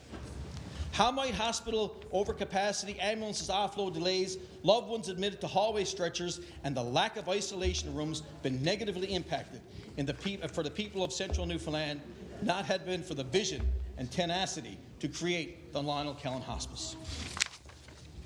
Today, when the time comes, I will be voting with my constituents on this budget, and that will be a resounding no. And the reason for it is this. The Premier, the Department of Health and Community Services, I assume the Finance Minister, everybody knew that Lionel Kellen Hospice needed $250,000 of bridge funding this year because they couldn't operate without it.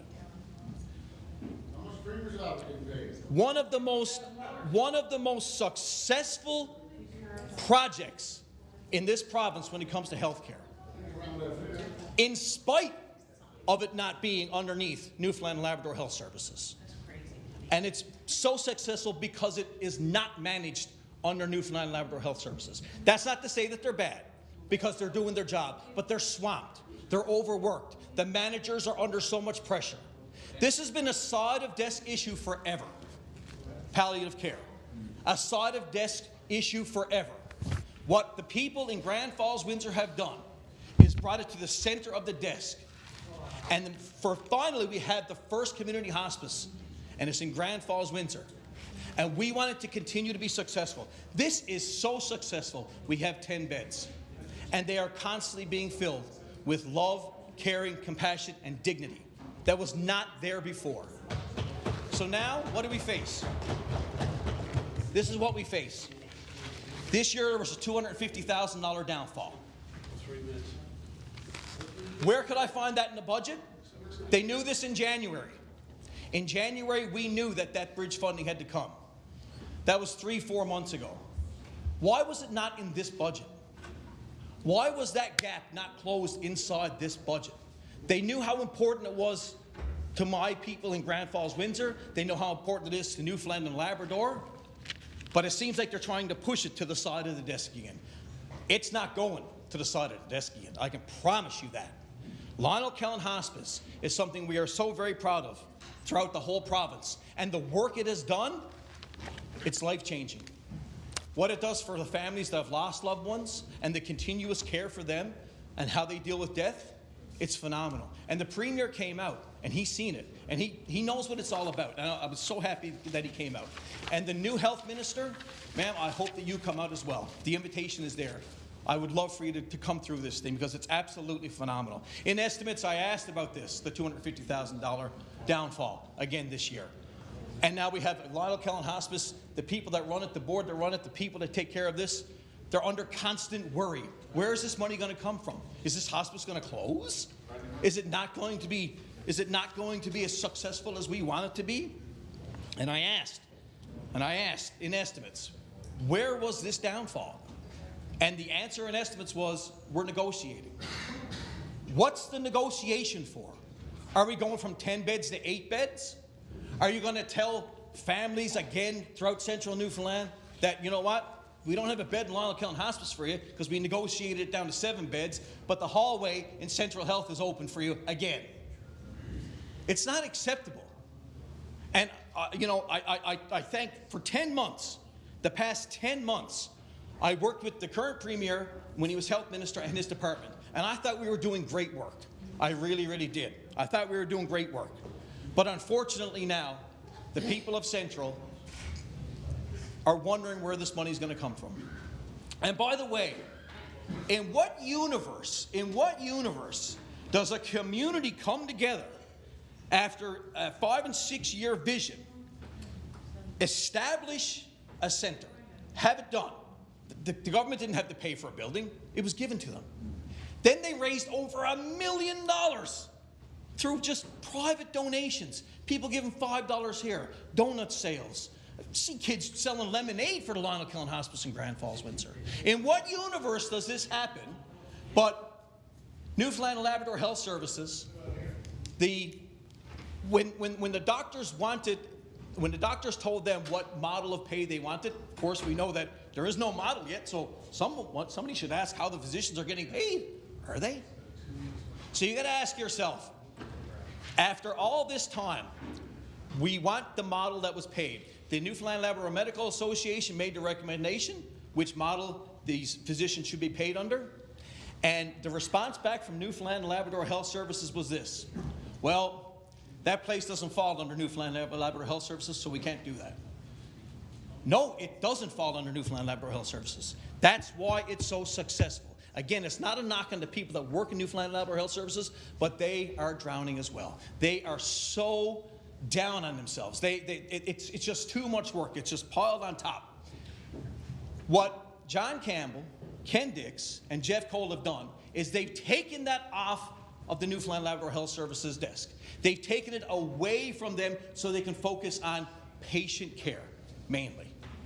It should be a thank you. It should be, what can we do for you next? How do we continue this success? And the only person I've heard yet to say whatever that gets, it needs, is the member from Stephenville, Port-au-Port. And he said it without any hesitation.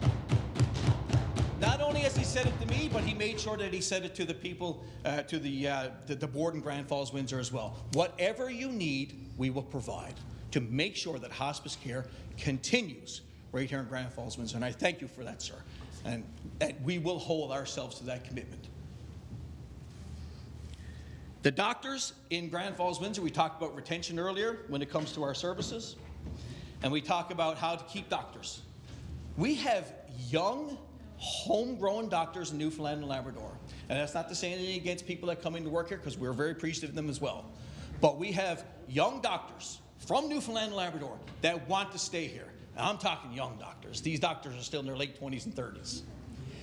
These are the doctors that want to work at Lionel Kellen Hospice. That hospice right there is not just a palliative care unit. It's an anchor to bring new physicians in. Because, believe it or not, physicians like to work in different sectors. And I've seen physicians come from the ER after a week, and I've seen them same physician come from the Lionel Kellen Hospice after a week. It's two completely different people. Because when they're swamped down the ER, and they're ready to pull their hair out, and they're just trying to do the best they can for their community, it's overwhelming for them. It's very overwhelming. When they come from the Lionel Kellen Hospice, it's absolutely humbling. You can tell that their spirit is reborn again, and you can tell that a lot of it has come off their shoulders, and they were only too happy to do it. So these young doctors want to work under this pay model that Newfoundland Labrador Health Services apparently don't want to do, and it would keep them there. It would keep them right here in Newfoundland and Labrador because they're so frustrated too. Unfortunately, it doesn't seem to go that way. As after a year, almost a year and a half since the former Premier was there and had his inspiring words and had the pictures taken, we still no closer to a model to pay the physicians. It's absolutely unreal. You know, we just talked about how much of a downfall it is. And we've said it before, and I'll say it again until the day that this career ends for me. That Premier's office in Grand Falls, Windsor was a mistake from the start. It truly was. Because right now what we're looking at is this. We have choices to make. We have a Premier's office in Grand Falls, Windsor that costs about $250,000 a year. We have a Lionel Kellen Hospice that could fold if they don't get $250,000 a year. To the people of Newfoundland and Labrador, folks, which decision would you make? Are we going to keep the Premier's office in Grand Falls, Windsor, or are we going to keep the Lionel Kellen Hospice in Grand Falls, Windsor? And you think to yourself, which decision would you make? It seems pretty reasonable to me, Lionel Kellen Hospice. And honestly, I've had some great conversations with the Premier, the new elected Premier over the past 10 months, and I believe that he has tried to help me on this. But I would honestly ask the Premier, if you honestly think that the people in Grand Falls, Windsor do not have a good representative, keep the office open. But I know in your heart of hearts, sir, you know that I can represent that place, and I've obviously worked very well with government because we just worked for 10 months together. My advice to you today, immediately close the Premier's office. Immediately close the Premier's office. I can work with any minister over there. I truly can. I have respect for every minister there. I look forward to meeting with them. I look forward to working with them. I've worked with them, every one of them in the past, and we've done some great work together. But to have an office open there is absolutely, it's just disrespectful to the people out there now that we're facing a $250,000 downfall for the Lionel Kellen Hospice. It makes no sense. It absolutely makes no sense.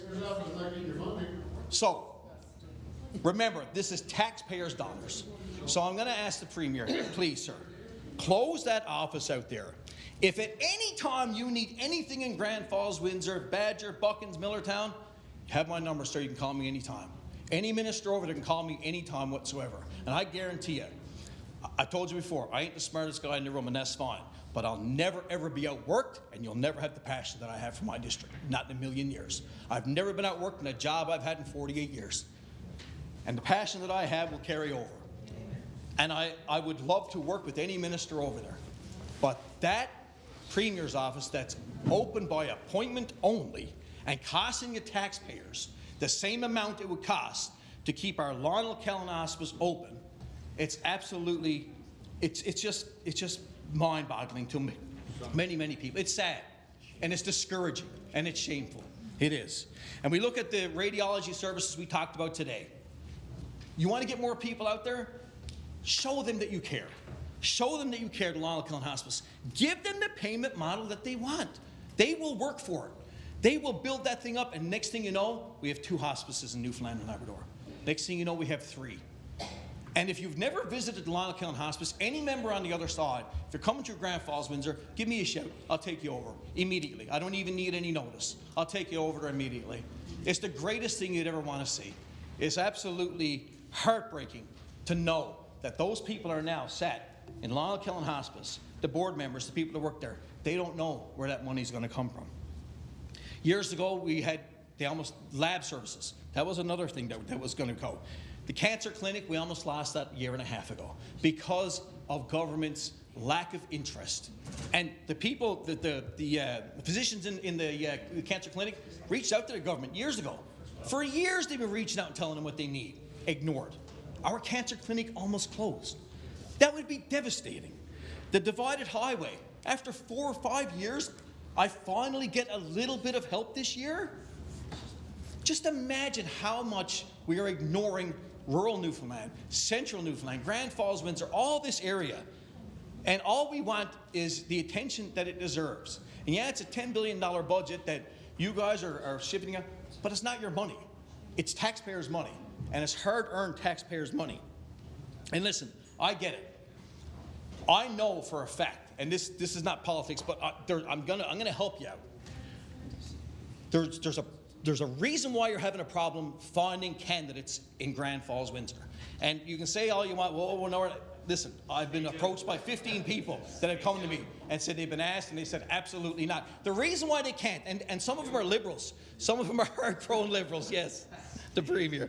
Some of them are hard-grown liberals. But the reason why they won't, because they see. They can't go to a door and knock on that door and represent this agenda that they've been ignored for so long. Is that what they're going to do? They're going to go to a door and knock on it and say, well, how do you feel about the Lion Cullen Hospice, the divided highway? There's so many things that we've been ignored over that I try to work with government boss. I do.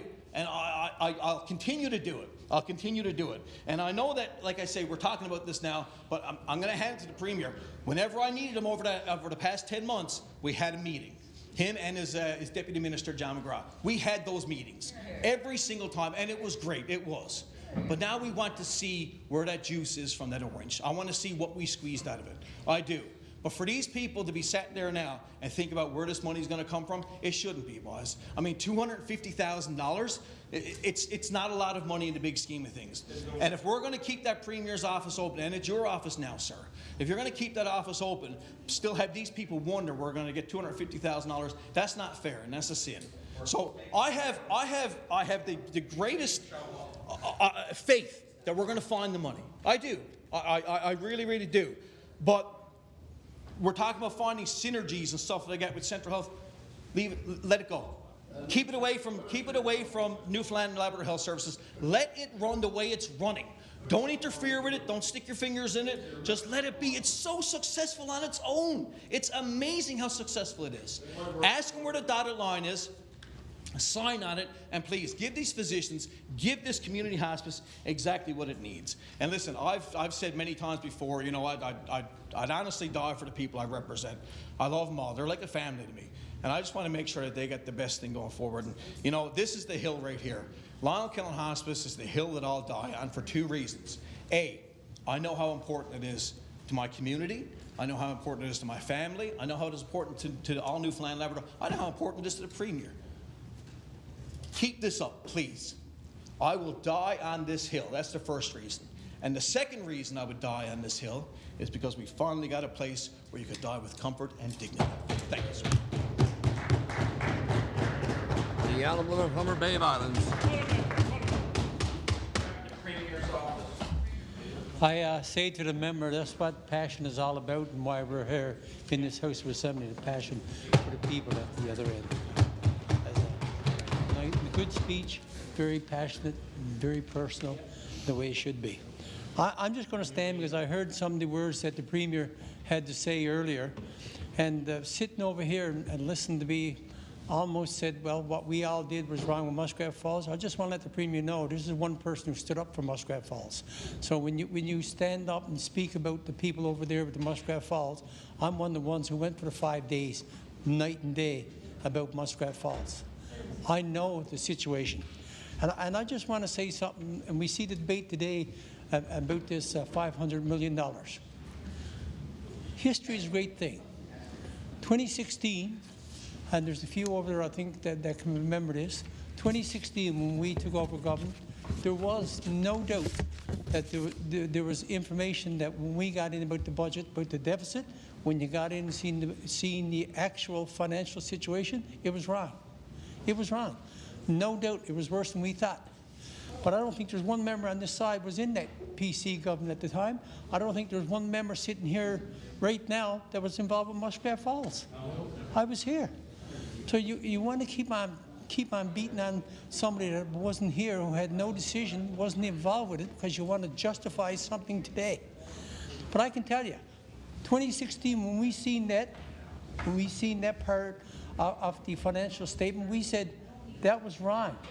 That information wasn't right. And I honestly feel that the money from the tobacco settlement that was put into now saying, the budget saying that here's what we got, was wrong. No one could tell me that's right. Absolutely nobody.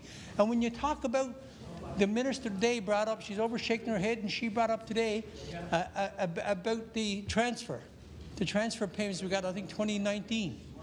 There's 2 or 3 big conditions. One is, it was the federal government, our federal government, who made the commitment to this province. You could take it to the bank. But the other thing you got to realize, there's $500 million haven't even settled in court yet. It's not even settled in court. And it's taken over 20, 30 years. It's not taken over 3 or 4 years. So this idea, it's all right to admit if you made a mistake. It's all right if you made a mistake. But we seen that, and we said it was wrong. We called it out then, I called it out then, and I'm calling this out also. Because the member from Mount Pearl Southlands asked us the question, in the budget, it says that next year we're going to have a balanced budget. We got $500 million, 400 actually by the time you take out the legal fees and other things, 400, but there's in there 5. Where are you going to find that shortfall for next year? Where's it going to go? How are you going to find it? So the idea this year was a $300 billion shortfall in a deficit, but next year we're going to have a balanced budget. But we didn't count that $500 million that's in that budget that we won't see next year. 872 million. 872 million. And I heard the Premier say, and I'm a bit like the member from Grand Falls, Buckens. There's stuff that really I just can't give up. It's the hospital in Cornerbrook. And I heard the Premier, I heard him say and it was referring to the PCs. And of course, we had our disagreements. I'll be the first one to say it, and people know. And they had disagreements with some of the things I'm after saying and doing also. But when I hear the words derelict of duties to a bunch of members that weren't even here in the debate, weren't even in the debate, Muskrat Falls. I was here. You weren't here. And all of a sudden saying that you were in derelict of duties because the party years ago that you were part of maybe, but not sitting here and making decisions saying you're derelict of duty. Let me tell you, a bit more local, a bit more in time, derelict of duty. The hospital in Cornerbrook. You want to talk about derelict of duty? When I left the party in 2018, take us what was taken out. The PET scanner, gone. Taken out. Guess what else was taken out? The laundry services is still in the old Western Hospital. Taken out. Gone. So I wrote the minister at the time, and I still got the letter. I produced the letter. And I said, who made the decision? But this is the factual part when you try to turn around and say someone was derelict of duty. I said, well, who made that decision that the laundry service were taken out? He said, the 2 ministers from the area. I wrote back.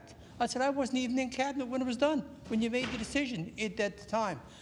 He wrote back, oh, in discussions with other people. So the PET scanner was taken out in 2019. The laundry services was taken out. It was downsized, the hospital, and there's one thing that was supposed to be done, was make sure there was rooms for the senior citizens that were long-term care patients in acute care beds, and it was never done. Never done. And for 2 years before that hospital opened, I preached to this government, you're going to have a problem. But no, what do? You go up and you get your picture taken, go up and you hand over the key, when it's only 75% done, hand over the key. Oh, what a great photo op. Oh, I wasn't there. Oh, I went in there. I wasn't invited, but I went there. I wasn't invited. You weren't invited. I wasn't invited. I tell you, there's some things I don't need to be no invite to. And that was fine. That was, so then when they came up and had the opening of the hospital, same thing. And I said, you're going to have a problem. You're going to have an issue. Please take care of it. Nothing done. On a weekend, they took all the patients, put them over. Then they realized they had 62 patients, long-term care in acute care beds. And that's where the problem started. You want to talk about derelict of duty? And everybody knew about it. I know personally about it. Personally, from family, I know about it. And then we turn around, and when we talk about the hospital, I've been 6, 7, 8 months bringing it up in this House of Assembly, asking questions in this House of Assembly to try to say we got a problem. Finally, there was an announcement made that we're going to put 45 beds over in the old Western Memorial Regional Hospital. Guess what? No one could even find out when it's supposed to be done. Taking 6 months, 6, 7 months to do that up, the beds for long-term care patients. And I can tell you, if anybody here, and I challenged anybody, I will challenge anybody, and I offered the Premier, the former Premier, and this Premier, who was the Minister of Health, come up to the emergency department with me some night. Come up.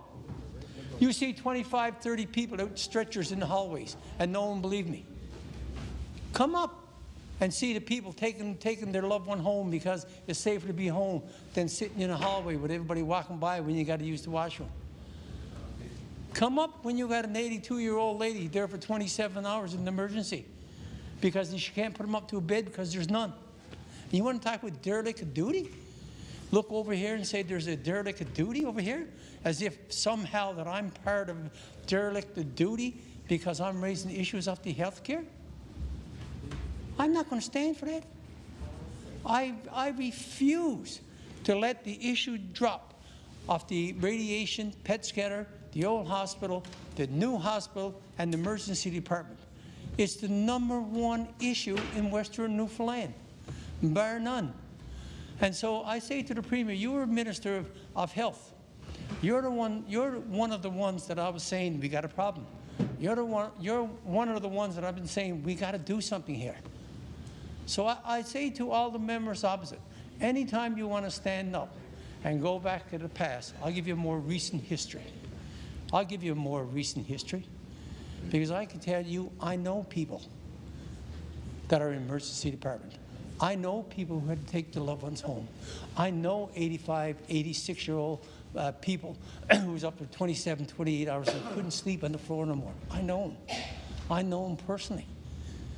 So when the government wants to stand up and talk about all this other things that's happening, and I really feel, by the way, I really feel that the issue, the biggest problem is that we don't want to look at and say we got a problem. We got 45 beds that's going to open up. We said 3 or 4 months ago that they're supposed to be opened up in 6 months. No one can get an answer. I'm being asked on a regular basis when it's going to be opened up. I asked the questions in the House. We're working on it. We're working on it. To open up a hospital that's already open, the hospital is still being used a lot. This idea that the old Western Memorial Regional Hospital is closed is just not true. Factually incorrect. And if anybody wanted to know, which they do know, the government do know, that it is open. There's a lot of services being offered. A lot of businesses still carried on in the old Western Memorial Regional Hospital.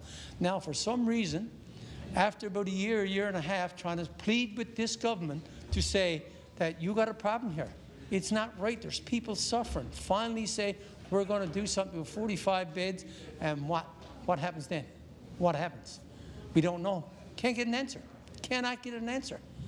And it's just wrong. And then I see the PET scanner in St. John's opened up. Great. It's going to help more people. I'm glad. But there's people on the West Coast. This PET scanner was taken out by this government. This government. I can show you the letter that the former Premier, back in 2018, 2016, and 2018, 2019, wrote Gerald and the hospital committee saying the PET scanner is involved. It was taken out. It was this government that took out the PET scanner for Western Newfoundland. And then all of a sudden, we're going to put $2 million into the hospital foundation when they think fit to win the spirit to see that when we want one done, that we'll give them the money, sitting in a trust fund. And then finally, after a bit of public debate and a bit of big issue, the government walked in and said, okay, here's the money for a PET scanner. It's about 4 years behind. It's 4 years behind. If we went out and bought one today and got one put in today, it's 2.5 years to get it certified, to get the accreditation for it. And so we're 4 to 5 years behind. So you want to talk derelict of duty and talk to people over here and I'm over here and say derelict of duty when I'm up there in the cancer with the radiation unit up there? 4 years ago, 5 years ago, I've been writing and say, are you going ahead? Are you going to go ahead and look for radiation oncologists? And I say it again. I said it the other day, and I'll say it again. There's a friend of mine that works here in the cancer clinic. He asked the Department of Health, can I get a lead to go out and start setting up the cancer clinic in Cornerbrook? He was denied. He was denied. And I kept trying to get the Department of Health to give him permission to go set up. He was denied. So finally, after they put the radiation in, the unit in itself, I called him. He said, Ed, my kids are in high school. We can't move now. They don't want to move. We lost a great opportunity on the West Coast, a great opportunity. And for the Premier of the province to stand up and say that it's a derelict of duty, as me, I'm over on this side, and say it's a derelict of duty, I'm not going to stand for that. I'm not going to stand for that, because I'm going to stand for the person who can't get a bed. I'm going to stand for the person who got to go home because they can't stay in the emergency department anymore. I'm going to stand up for the long-term care patients who's not getting proper care. That's what I'm going to stand up for. And when the member for Grand Falls, Windsor, I'm with you. If I lose the election, and if I got to keep on harping and bringing up this issue because government refused for years to deal with it, and if I lose the election, you know what? I'm going to kiss those walls and say, I did my best. That's right. I'm going to kiss the walls and say, I did my best. You're not going to lose the election. But I don't know if I'm going to lose or not. But I'll tell you one thing. I'll tell you one thing. I'll tell you one thing, Mr. Speaker. I will be able to look at every person in the Humber Bay of Alls, look in their eyes and say, I did my best. Yeah. I did my best. I've raised the issue every possibility I can get. I had to fight, and there's people in this house here who can remember me when I was over. I had to fight to get cataract surgery. Yeah. Had to fight to get it for Western Newfoundland. Had to go against my own government at the time, inside the halls. If you knew how many times I had to speak up when I was with government to try to get this done and correct the false information all along the line. And then when I, here as an independent, I refused to give up the fight. Guess what? Guess what, Mr. Speaker? The cataract surgeries in Western Newfoundland has gone down from a year and a half wait list to 30 days. Yeah. And then someone over here wants to look at me and say, derelict of duty? Derelict of duty? The same model that was approved in Western Newfoundland is now in New Brunswick. Got a letter, and they want to know the model that they used out in Apex Center. They're using it in New Brunswick. And know what they said? Here's what the government said to the people that's up there. They said, you can do as many eye surgeries as you like. As many as you can do them. We want them out of the hospital. But here, it took almost 3 years. And what happened in those 3 years? How many seniors do we know that I know? How many seniors I know lost their driver's license? Couldn't go to bingo. Couldn't go to church. And they're sitting in their house by themselves, all in isolation because they couldn't get out. And then I'm derelict of duty over here. It's just wrong. It's just wrong. And I can honestly say, I've been trying to deal with government, and sometimes it do work, sometimes it do, I have to say. I've been trying to explain it, give them options of how we can solve this problem, but it's just like pulling teeth.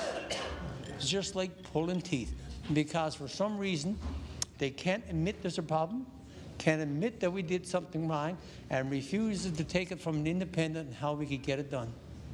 And what happens in between all this hot air and all this fighting in between, people are suffering. The member from Mount Pearl Southlands, people are suffering. And that's exactly what happened over the years.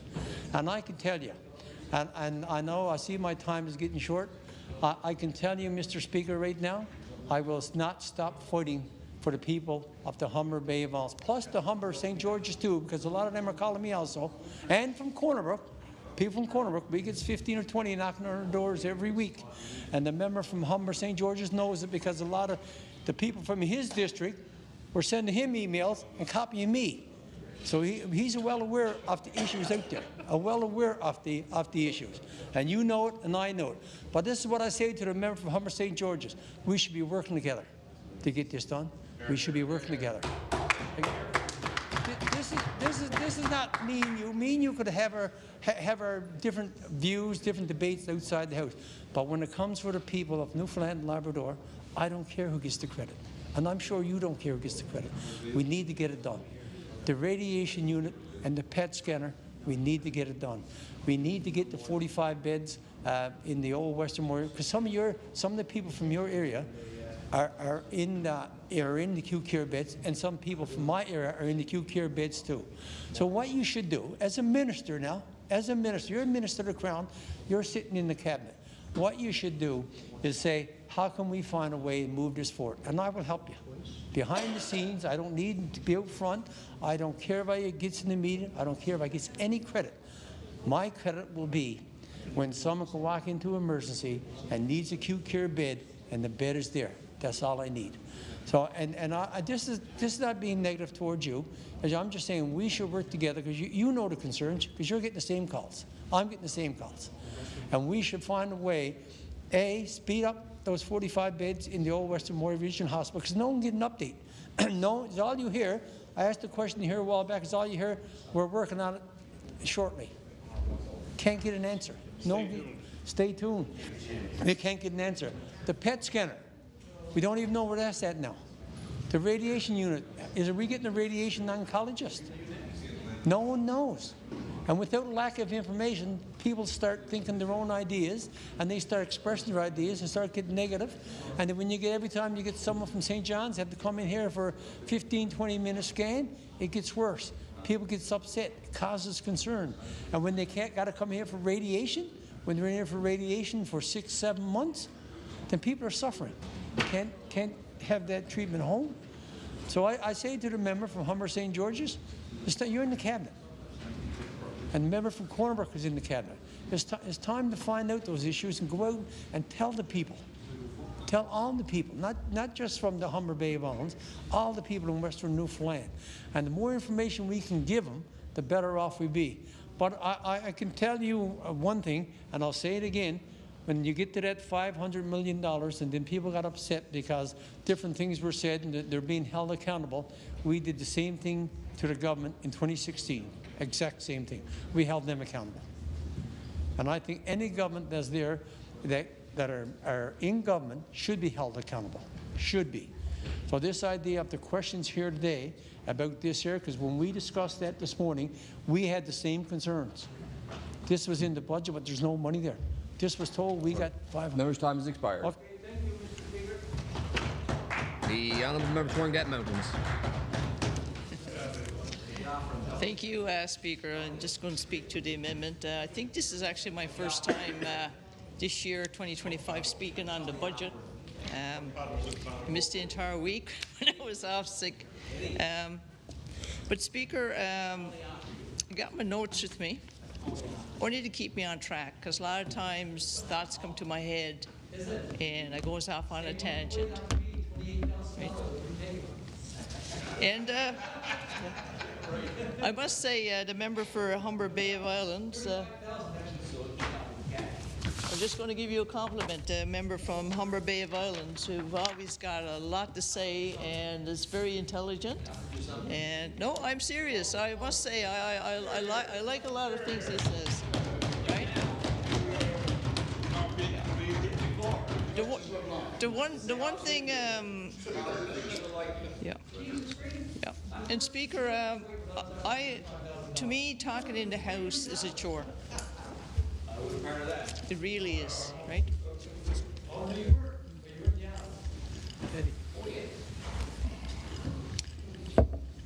So, Speaker, as I was going to say, speaking in the House is a chore, especially when you got to raise your voice. Your blood pressure goes up. But just actually thinking about a lot of things that happen in this House of Assembly makes your blood pressure go up. I've been elected in 2019, and I must say I really do like the comments from the member from Humber Bay of Islands, especially what he said today. There's nothing like actually putting government in its place, right? It's true. And I remember being elected in 2019, coming in with expectations, and see those expectations eroded. And I remember just recently when somebody got elected to the House of Assembly, and I was talking to this person, I said, you're going to be shocked at how this House operates, how government operates. You're going to be disappointed, because looking at this person, I knew he came from a place of integrity, hard work, and a lot of responsibility. And I knew he was going to be disappointed and shocked, and unfortunately a lot of times when that happens, Speaker, especially when we look at the needs of the province, it makes you angry. To me, if I wasn't for anger, I don't think I would even bother coming here, really, honestly. And my constituents recognize that in me. And they says, Leila, we don't know how you continue to fight for us. The things that I say on behalf of my constituents. And the member that I was saying who was newly elected, you will be shocked, you will be disappointed. That person that I knew, that I recognized the integrity in that person. I said also, you're going to be angry. And I want to say, that person is the MHA for Bayvert Green Bay. And I saw that anger come out today. And one of the things that I recognize, and everybody here on this side recognizes, and we told the members that were newly elected to just come to sit, is way government performs is a lot about optics. Convincing the public that there's taken real action to solve the problems that's harming the people of the province.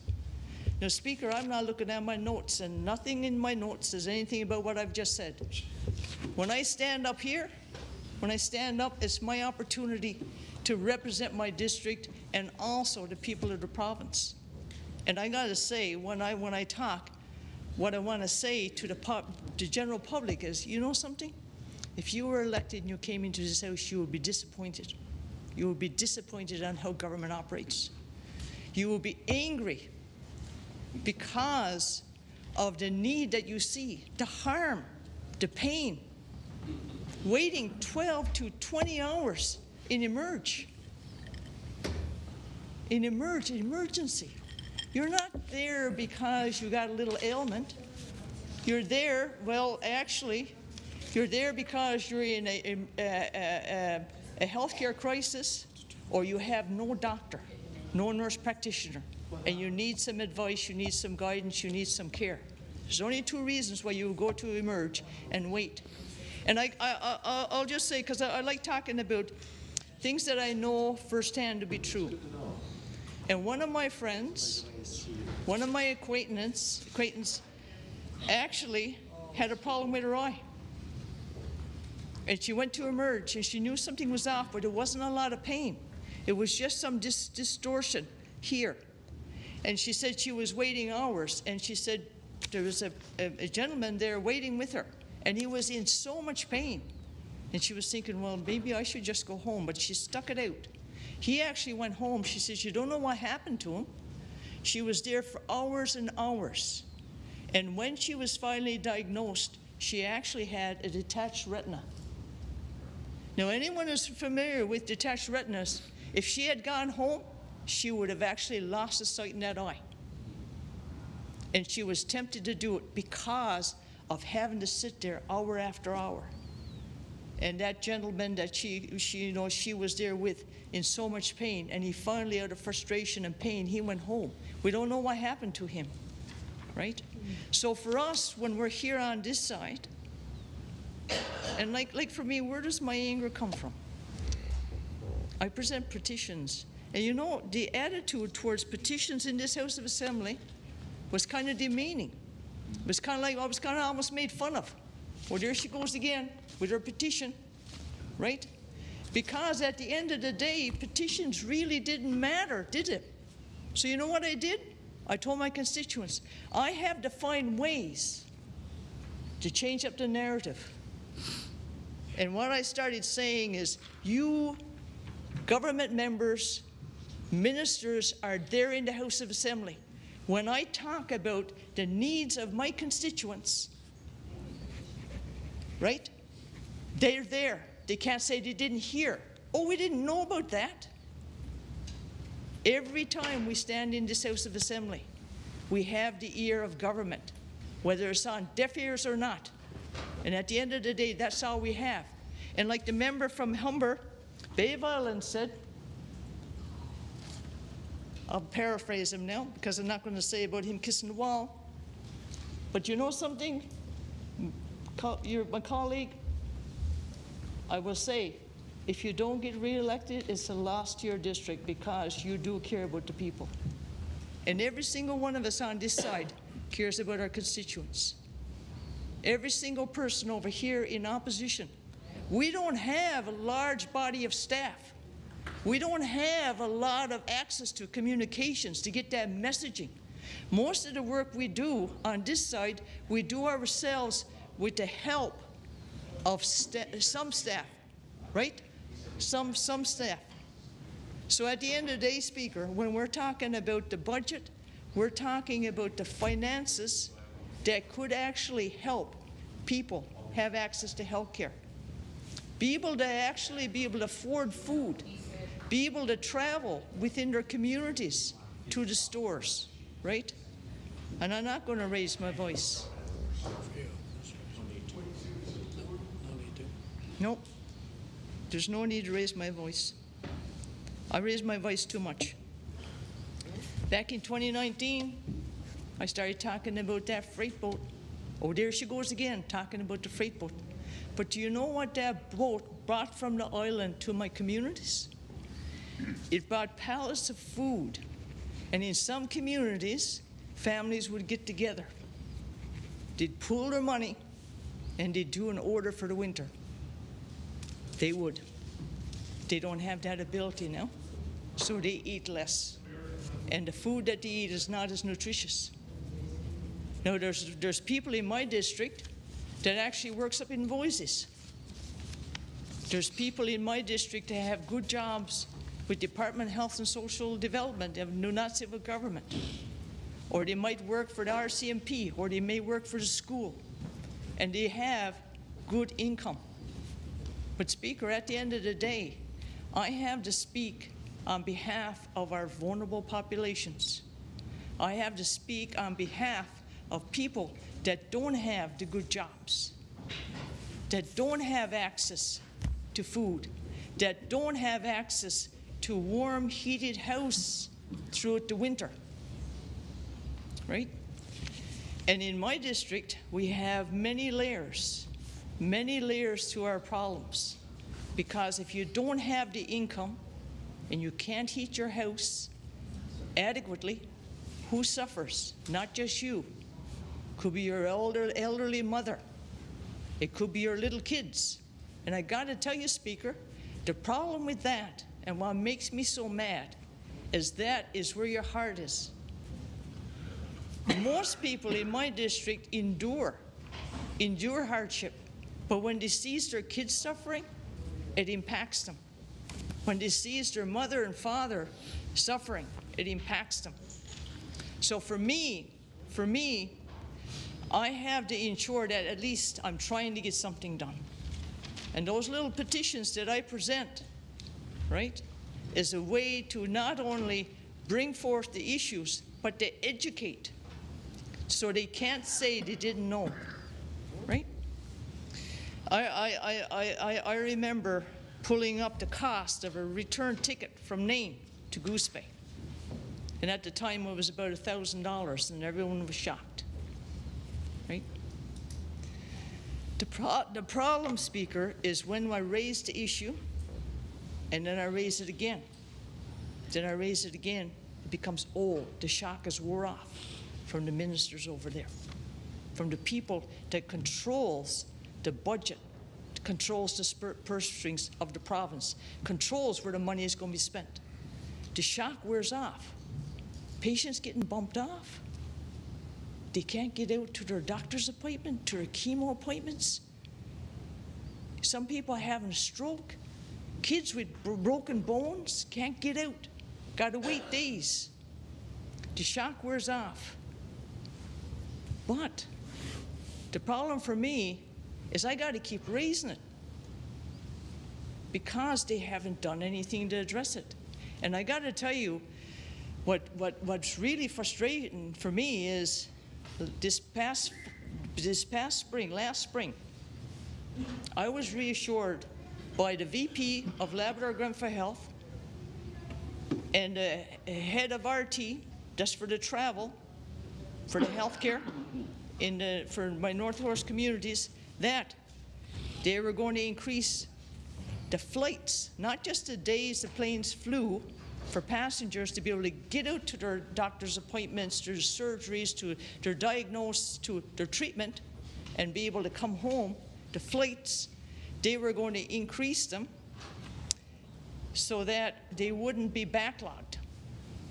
And I was so pleased. I went on social media and gave them credit.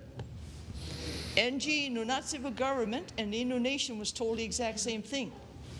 We were going to get all these flights. We were going to get more flights on Friday and on Mondays so that there wouldn't be a bottleneck and the patients wouldn't be blocked over the weekend having to stay in Goose Bay. And patients would be able to get out to their appointments so that their appointments wouldn't be canceled. Imagine going out for an MRI and not being able to actually get out there even though your MRI is scheduled, and then have to have it rescheduled again, right? Months later. So I was promised that. I was pleased. I gave credit to the powers that be. I thanked them. And then all that summer, we had even less flights. We had more patients bumped getting out. We had more patients bumped getting back, including the chemo patients. So to me, it was very frustrating. And people were upset with me. And I could understand why, because I basically said, you know, this is the increased flights. So that was all summer, into the fall, into the winter. And I think it was in January or early February, I was told by the head of RT, Leela, yes, we promised you all these flights. We had the intentions of delivering the flights, but we're still working under the old contract. So there was no more flights. We were getting flights if Air Borealis had the planes available, but they had no commitment to give them to Labrador-Grenfell Health Region. So patients were continuing to be bumped. And we now see the results of patients not being able to get out to their appointments. We see the results of patients not having access to timely and adequate health care. We have people now who are diagnosed too late with cancer. We have people who have cardiac and vascular disease that actually has severe implications on their overall well-being. We have people who suffer strokes, you know what I mean, and don't get access to the supports that would help in their rehabilitation and recovery, you know. And when that happens, it's devastating. It's devastating. So I'm speaking on the budget, but also I'm speaking on every day I'm here in the House of Assembly. Because most days I get up with petitions because, you know something, I'm not going to let anyone say that my petitions on behalf of my constituents are not important. And if anyone's going to make fun of me getting up and speaking, that's on them. That's a reflection of them.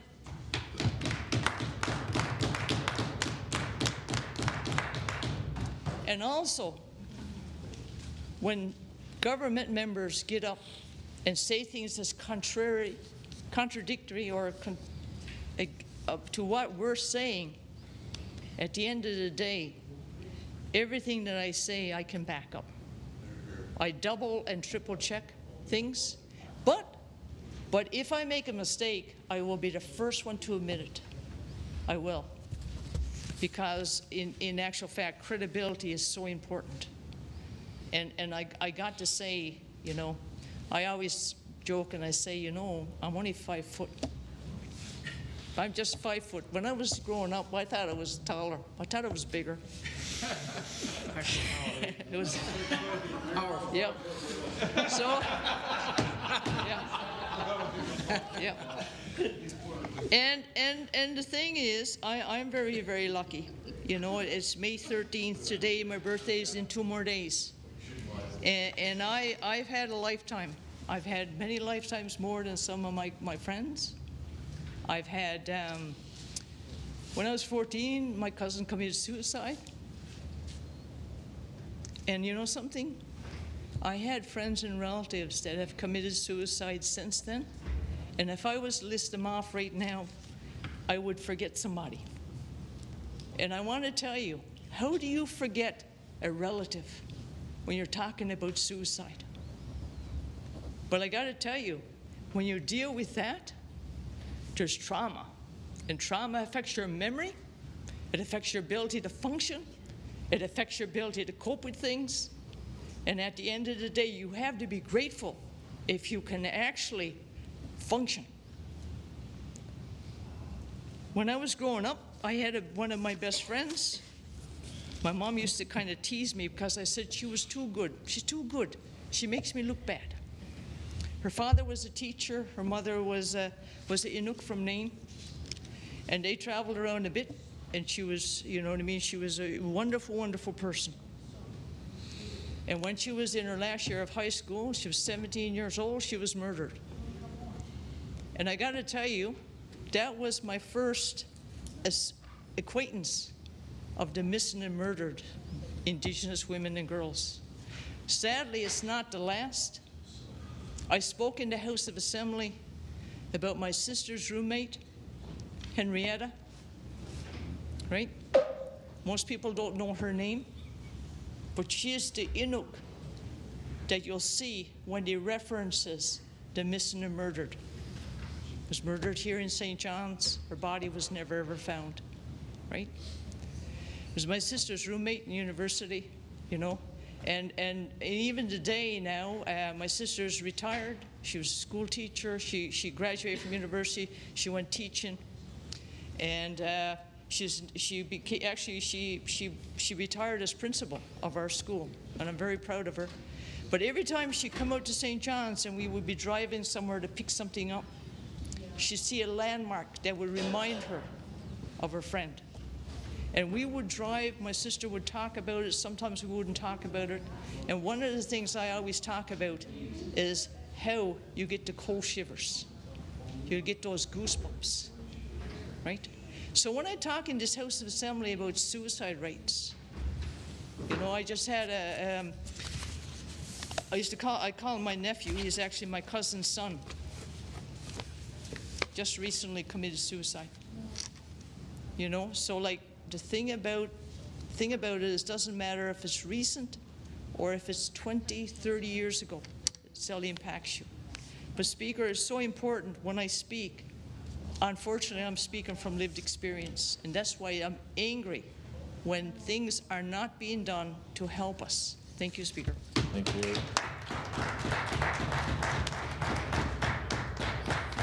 Thank you very much. I now call the member for Ferryland. Thank you, Speaker, and it's certainly a pleasure to get up and represent the District of Ferryland. And again, as I always say, I certainly thank them for voting me in here, and hopefully they have an opportunity to do it again. And it's great to hear the speakers tonight speaking with a lot of passion, and they're telling real-life stories, and that's what they're telling. And you know, that's important. And we're not here, there's no BS coming with any of this. These are real-life stories, and you know, they're real. And I'm going to touch on some stuff too, and you know, they were pretty heart-wrenching, some of those. But like some of the stuff that we're speaking about here in the House of Assembly, I'm going to say is common sense stuff that we can probably get ironed out, and some of the problems go away that we deal with every day. I heard the member from Terranova talk about the waste facilities, is what I refer to them as now, because I did call them the dump, but I was correct and called them waste facilities. And so anyway, I will use waste facilities. So some of the rules that they have in place, well, I think we got 7 regional boards for waste and we got 1 for health. Now that don't make a lot of sense to me, but you know, it is what it is. I deal with one, and just some of the stuff that happens in these sites. One is, I'll give you an example. They go up with a double axle trailer, they got a skidoo trailer, they go up and they're trying to keep the environment clean. They have all this household garbage, not household garbage, sorry, it's just garbage around their properties that they're trying to put into the facility. They go up with a double axle trailer, they haul into the gate before the card system came out. They haul into the gate and they tell them they can't go in with a double axle trailer. So this was like, it's hard to believe that they can't go in with a skidoo trailer. So a skidoo trailer, double axle, can haul 2 skidoos, and they can't get rid of their waste. So they make them leave. Well, this fella didn't leave the first day he was up there. He stood right there in the front of the line, took out his jack, he took a wheel off each axle, he towed the trailer in, unloaded the trailer, came out and stopped right in front of the gate, made everybody wait, and put the tires back on the trailer and went on. Now that's how foolish that rule is. And that actually happened. That's how foolish that, that's the kind of stuff I'm talking about that government puts in and rules they put in, and we can't get that stuff ironed out. Like, my brother got a dump trailer, he does construction work. The trailer is not allowed in there as a dump trailer. This is a double axle trailer that's not causing anybody any harm, to bring it in, to keep the garbage into the waste facility. But no, they'll leave there now and they'll go into Wetlands Bay Line, or they'll go some back road, and you're looking at, they were in on side by sides the other day, and they're looking at mattresses, and they're looking at dishwashers, and they're looking at all kinds of garbage in pits that somebody else now's got to go clean up because they couldn't get rid of it at the waste facility. Now you tell me that makes a lot of sense, that rule. Totally makes no sense. You know, we get up here and we're just trying to tell you the stories that are out there that can be fixed. I think they can be fixed fairly easy most times, right? They can be fixed. Now, the member spoke about a card system that we use. And the card system, now you apply online. I'm going to say I applied 2 months ago. I haven't got my card yet. So I said I applied online. Same as you get your driver's license, when you apply online to get it, you get a copy back to say it's licensed. Now, when the police check it, yeah, it comes up online, but you'll take a copy and put it in your car to say, okay, the car is licensed. So now you just did and registered to go into the waste facility. It's free to do, but you cannot go up to the facility until you get your card. So now some of these people are showing up there now to get rid of their garbage, and they can't get rid of it because they don't have their card. But I can show them a copy that I registered online. That don't count. So they came up with this plan, and so is someone in the government that's responsible for this. They came up with this plan. They're 2 months behind. As he said today, they could have sent out the card with everybody they send out a bill to. Now, my bill comes to the council in Bay Bulls. I pay the council. All right, but local service district, they get billed. He's right. They find people's houses and they give them they're giving their cards. So they can't show up, and they're trying to do the best they can to make this work properly. You're allowed 16 trips to the site. Now, that wouldn't help some people in the community. They're up there every weekend, but you're allowed 16 trips, which, you know, that's fair. That should be enough, plenty, to do to keep the environment clean and put it all in one facility. You go up there. I remember myself and a buddy when I first started at this, we're driving Wetlands Bay Line, there was a Chesterfield and a coach in on the side of the road, foam going everywhere. So we're driving back and forth. I said, well, I'm so sick of looking at that. Let's get out and get rid of it. So we decided, we drove in and got it, put all the styrofoam in a cardboard box, took it all to the waste facility. They took that, but they wouldn't take the cardboard box that the stuffing was in. So we took the cardboard back with us. Now, that's the kind of stuff that goes on in these facilities. That's like you sit here and laugh, and it is laughable, really. It really is. That's some of the rules that we got. I'm dealing with a gentleman now who wants to get a card, and he knows, you know, he don't have an email. He don't want to use his wife's email address. He wants the card to go to the facility. He lives in the community. He knows when the dump is closed. He don't need an email for someone to tell him. Now, we're working around that. Hopefully, we're going to get it. Hopefully. But that's not certain yet. This is on the go probably 3 weeks, 2 or 3 weeks. Still haven't got a card to go into the facility.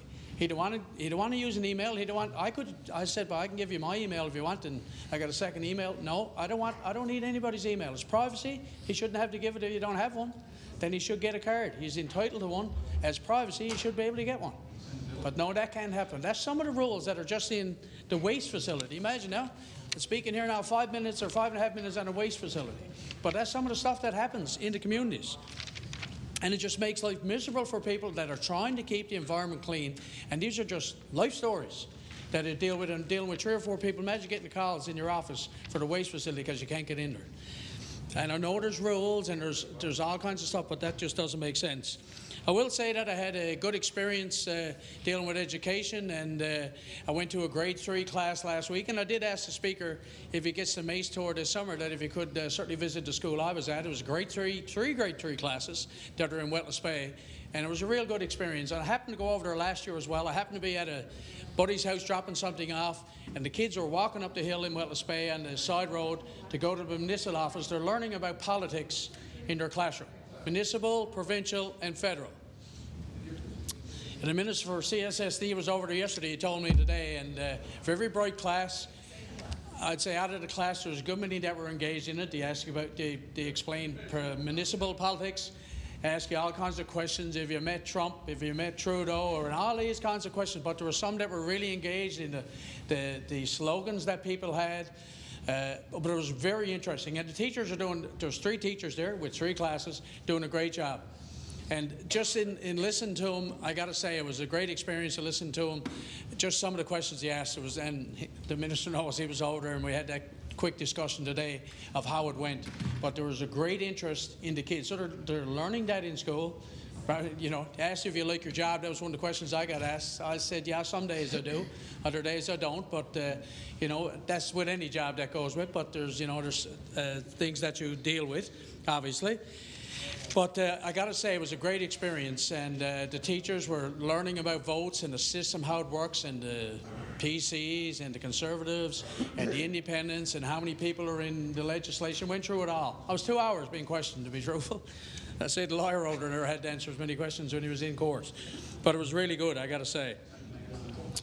I'm going to touch on some other things again as well. Health Department. Listen, this is not a bottomless pit of money that we got in the government, and I'm sure that the Finance Minister will sit there and say the same thing. We all want everything. We all know there's a limited cash supply.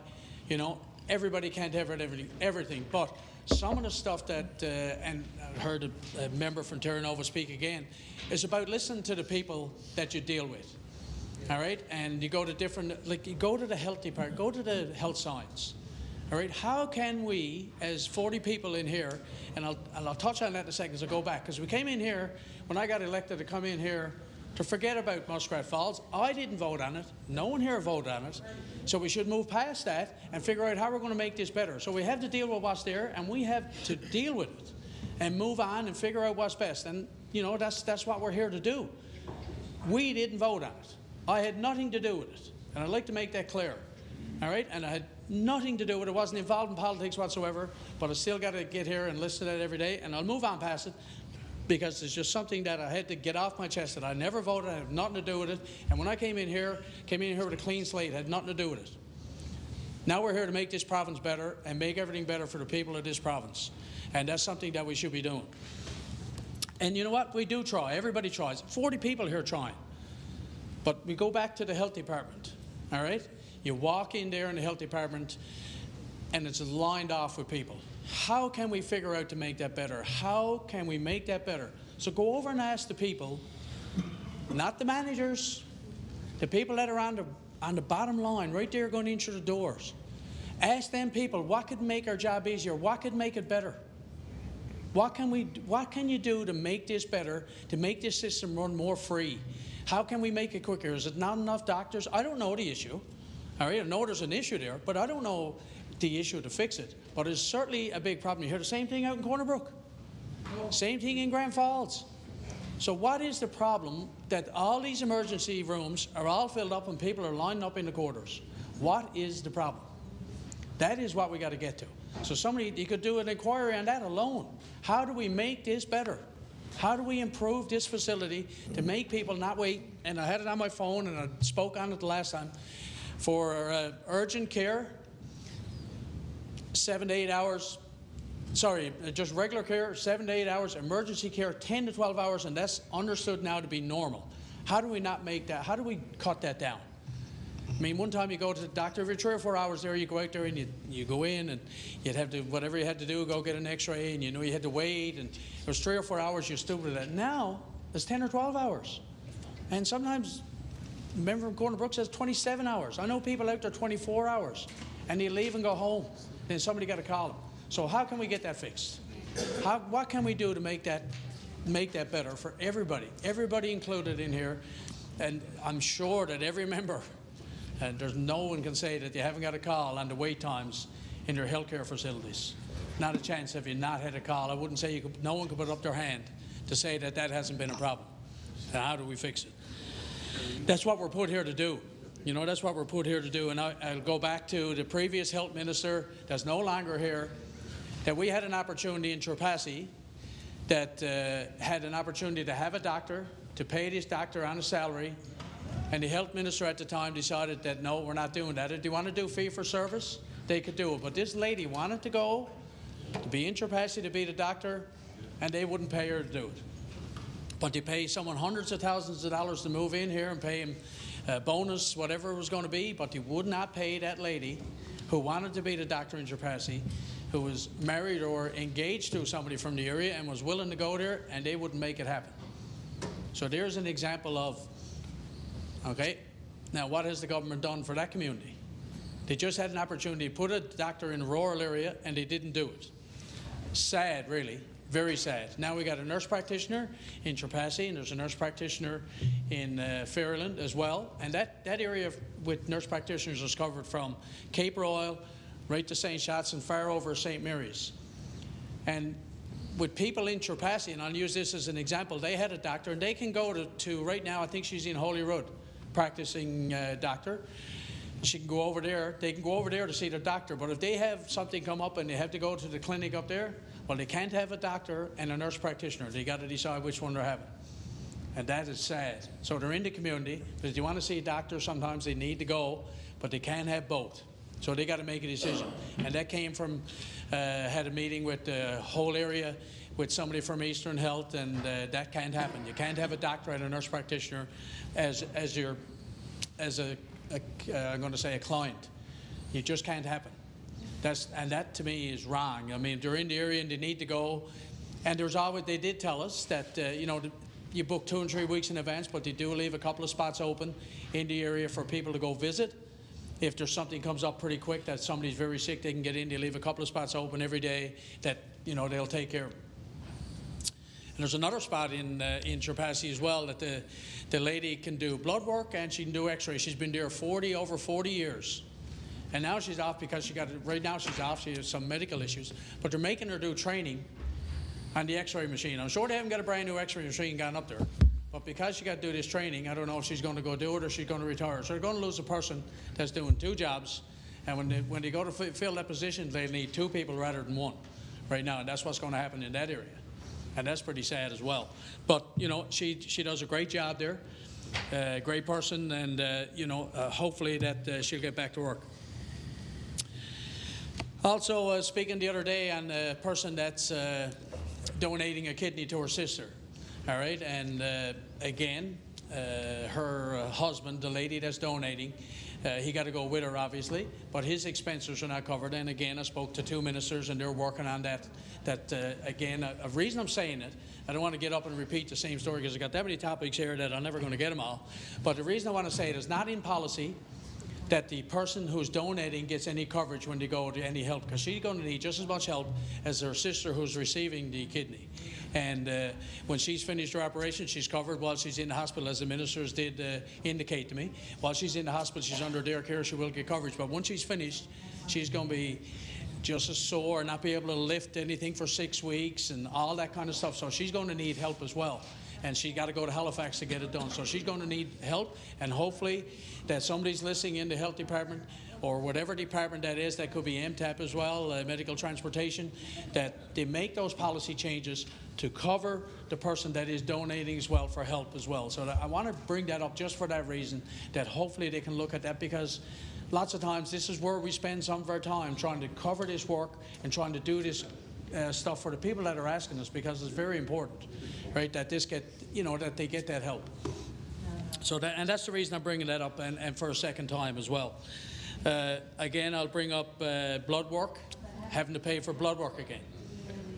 To me, that's not acceptable, but it seems like everything is changing now. That is it privatizing? He said no, today is not. But if you're paying for blood work, it certainly seems like it's privatizing, that you're going to go pay for your blood work. Well, you can wait 3 weeks to get it done, but if you want to go tomorrow, you can pay $25 or $30, or 2 days' time. It could be in the Goulds, or on Friday it could be in Bay Bulls. For that area that I know, what happens there. But that, to me, how is that acceptable all of a sudden, that we have to do it that way? You can't have a walk-in clinic anymore for blood work. One time you could. But again, I'm saying it for that reason, that hopefully the department has listened, that we can make these changes. This stuff goes away. Think about a senior have to go pay $25 or $30 more because she wants to get it done. It's not easy for him. It's not easy for him, for sure. I'll also touch on, time is getting down there pretty quick. I also wanted to touch on Crown Lands. And I've been dealing with Crown Lands, and everybody here has as well, and spoke to a few members on it, and I'm dealing with, we had some legislation come in here, the minister bragging how good it is and what we've done. I don't disagree, that has been great. I don't disagree one bit that a person that has a house and the land that is located on it, that half acre, it can be go through a quick claim and be done. But what about if their house is on 4 or 5 acres of land? What happens to the other 4.5 that they're waiting to get ironed out? So if you think you straightened out a mess, you created a bigger mess. And I can't believe for 1 second that we cannot get this figured out. And I'm dealing with Crown Land. When I get to Crown Land call, I nearly cry. That's the truth. Because we'll get it straightened out, that's right. But I mean, yes, he did a noble effort to fix where the house is, because I've had few people call me, and we've had some that have been ironed out. I'm working on another one that, I do remember asking a few years ago, how long does it take? 60 days. Not a chance, not a chance. The 60 days ever going to get you straightened out in Crown Lands, not a chance. But for the half acre, it helped with the people with a house that are trying to sell their property or trying to sell the house. They'll go in and do a quick claim. But if that house is built on 4 or 5 acres, if I'm not mistaken, and the minister can certainly correct me, the former minister, that if that house is on, say, 4 acres, then that other 3.5 acres is not included in that quick claim. All right, so that is the issue that we should be getting ironed out. And if it's their land, they've been there. If they've been on that half acre for 40 years, they've been on that other 4 or 5 acres for them 40 years as well. So why isn't it theirs if there's no one else laying claim to it? That's something that should have been brought into legislation. And, it's, again, I would say that consumes a lot of time for a lot of people in their districts for sure. We've all had that conversation. Some other things that I'd like to get into, and is that time of the year now, we're into the crab fishing season, and certainly speaking to good many fishermen, and there's a lot of fishermen in my district for sure. It's great to see that it's got off on time. All right, there were some worries that it never, but just thinking about the industry overall, crab fishing is one for sure. Cod fishing is another. I mean, there's all kinds of questions on that, but just some of the seafood that we have here, and sit back and think that, some people are not affected because it's not in their district, and this is not all in my district, and all the types of fish that's out there.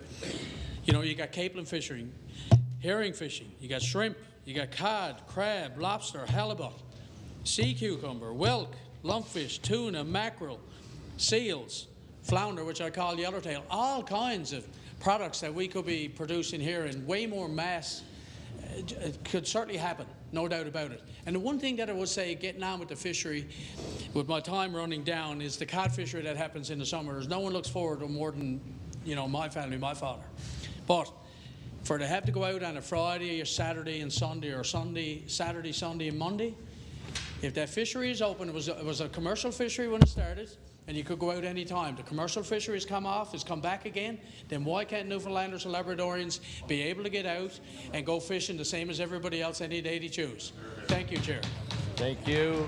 Now call on the Minister of Jobs, Immigration and Growth. Thank you very much, Mr. Speaker. I'm delighted to stand to talk about Budget 2025-26 because it is truly one of the most progressive budgets. When you consider the challenges, the fiscal challenges, the expectation of a low tax environment that taxpayers have for Newfoundland and Labrador, I have to reflect on the fact that every time that we hear a call for increased spending, we hear also a call for increased taxation from the opposition.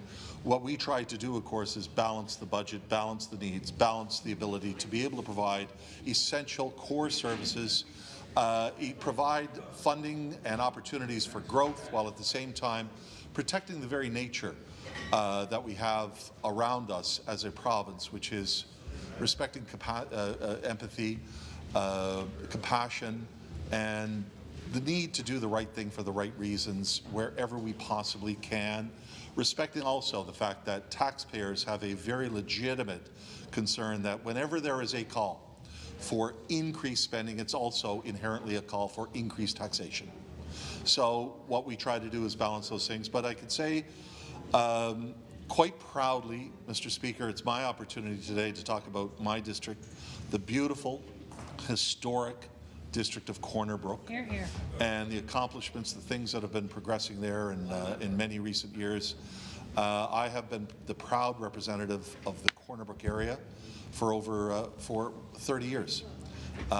Since becoming the MHA for the city of Corner Brook, for the district of Corner Brook, I've had a direct hand, probably more so now than ever before, even when I was in Ottawa representing Corner Brook, Humber, St. Barbe, Baie Verte, and Newfoundland and Labrador, their voice in Ottawa, now being the voice of Corner Brook to this legislature and to Ottawa as well.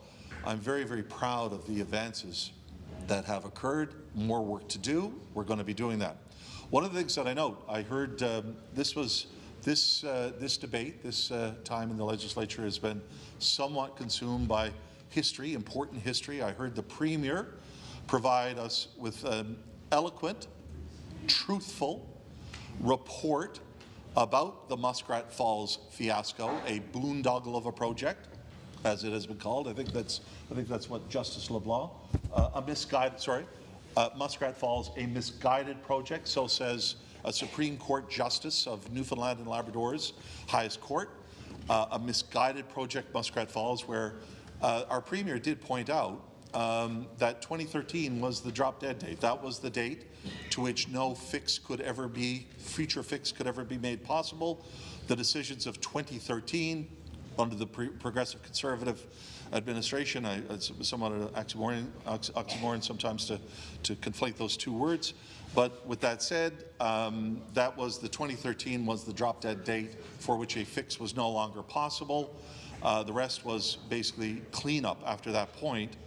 But with that said, we often hear in this legislature, in this House, the importance of rural and how government needs to invest. Well, one of the things that we did as a government, we actually created the headquarters of a significant major department in Corner Brook, outside of the overpass, and it was met with scorn by many members. So when we act to do exactly what has been suggested, we often get criticized.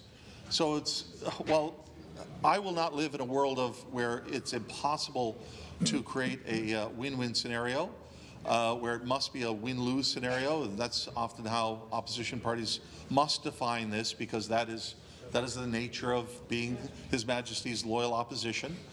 It is fundamentally to criticize without concern, to a balanced approach to it. I find that most parties that in opposition who do find that strategic, that tactful, that honest balance of being able to provide credit where credit is due, often do better for themselves. That's not really what we're hearing on the floor of this legislature very often, if at all. But with that said, we created the headquarters for Fisheries, Forestry and Agri-Foods in Corner Brook, located the headquarters for Crown Lands there, and instead of being celebrated, it was actually met with great sarcasm and criticism. It is functioning exceptionally well, and part of the reason why we were able to accomplish first ever revisions to the Lands Act in 5 decades, 50 years, was because the department itself was sequestered in one location. Agriculture, forestry, two of the biggest land users in our province with Crown lands, and that interaction, that synergy was allowed, created that to happen. And it was criticized again. Now, I will say that I was delighted to have the support of the opposition on the Lands Act. There was only one amendment that was brought forward that was willingly and happily accepted by the government, showing our ability and our enthusiasm for working in collaboration. But it was only one amendment, one that was offered, and we accepted that one amendment. So while there may be criticisms today of what's not in the bill, we shall always have to remember and point out, and they must reflect, that only one amendment was offered, and it was accepted. So with that said, a lot of things are happening in Corner Brook. Port of Corner Brook, for example, and I was the federal member at the time with the port divestiture, which was not necessarily as enthusiastically embraced at that point in time. This year, the Port of Corner Brook reported a $2 million profit. That is the divestiture, the business opportunities come from it. We had the highest ever cruise ship landings in the port just last year. We have a major shipping terminus now established in Corner Brook with Mediterranean Sea Containers, MSC, and others. Big things are happening. We're working with the Corner Brook Pulp and Paper, of course, on a diversification strategy.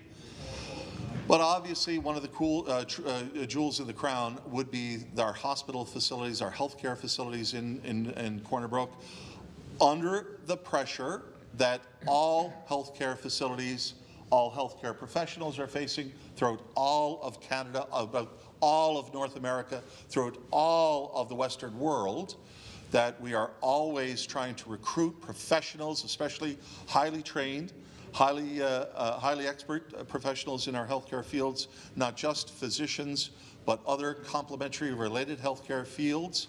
That work is ongoing, but we should never be or act or consider ourselves an island of thought. We may be an island of geography on the island portion of the province, with our beautiful, beautiful big land in Labrador being the mainland portion, but we are sometimes look at ourselves with exclusivity that we're not affected by the rest of the world. The entire Western world is facing challenges with healthcare recruitment. We are battling through that through some of the best incentives that will be found anywhere in the Canadian Federation. Here, here. But there was an indication here on the floor, and I'm just going to check my time, 12 minutes, that the Corner Brook Hospital, of course, has some new facilities that have been allocated to it. That there's some questions as to when exactly those new facilities will be up and running. I have those same questions. I'm still working very, very cooperatively with my colleagues and with the senior officials who are really doing the heavy lifting in that regard. It is the senior officials who often we say on the floor of the House that we have the full respect, that we fully respect our senior officials and bear no criticism to them. We also have to acknowledge that their hard work is very, very difficult and made more difficult when they're criticized on the floor of the House of Assembly, because those are the people doing the heavy lifting. We are responding to them whenever wherever we can, taking their advice, taking policy decisions, taking business budget decisions, taking other decisions to support them.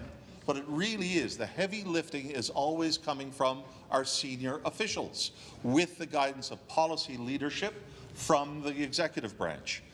But with that said, you know, there's been a comment that that was made, in particular about PET scanner services, laundry facilities, radiation services for Corner Brook.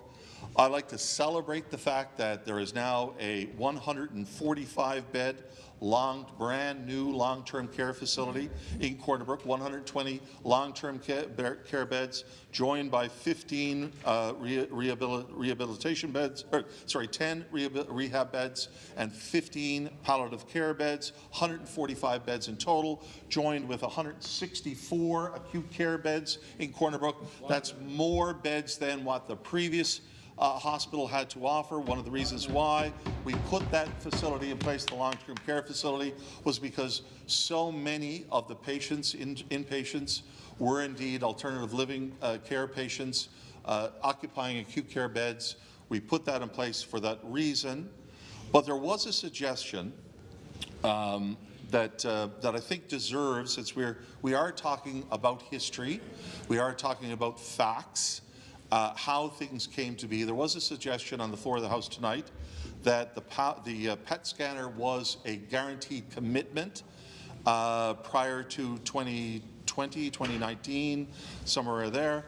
I'm not sure exactly the timing, but what I do know is this, is that as early as February 17, 2017, as early as February 17, 2017, when the acute care hospital was announced by this government. This is after the long-term care facility was already announced and in progress to be completed by 2020. There was a decision that was taken and announced in February 17 of 2017 that we would go forward with the acute care hospital. And there was a suggestion that was brought forward that said that the PET scanner was guaranteed at that point in time and the laundry facilities were guaranteed at that point in time. It's 2017. So in answer, I've been reluctant to answer this question because I really don't like to soil the good news with is basically somewhat of a mudslinging fight. The reality is that since this is an unanswered question, I think it deserves to be answered, put it to bed, move on, and make progress on health care for Corner Brook and Western Newfoundland and Newfoundland and Labrador. But I found it difficult to find a mechanism to actually unearth the truth, given the fact that often things are covered under cabinet secrecy, as has been the Westminster traditions, which are sacred to our form of a constitutional monarchy government. So with that said, struggling to find a way to be able to reasonably communicate this so that the facts could be told, it was said to me by a colleague from the other side that there's an access to information request that actually spells all this out. So I said, what? And I just remembered, there's access to informations are listed. We don't know who the inquirer is the requester, but we do know that this is very much once one is made. So there was an access to information request that was filed on, and it called for copies of all emails, memos, text messages, letters, briefing notes, etc., regarding the PET scanner and laundry services for the new acute care hospital in Corner Brook between the Ministers of Transportation and Works and officials, the Minister of Health and Community Services and officials, the Minister of, myself, member for Corner Brook, and former Minister, and I won't repeat his name because it's not parliamentary to do so, but say the honourable member, the very honourable member for Humber Bay of Islands, and former Premier Dwight Ball and the Western Health from January 1st of 2017 onwards. So in that document, it spells out on February 13th, the release, on about 7 or 8 or potentially 9 different occasions. The question was answered. This is a publicly available document from 2017. Will the new Corner Brook Hospital have a PET scanner or other major equipment? The answer is, and I repeat verbatim, there will be capacity to put a PET scanner in the hospital in the future if demand warrants. So with that said, the decision had been taken at that point in time in 2017 not to place a PET scanner in Corner Brook. Do I think that was the right decision? I argued against it at the time, as did other members arguing against it at the time, but it was in a balance of issues and concerns that had to be, that is the difficulty of governance. You have to make decisions. The note goes on to say inclusion of out-of-scope elements of the Corner Brook Acute Care Hospital in November of 2016. The representatives from the Departments of Transportation and Works and Health and Community Services participated in a value engineering session with procurement and technical advisors to review the project scope for the Corner Brook Acute Care Hospital. The scoping exercise was held to decant project elements in order to keep expected project costs in line. One of the underlying premises to the review of 2016, Mr. Speaker, one of the underlying premises of the review was that since acute care space is expensive space to develop, project elements that are not critical inside of an acute care space, in other words, for medical care, should be provided elsewhere. As a result of the value engineering exercise, the fiscal forecast was adjusted during the 2017 budget process to account for reduced construction costs and substantial completion payments, and it was at that point in time that there was a decision to move immediately to put into the long-term care facilities, the 15 extra palliative care and 10 rehab beds into the acute care, into the long-term care project. The first stage of the procurement process, the request for qualifications, had at that point in time, Mr. Speaker, already closed, meaning that definition was already required, and the second stage for the request for proposals is being finalized with a planned release for mid-2018. So that's important because I do understand that the member for Humber Bay of Islands did indicate that the project did include a PET scanner during his tenure with the government. The facts now bear differently. This was a decision that the government and the cabinet took while the member was still in cabinet. Because as we know, the member for Humber Bay of Islands was indeed removed from cabinet on April 28th of 2018. So these were all decisions, and the public record shows that cabinet, in its budget decision-making, actually took these decisions while the honourable member, the very honourable member, was still a member of the Executive Council. So I would encourage him and encourage everyone to use facts for the presentation of argument and debate.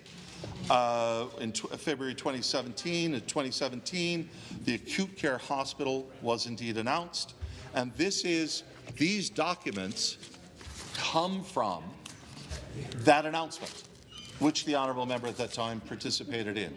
So when it came to laundry services, for example, there was a decision that was taken because that was a debate. That was a very interesting debate.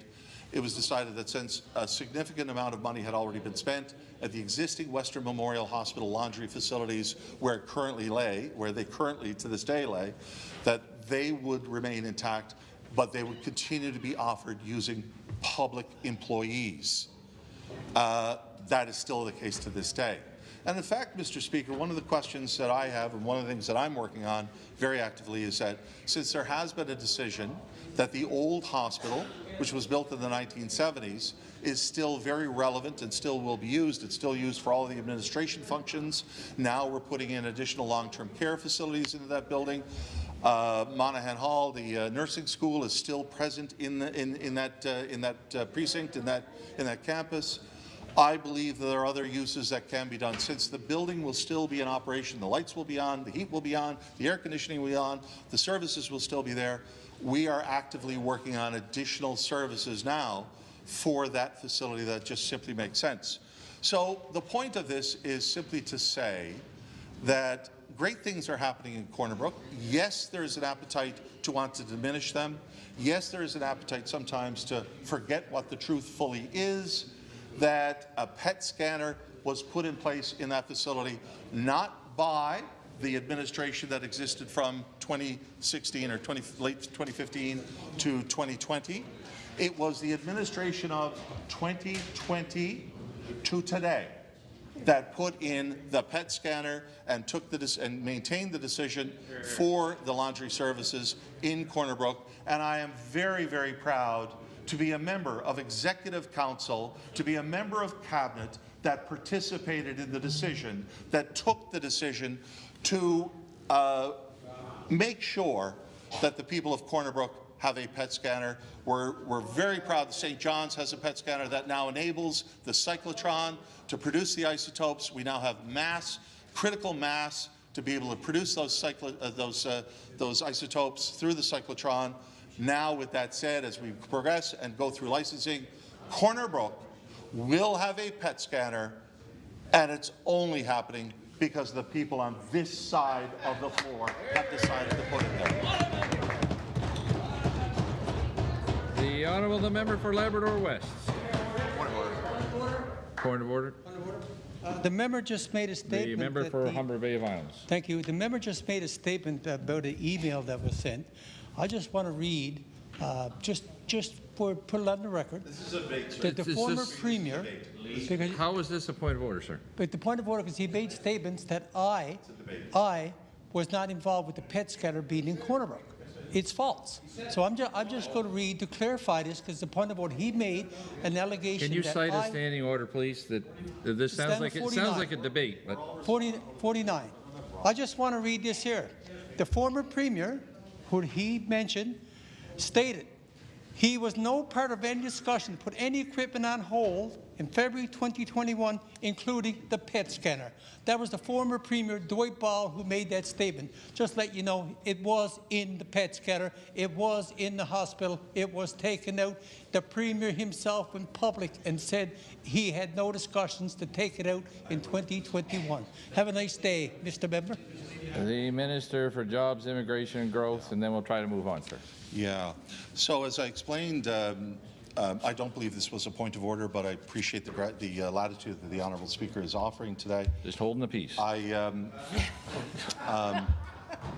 said that during the course of debate that I was somewhat reluctant to give total voice to the full story about this over the last number of months and years, because there are some troubling elements to this, because I do remember that the former Premier, Premier Dwight Ball, who the Honourable Member once sued, I think in 2025. So with that said, the Premier during 2021 came out and said that that the PET scanner was always there, that was always intended to be in Corner Brook.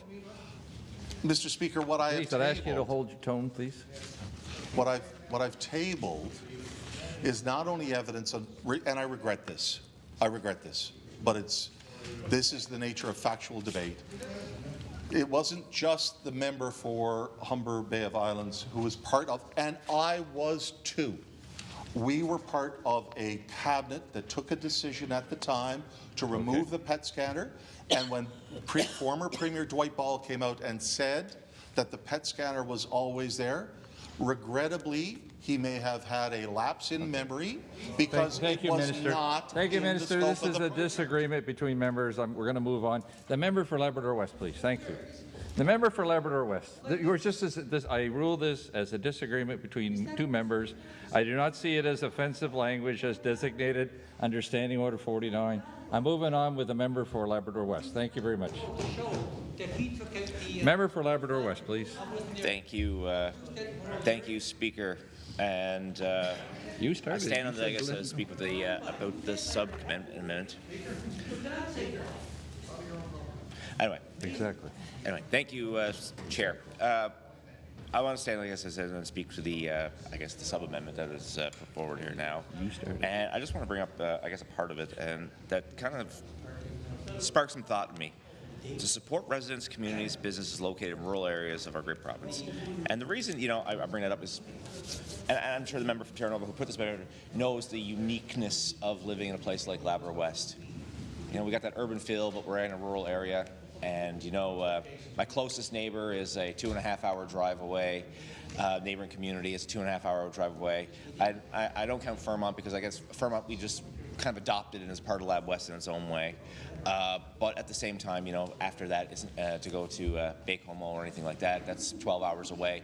So we have this urban kind of feel, but we're actually a rural community, and it's a very unique place in how it's laid out and how it operates. And I bring up this because how many times of asking about housing and asking about how do we get housing built in the community, and we've been asking for 6, 7, 8 years now of trying to get housing built. And we started with, the Newfoundland Labrador housing units that were basically abandoned and trying to get them fixed and residents to be able to move into them. And then once we got through that process, which is still not done, we still have 2 more units to go. Plus we have a unit that burned that has to be, an apartment that burned that has to be brought up back to standard. And also we have to get the 2 units that burned down reconstructed. We're making incremental progress, but it took so long to get anything out the door with that.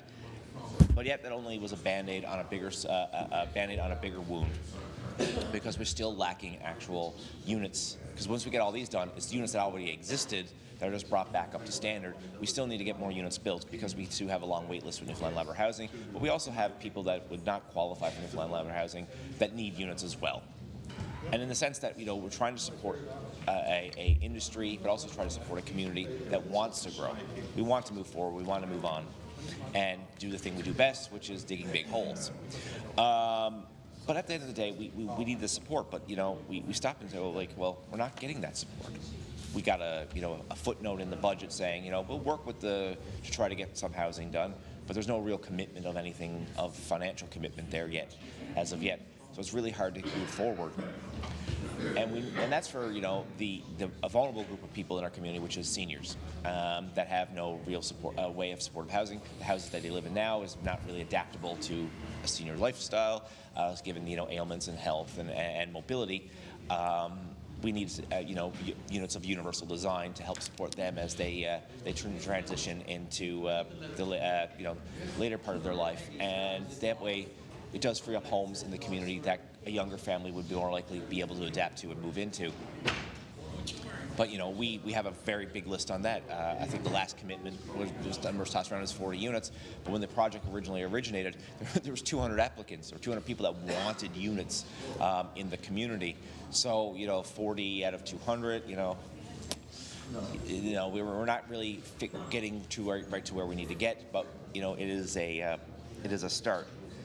And then we talk about the actual young people in the community that want to move to our community. Time and time again, we have people move in, take jobs, have some temporary accommodation, but that only can last so long, and then they can't find anything that they can get their name on. The biggest problem is a house that was built in the 60s and 70s is going for $500,000. If you brought that house out anywhere else, it's not even worth that much close, but given supply and demand, there's a bit of a premium there. And so if someone who's just starting their career, just starting off in life, can't even get anywhere close to touch that with a mortgage. So obviously they do the thing that they do for their family and is take a job somewhere else and move back out because their temporary accommodation is no longer available. And then we just lost some young professionals in our community just as quickly as they showed up to town. Just seen actually, there was an advertising for a 2-bedroom apartment in Lab West. About 100 comments on it, people looking for to go see it. A lot of people were like, needs this. If I can't get this, I have to leave town, things like that. So it just shows how much of a demand there is, especially in the rental market. And that's the third thing I want to kind of touch on, is how hard it is to get into that because there's zero vacancy. And when something pops up, that apartment that came up today, that probably was within the first 3 minutes of being posted. That's already rented out. That's already gone. And the hard thing is that there's no other accommodation. The last set of apartment buildings built in Labrador West was in 2014. And since then, there hasn't been any large development, really, of any housing other than what was privately built by the mining companies for fly-in and fly-out workers. And it kind of stings when you look and see these massive camps put in the community, put up in a matter of weeks, modular units. And the same company that built those camps is also the same company that built the last apartment building in Lab West, which was a modular building. So, you stop and think, wow, the mining companies, just like that, they can put up a building for fly-in, fly-out workers, but the community knows that same company can put up an apartment building. It doesn't happen. So now you have these, you see kind of where the community gets kind of frustrated and angry is where when money and production's involved, not a problem, it gets done. When the community's involved, it's back burner. And it's not like we don't have land. There was land donated by the community, by the municipality for this 40-unit project that may or may not happen, according to, I guess, the mood of the federal government. But there's land across from that is held by one of those real estate trusts, massive piece of land, easy could put up a 100-unit building on, sitting there since 2012 when they purchased it. Nothing been done to it. I think they just store some loose gravel on there. You know, there's a already cited out and ready to go, but never ever finished. You know, multiple streets in a subdivision that never were there. It's not that we don't have land. We have land. It's just expensive to develop. And then you go and look over at our other municipality, Wabush. They have a whole plan laid out for years on where they wanted to go next with their community. Lots of available land to build on.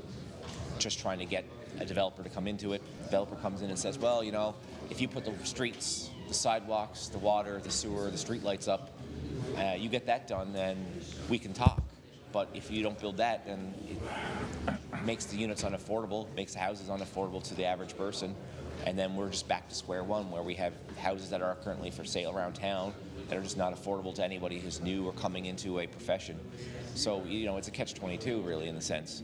So this is where we've been asking, you know, support from government to the municipalities and to that to get, you know, water, roads, sewers put in. So that way we can actually bring down the cost and actually make housing affordable in all kinds of different demographics. You know, we need affordable housing for seniors. We need affordable housing for low-income people. We need affordable housing for people who are starting their career. And it works out in the favor of this government too, because you haven't been able to keep an OHS officer in Lab West in 9 years because they couldn't find anywhere to live. If they've taken the job, got up there, realized I can't even find anywhere to live here, and have to either be transferred or they quit and move on to somewhere else because they can't. Their salary cannot cover either the cost of the rent in Lab West, or they're just starting their career and they can't go and apply for a mortgage in Lab West. And you know, someone just starting out in the civil service is not going to be able to go buy a $500,000 house, right? So this just doesn't make any actual sense in the sense that, you know, we're priced, you know, the houses are priced at the range of the average person, the person that's starting their career, or that. So there's a whole kind of different demographic on how housing and stuff operates, and how you know the low amount of I guess stock in Lab West doesn't actually, you know, fit any of the movement that we need to move forward. So, you know, people who are, you know, starting their career can't afford a mortgage or a house in the Lab West. People who are in low income can't find any apartments or anything that's reasonable in Lab West, and those seniors have nowhere to move in or out of their, you know, their large or, you know, unadaptable homes and move into something that they can actually take care of and actually help promote their good well-being and health, because there's just nothing there. So I guess the housing continuum is broken, and it goes back down to, I guess, the sense that, you know, it costs more to build in Labrador. Growing up, there used to be a sign in the Rona home hardware, or the Rona store. There used to be a sign above the door, and it used to say, prices in store may not reflect what is online or in the flyer due to the cost of shipping and sale in Labrador. So if you got the Rona flyer in your mailbox and you see something there, the price in the flyer wouldn't match what was in the store because it costs more to get it to Labrador. You know, and they used to say, and the Mary Brown's ad a long time ago, the radio ads used to say the same thing: costs a little more in Labrador. Well, it's a fact, because if you're trying to do anything with, you know, heavy civil or materials or concrete or anything like that, the price is absorbent to try to get anything done. And it's partially due to, you know, geographics, but it partially also has to do with the mining industry, because the mining industry, they always get what they want, and if they need something done, they will pay a premium for it. So most times things are directed in that direction, and it affects negatively on the community as well, because when the community needs something done, they have to pay the same price to get road work done or concrete work done or anything like that done, because they have to compete with a multinational corporation that makes trillions of dollars a year. They have to compete with them. And because if they want something done, they have very deep pockets and they will pay to get it done. So then you have to go on the list. So if they needed asphalt, concrete, heavy civil, pipe, anything, we're paying a premium because the prices are reflected and directed towards the mining industry. And it has a very negative impact, because then we go back to where we are at square one, is we can't get houses built because it costs too much money. You know, developers from St. John's have come up, priced things out, and realize that they can't get a return on their investment that they want. They'll get a return on their investment, but it's not, you know, not to the higher standards of what they want. So, you know, it's a bit niffed about that as well when they think about that, you know, a little bit of the, you know, exorbitant profit has to be made in order to make them build something. But at the end of the day, they want a profit, and they want a certain percentage. But you know, they realize when they try to price things out, it is going to cost a more in Lab West to build. And then once we go back to the thing where the municipalities are trying to come up with ways to bridge that gap. And one of them is obviously having road, water, sewer, street lights, sidewalks, everything put in before the developer shows up, and try to bring the cost down. But these are the things that we're trying to get done because we want people to move to Labrador West. We have opportunity in Labrador West. We have a big, I guess, a list of projects and stuff that are coming forward that we need people in Labrador West to be there for. You know, we also need healthcare workers. We need doctors. We need teachers. We need OHS officers. We need people to actually work in the service industries. We need people to work in the mine services industry. There's a whole gambit that we need to make sure that we can actually move forward. But we're not getting the support on a community level to have the municipalities help do their lifting to get these things off. We want to be able to, you know, have more houses built. We want to grow the population. We want to be able to expand and do the things. We have over 200 years of proven resource still left in the ground that has to be met now.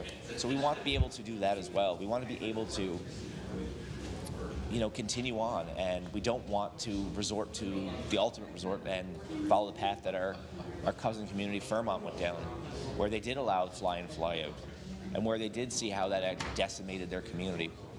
You know, there's less kids in their schools, there's less businesses in their communities, there's less, you know, real community left there. They do what they can, they're a great little community, but, you know, a lot of it was, you know, a bit of their soul was ripped out at that point.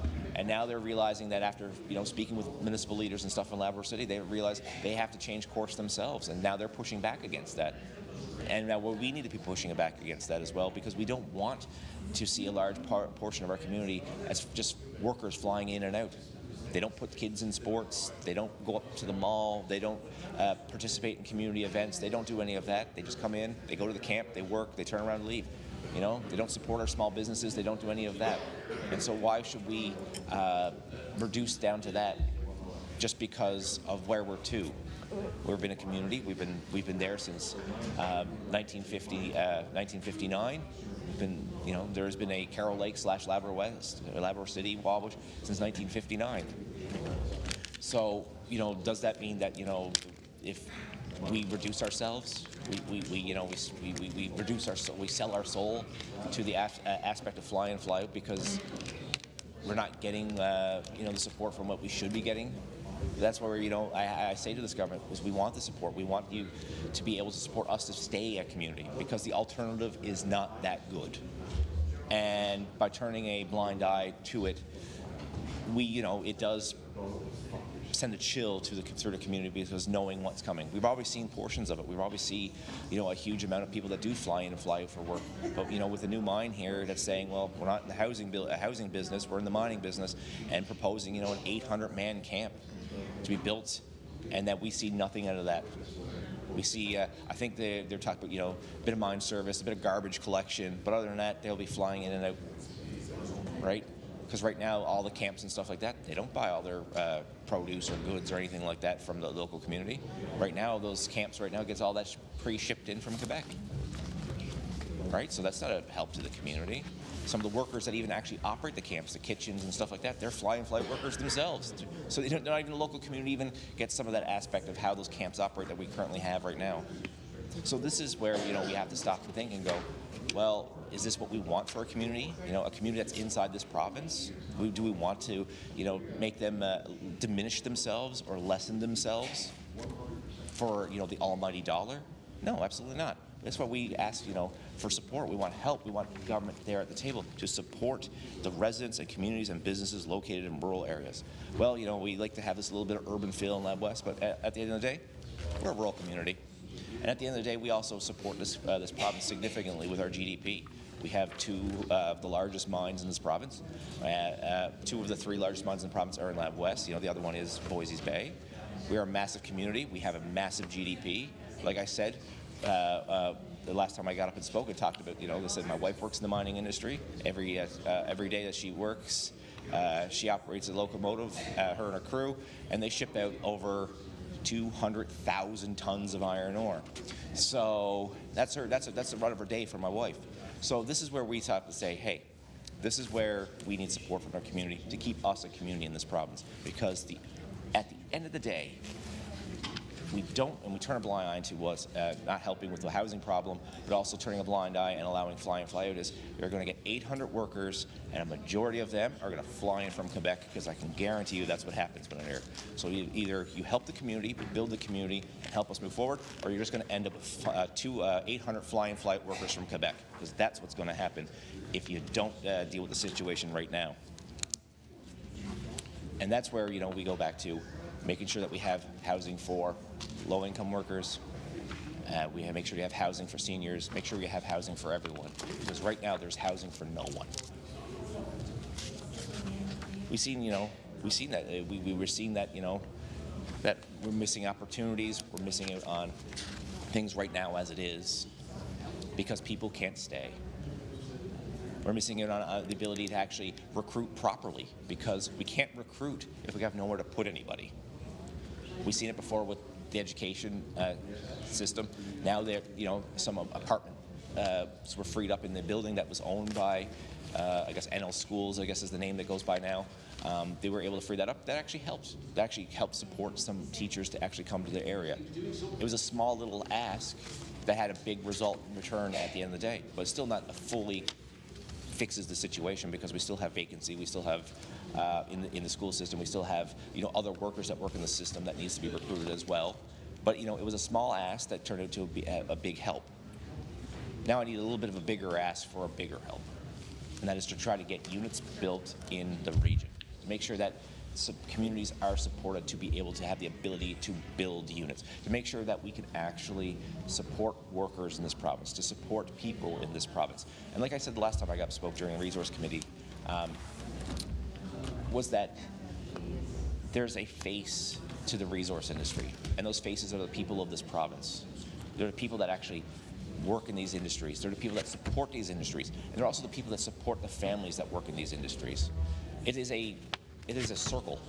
It is a continuum of how each person supports the other, and at the end of the day, what do? We make sure that we turn a natural resource of this province into a resource that pays the bills, to make sure that people have health care, to make sure that people are supported, to make sure that we can continue to do the things that we do in this province. What makes us one of the better parts of this country, to make sure that we are a fantastic place to live and work and everything like that. But it has the people that make it that way are the people that need to be supported by their government. So as my time winds down, Speaker, I want to thank the people of Labrador West and the people that that I represent, because at the end of the day, they're a great, hard-working bunch. Thank you, Speaker. The honourable member Bonavista. Thank you very much, Speaker. I've been looking forward to standing up here, because we've been here in this House now for a little over 8 hours. And I'm going to propose something a little different. I'd like to be able to have 2 surveys in my little address here tonight before we call it a night.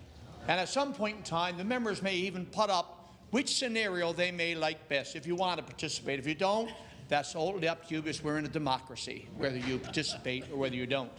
But even security can join in and raise a hand if which one they want to vote for. That'll come a little later.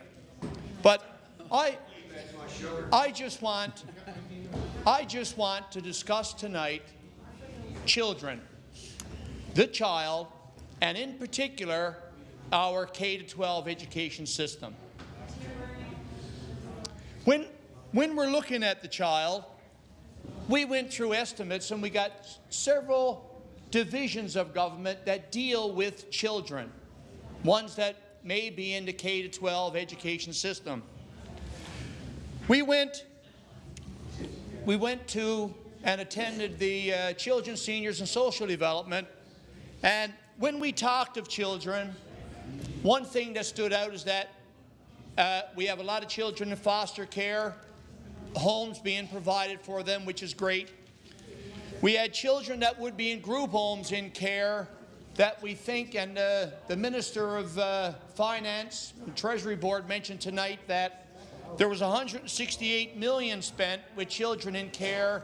The numbers in care are going down, but she accurately stated that the numbers at level 4 with the most complex needs are going up. And that is a concern.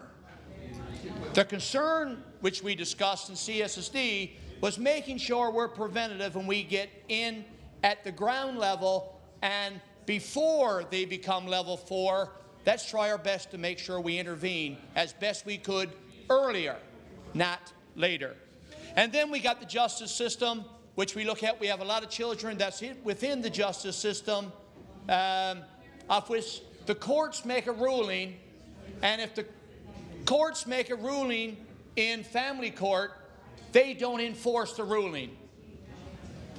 It is often for the betterment of the parents, but often, and the child, but often nobody enforces the court order.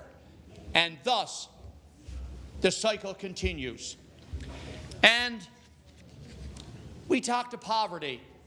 And two things is worthy of note when we look at poverty. 60% of the people experiencing poverty have not graduated from high school. They don't have a high school graduate degree.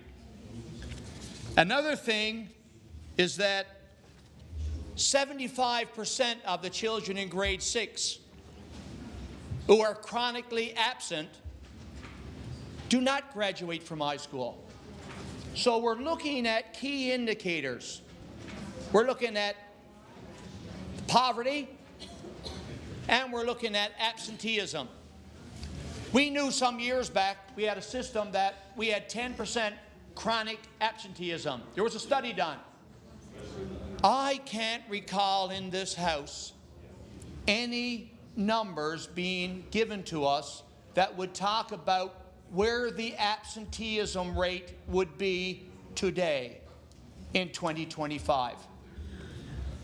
I would suggest that if the absenteeism rate is dropped below the 10%, would we have heard about it? And I'm thinking yes. I'm thinking yes. Another indicator when we look at the school system, and I know my colleague from Topsail Paradise have talked about the violence in schools. We've all acknowledged it. We have schools with violence, and we all, 40 of us, wish to address it.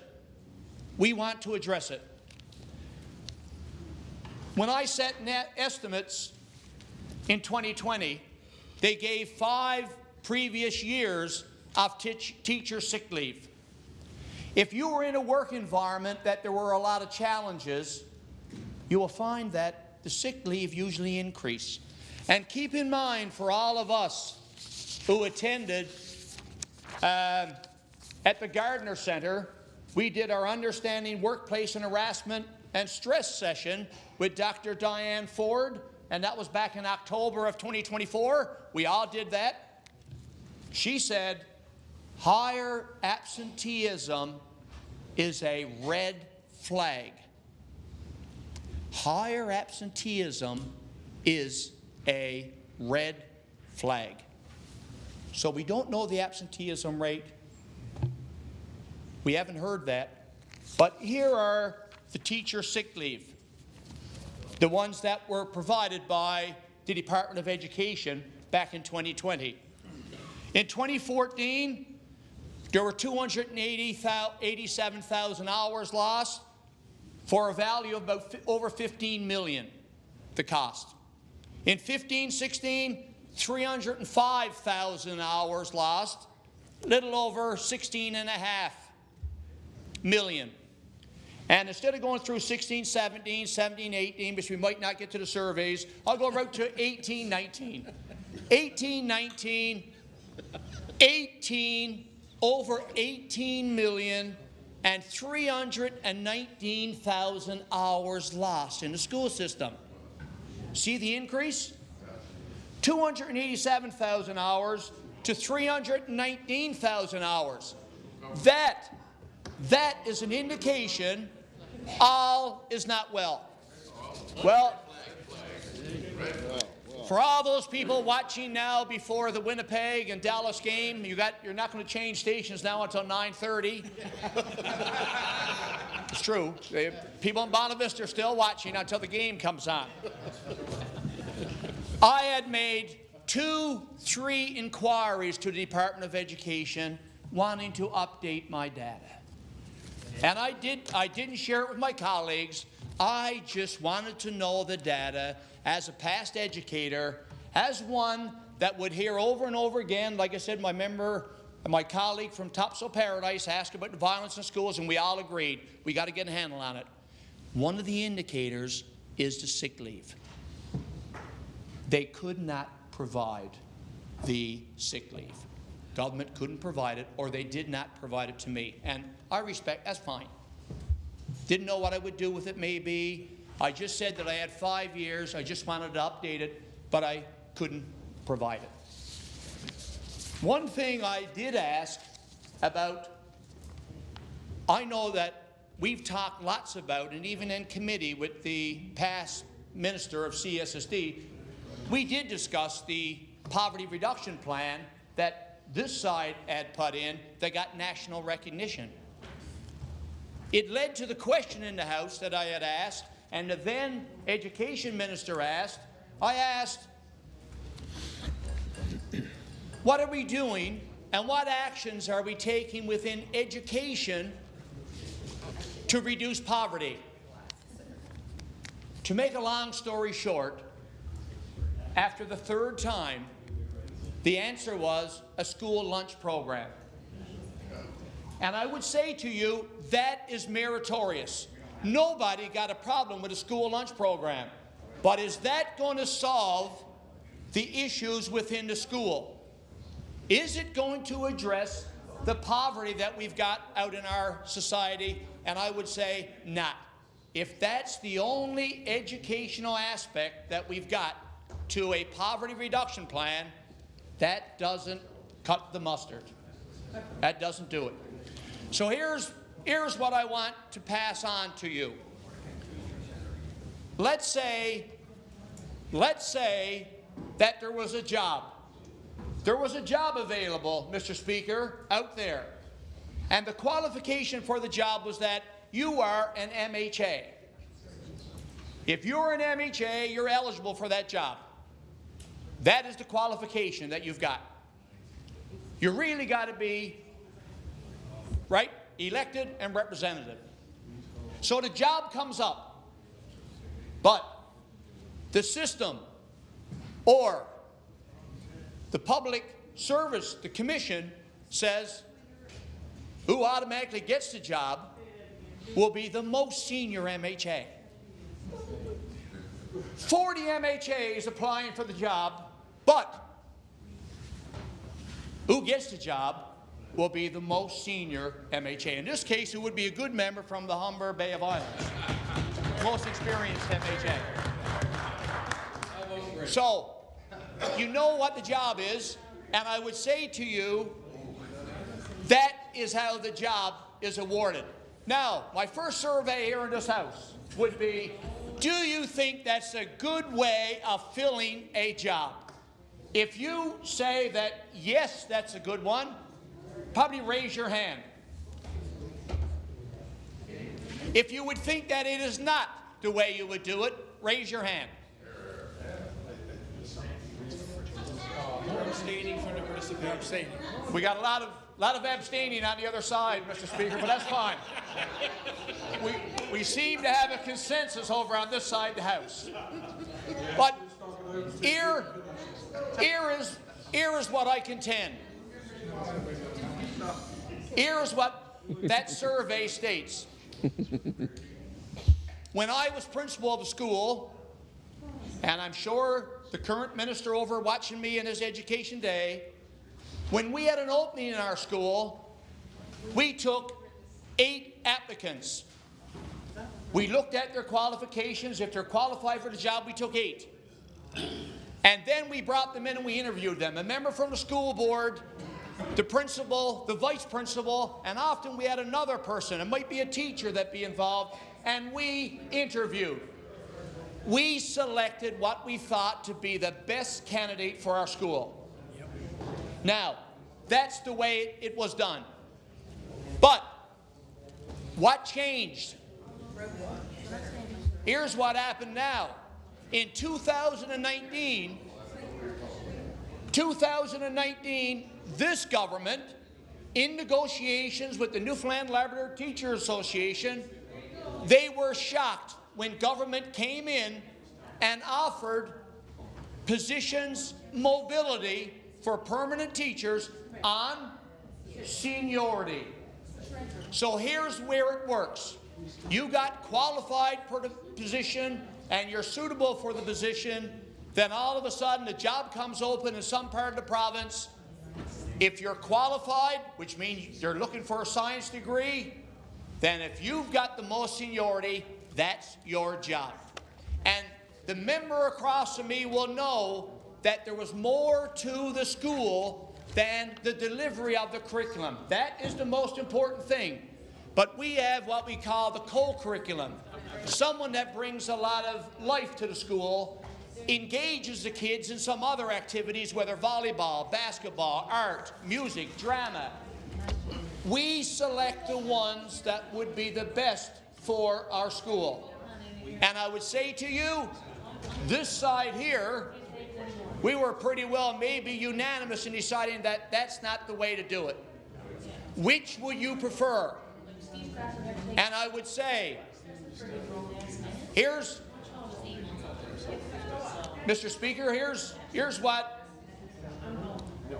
happens. Here's what happens. We've got rural, we've got urban. You'll know that any position that ever came up in urban, you probably had 100 to 200 applicants, 300, 400 applicants. You go to some remote parts of Newfoundland, Labrador, I know, in remote parts of Newfoundland, Labrador, you were probably down to 2 or 3 interested applicants. They come into the system. They get hired into a remote area in the system. They gain their seniority, and then the mobility starts. You gain your seniority, and then all of a sudden, Mount Pearl High School opens up, and we got somebody satelliting in that competed for a job with probably 2 others, or 1 other, or the only one. And once they get into the system, they go right into those schools that are metro schools. And can the principal have any voice in that? My understanding from what the administrators are telling me now, no. Public Commission admitted they're looking after it now. They said that in estimates. Public Commission is looking after the hiring of teachers. They're following the collective agreement. It's a different world.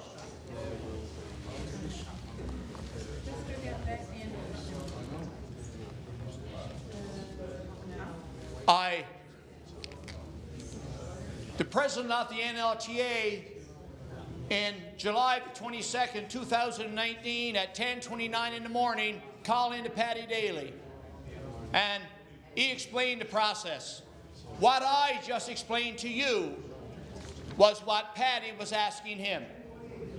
And that is what the then president of the NLTA had stated to Paddy. Because if one is qualified in one school, they're qualified in another school, and therefore movement should occur. But we would know that 40 MHAs, if the qualification is that it's got to go to the most senior one, think about it. There is a difference in what is required in different settings. That, in my opinion, is a colossal mistake of government in 2019 in your collective agreement. And that is how I feel. So we're talking about government said that they're going to fix poverty. One of their part of their action plan to fix poverty was to start the school lunch program, to put more money into it. And I would say to you, that's scratching the surface. A good thing, but scratching the surface. The other thing we talked about is violence in schools. And the second survey we got coming here now, and I thank this side for participating, and security, because this is wonderful. 8 hours here in the House, and we got some action on this side. Hands going up. Here's another situation. We have 2 schools. We have 2 schools. One school, children that want to play a sport, they practice during the summer sometime. The team is selected in early September. They got one team. They may have 600 or 700 students. Students who wish to partake in sport don't have the opportunity. There are very few clubs in this school. That is School A. But School B, whoever wants to play, there's a team for you. That means if you want to play volleyball, we can get 3 or 4 teams, then boy, we want you involved in school. I would say to you and ask the question, which school do you think is going to have the most better school climate? School A, which has its team selected in sports before September begins, or School B, where everyone who wants to play and participate has got a team that's playing? Is it School A? Hands up. School B. School B. Here, here. School B.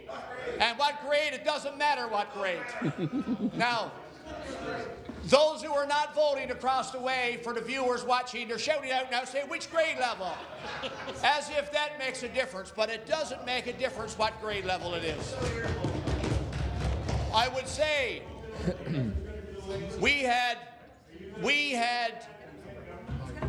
there were schools out there that got 5 teams in a grade level, everyone participating, and we got schools that will be double the size that got 1 team and they're predetermined before school opens. And I would say that is not going to have somebody identify with a school. That would be an issue. One in my, hard to believe 19 minutes is gone, and I got 1 minute left before the viewers in Bonavista will go to change over to watch the game. What perfect timing. Let me conclude. Let me conclude one last point. One last point. Mr. Speaker, in my time, if we had children with exceptionalities in our school, they had a specialist who was trained on staff, an instructional resource teacher who was trained in working with the children who had difficulties with school, who had exceptionalities. The system now, apparently you don't have to have that training. You can go into that position without the training and try to help those with exceptionalities in the school. And I would say if I had to vote again from this side as to whether that's the right move, we would vote that that is not the right move. Mr. Speaker, thank you. The Honourable Member Fogle Highland, Cape Frills. Thank you, Mr. Speaker. As the MHA for Fogle Island, Cape Frills, it's a great opportunity to speak on the budget again, especially an urbanised, non-rural budget. I guess that gives some indication how I'm going to vote on this budget. But I was confused for a little while what I would be speaking on. I wasn't sure it was a Muskrat Fall debate or budget debate. But I think right now I'll stick with the budget. And I have many things to talk about, and they kind of tie together, so I'll make a start with a couple of things here first. And I want to say that I'm happy to see that there's a repeal taking place with the order, please. Level conference, get the middle louder. I can't hear the members. And that's great, because we've been pushing that for a long time here. And we're also going to see vaccines, free vaccines for 50 plus, which again we're lobbying all the time for. But there's a good reason for this. There's a good reason for that. We all know what it is, because just out there on the horizon there's election. And if this was an election year, this would not be off the table. Now, I want to just say that we all had an Easter break, but I had a very, very busy Easter break. I was out in the district most of my Easter break. I was doing a couple of events. I was invited to a few meetings. But anyhow, I had the pleasure to speak at a Fireman's Banquet in CWT, which is Centralville, Wareham, and Trinity. And when I saw the community spirit there and the togetherness of people and how they pulled together and how they supported their community and their fire departments, it was unreal. It was unreal. I was flabbergasted at that. We had 250 people to dinner that night. Wow. And that's the kind of supporters in those communities, right? And that's what rural communities are all about. Sure. There's a lot of support out in rural communities. There's togetherness, and we're alive out there, alive and well. And the next weekend, I was invited to the Fireman's Banquet in Gander Bay. And again, the community spirit there and the fundraising that they got done. And I have to put a kudos to Fire Chief Sean Ball and Deputy Chief Lindsay Earl. They have a new fire truck coming in September, going to be delivered in September. And you know what? They own it. They own it right now. And to me, that's community spirit. That's, you know, that's and also the fire institute. They support the firefighters. Very important. So that's very important. That is definitely very important. And I then was invited to a few other meetings with the councils and in the local service districts. And of course, I get the same thing from them. But not only that, I have to backtrack again. I misstated a point there with the fire departments. What I was hearing from the fire departments is the medical response and what it's costing them.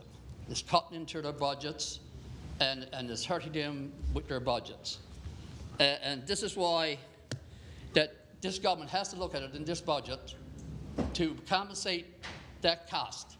I mean, for the medical supplies, the gas that they burn, and everything like that. And not only that, they're taking a lot of time away from their other firefighting capabilities, you know, and it makes it very busy.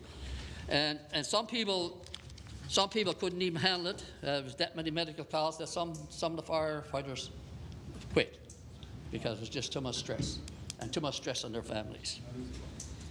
And then I went on to meet with Indian Bay Systems Corp. Now that's an organization that's been on the go for years. They do a lot of cleanups. They look after the trout. They look after the salmon. They make sure everything is cleaned up, and they do a lot of other different things, clean up in the forest and everything like that. And they were funded pretty well good over the years, and they employed a lot of people over the years. But they're not getting the funding that they need. And it's getting to the point where they got concerns. And I mean, that's the kind of thing that we should be putting emphasis on is corporations like that. And then I also met with the Cape Frills Development Association. The same story. Their funding is cut. I think they might be only able to employ less than 20 people this year. The last couple of years, they employed 99 people. That's the kind of funding that's been cut from that. So that goes back to rural economic development. And that's where we started from back in Newfoundland, in the rural areas years ago. They formed development associations and other organizations, and they lobbied money, and they came up with programs. And I know the district because I'm from the district, and it's a very productive district, right from Fogelwall and right up to here Bay. The industry there is unreal. We got a Cram Pack Foods there, who's employing people. We have a boat building business there in Centreville. It employs probably 30 odd people. We have a woodworking plant there that employs quite a number of people. And I don't know about right now, but a few years ago, there was never an EI drawn in Centreville. Nobody was ever on EI. Wow. worked all year round. And then I went out to visit the plant in Dover. And this one I was flabbergasted at. They got an operation there owned by the Barry brothers, and that plant has been in operation for a nice number of years. That plant is operating right around the clock, not right around the clock, sorry, right yearly, every 12 months a year. 12 months a year, and they got over 200 people employed. Yeah, that's awesome. That's awesome. So when we talk about rural Newfoundland and the things that's lacking and the supports that we're not getting, it's not fair play. It's not fair ball. You know, I mean, we know ourselves the lack of health care, the lack of home care. You know, I spoke about this many times. I've met with people who fairly cried to me, older people. They didn't want to leave their home, but yet they couldn't afford to stay there because they had to pay so much into home care. And the worker wasn't sure how much longer she could work there because she was underpaid. So if we want to put rural Newfoundland back where it should be to, then those emphasis has to be, you know, this has to come back to us. You know, we're putting money, we're paying road tax, we're paying all kinds of taxes, we're putting big money into the economy. And I mean, I think it's only fair that we get something back in return. And when you talk about health care, I met with the council on Change Islands last year during the by-election. The former premier went out and promised 2 doctor visits a month to Change Islands and a nurse, a full-time nurse. So they started off with the 2 doctors, and when the doctors realized what was going on, the internet is not strong enough for them to do their work, because everything is done by computer and everything right now, and going to see your file and like that. So they gave them an ultimatum to straighten up or fix the internet or bring in another system, and they will come back. But I talked to one of the doctors, Dr. Gibbons. She said, I'm not going back until that internet is up and running to perfection. And I talked to the mayor and the deputy mayor. They even got a house rent for a nurse out there all year round, but there's never a nurse, never near competition for a nurse to apply to right there. So this is something that should be, you know, seen. That's an island, you know, and that's isolation. And also, we were promised an extension on the Fogo Island Health Care Centre, and that's 13 months ago. And we don't know if there's anything in this budget this year or not, right? And we lost our family room when COVID hit. You had to take it for extra equipment and stuff like that. So you know, this is kind of money that we need put back into the rural areas of this province. And I think we lost out with our health care when we took away our boards. When we lost our central board and we lost our western board, that's when our health care started to fail. Yeah. And the same thing with education. We had our school board central, we had our school boards western, and everything was running good. But after the decisions were all made here in urban areas, we went downhill, and we're still going downhill. Now, all of this is that I'm talking about here right now is tied into transportation. That's one I'm going to touch on now in a minute as well.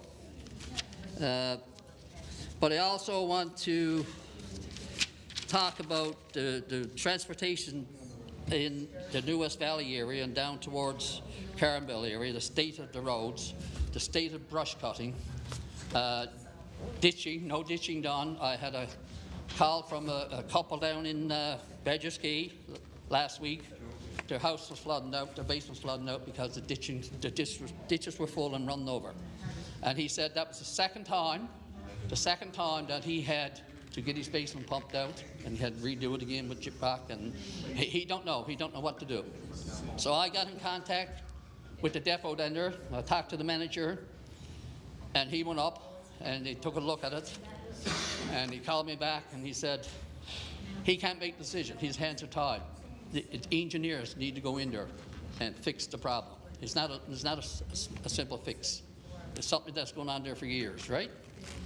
So we're lacking a lot of supports when it comes to that you know, infrastructure, right? And I want to get into the dilemma that we're going to be facing, the crisis that we're going to be facing pretty soon on Fogo Island. We're about to lose the Labrador Ferry, Leela's district. Another 2 weeks, she's supposed to be sailing if those conditions allow it. And up to today, there's no plan for Fogo Island for a ferry. No plan whatsoever. Don't know what they're going to do. Don't know what they got. And I mean, they just took the veteran out of service again last couple of days. More breakdowns, right? So, what's going on with our, our maintenance programs and stuff? I don't really know. I mean, they've spent the forts on those 2 boats again right now. Put new motors and everything like that into them, right? So we're at a situation right now down on Fogo Island that it's the peak of the fishing season. And we got a lot of transport trucks pulling in product and out product. We do have a problem when the commentates there sometimes with the high tides. And last winter I brought it to the attention of transportation, and they didn't know what to do. I said, well, do up a mobile ramp, something you can put there now for temporarily, that can suit the loading and offloading. And all I got back, yeah, okay, we're working on it right now. There's under engineering, and this is going on for months. Another 2 weeks, the boat is gone. Still no ramp. So I don't know why everything is just falling apart, no emphasis put on it, because we're in a very busy tourist season coming up too right now. And I mean, I saw the evidence of that last week when we had a few icebergs down there. There was a lot of tourists coming into the island, and and the Fogo Island Inn, which is a fairly big attraction down there. That hotel got 29 rooms, and that hotel was booked solid last week. Every room was solid. There was helicopters on the airstrip. There was SUVs coming on the ferries. They do have their own fleet of SUVs that they drive together and pick up and everything like that. So we're alive and well down there. I tell you that right now. But we need support. We need support. And I'm going to keep lobbying for support for my district, because that's what I'm here for. And you never heard the last of this, so I'll promise you that much. But in the meantime, I just want to give you some figures. The Shorefast Foundation, as I spoke about the ecosystems in the Indian Bay System Corp, they're working in conjunction right now with the Shorefast Association, and they're collecting green crab. That's the project. You know, to clean up a green crab that needs to take place. So we got something around Fogo Island area, St. John's area. But that's the project they're on right now. They got about, I think it's 8 or 10 on Fogo Island hired, and there's more going down from their association up here in Indian Bay, right?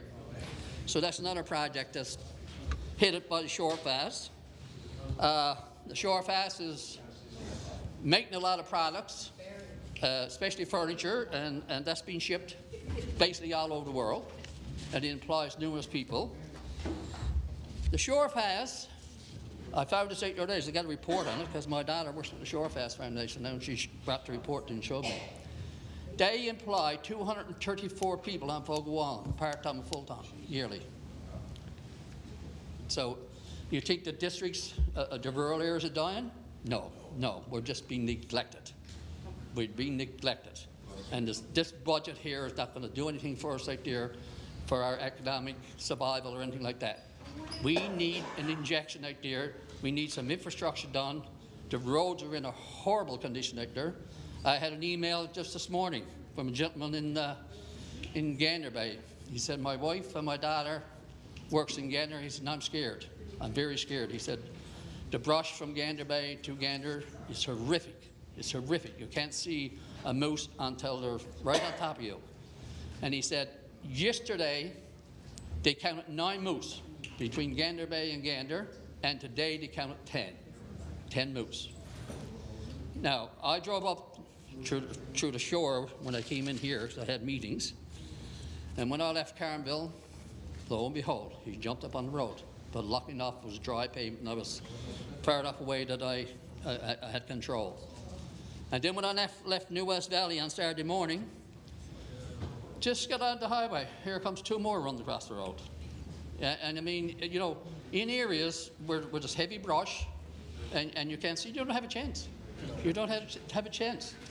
When I went to that banquet down in Centerville, I drove down from Bay down to Centerville, and I was talking to a gentleman who wanted to see me there in Bay. And when I went in, and he said, you're going out to the banquet? And I said, yes. By God, he said, please be careful. He said, I said, why? He said, the moose is unreal right now between here and Bay, he said. He said, my cousin, the other night, he said, by 10:30 I got a call. And he said, he was in shock, and he said, what's wrong? He said, I just hit a moose. I don't know where I'm doing, what I'm doing. So he gave him the direction, he went down. Yeah, he demolished a brand new car completely. And he said, I don't know how he got out of it. The moose went clean over the roof of the car. So for the sake of what it costs, I think we need right now, not to wait, I think right now we should act on that brush cutting. That's a very serious issue. And I mean, you all know what it's like. Just look what we got cut here for the new divided highway, and look how good it looks. And I mean, you can see a moose way over there or way over that way. So this is something that we need to clean up as soon as possible, as far as I'm concerned, before someone else is killed. Because there's people that have been killed, numerous people. Yeah.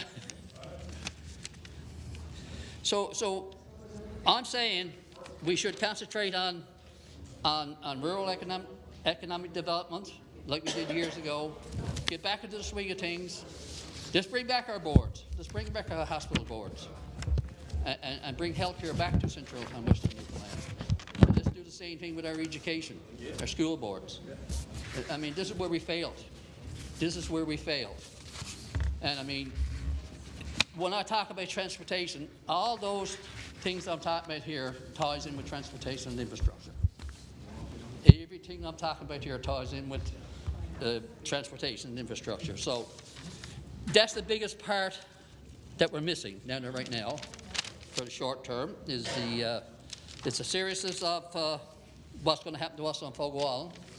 And I don't know if you can recall, just after I was elected last year, we got into a crisis, and I got in this house, and I fought and fought and fought until they'd done something about it. I don't want to go have to do that. I don't think I should have to do that. You all know over there where Fogo Island is too, and probably you don't. I don't know if you haven't been down there. Some of you have never seen rural areas with these problems. I don't know. But if you didn't, you should take a ride. You take a ride. Go down and look up what we got around us, and look at the production down there. So I got, I think there's about a few seconds left. So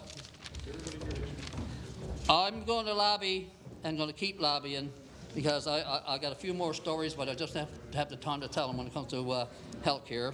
But I'll leave it at that right now, and maybe I'll get a chance to speak tomorrow or next day. Thank you. The Honourable Mount Pearl Southlands. Thank you, Speaker. And I wasn't necessarily planning on speaking this evening, but I guess the spirit moved me.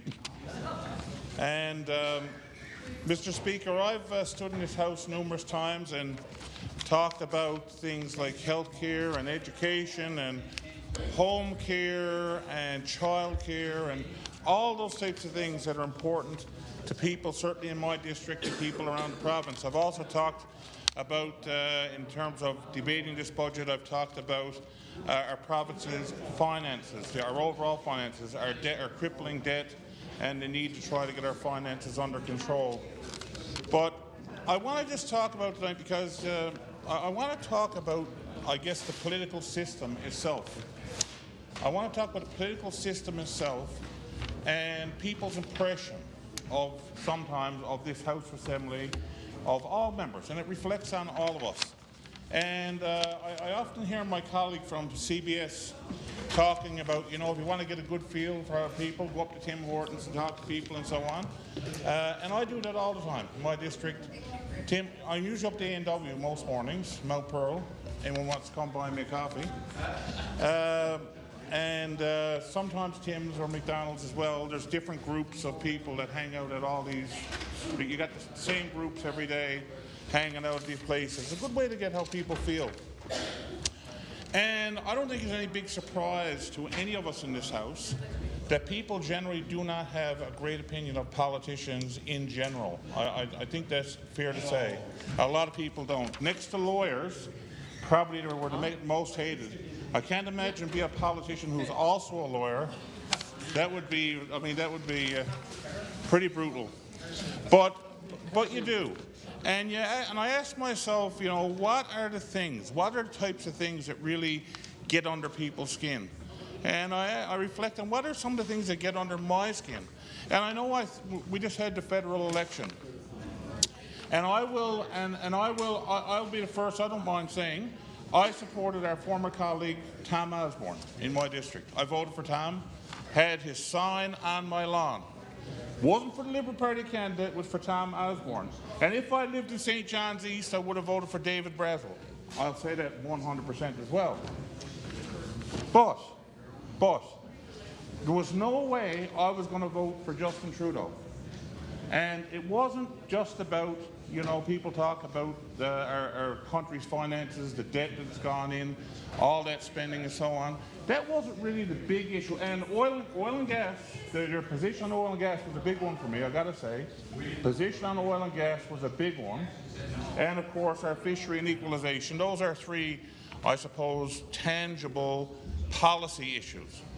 But the big issues that really turned me from the Trudeau administration, and I've scratched some of this down, were some of the things like the issue around SNC Lavalin, the issue around Jody Wilson-Raybould, the issue around the Aga Khan, the issue around ArriveCam.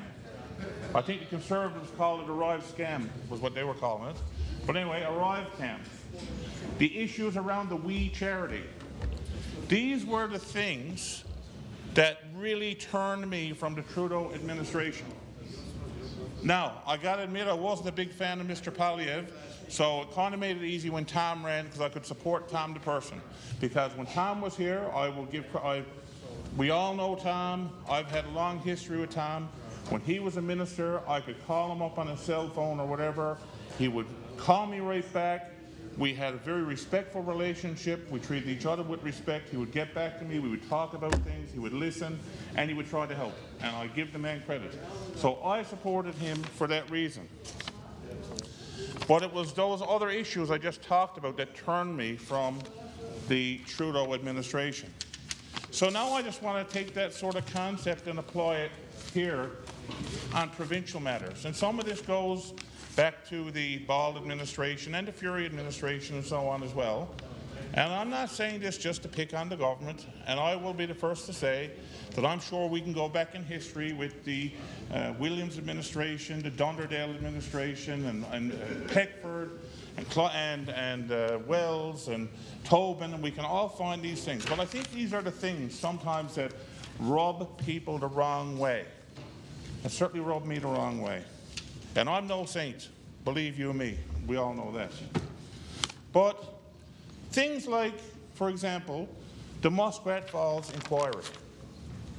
The Muskrat Falls inquiry, and the fact that after we had that inquiry, nobody was held accountable.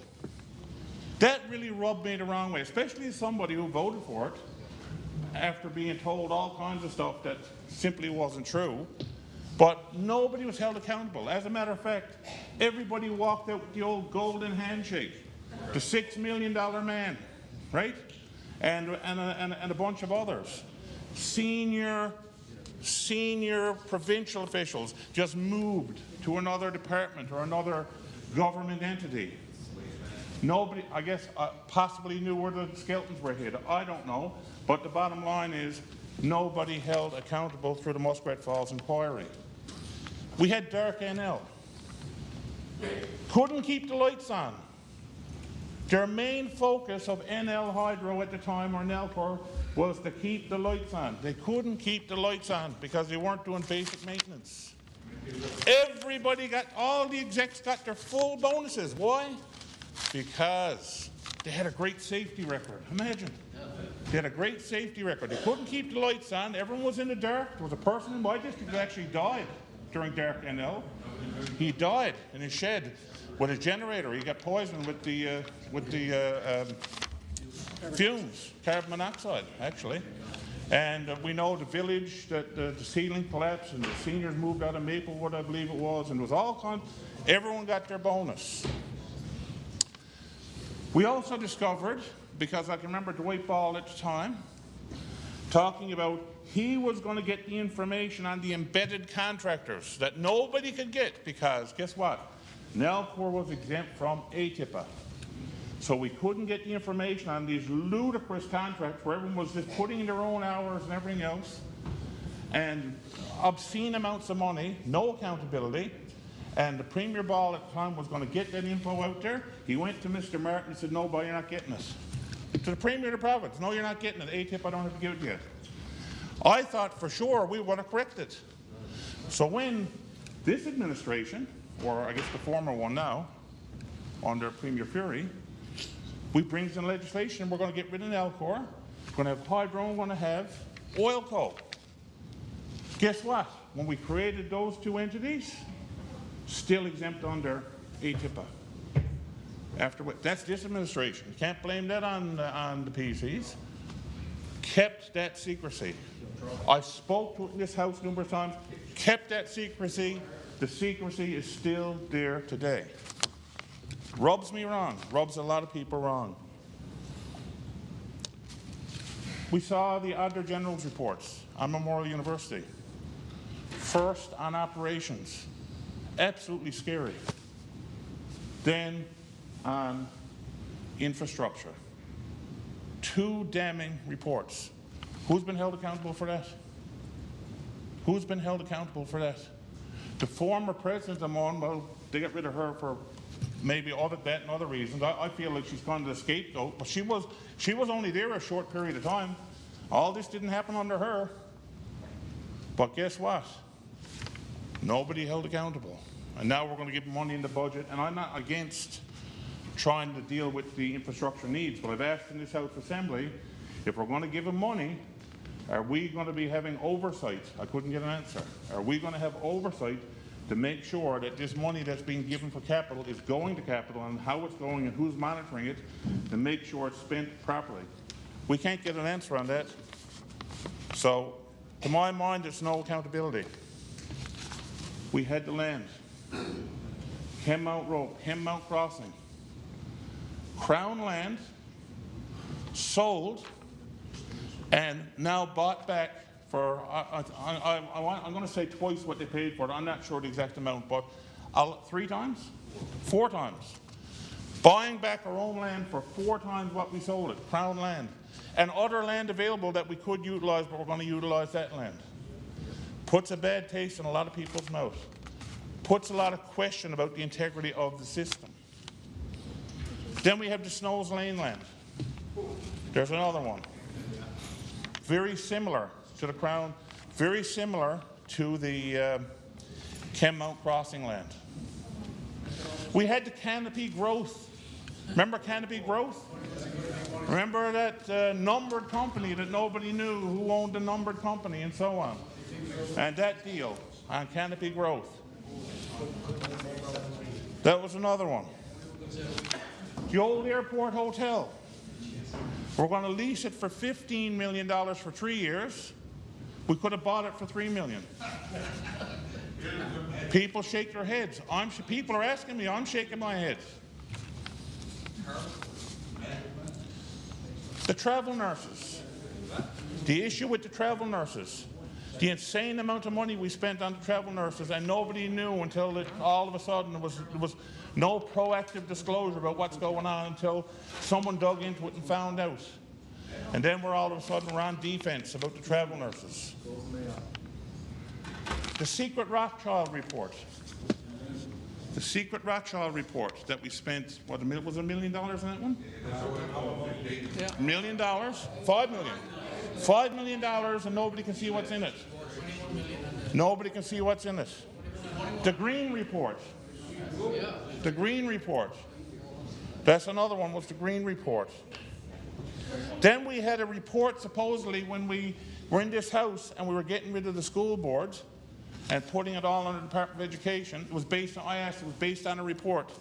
I said to the Minister, could we see this report? You want me to vote to disband the school board? Show me the report with the recommendation you're talking about. Oh, it's a cabinet document, you can't see it.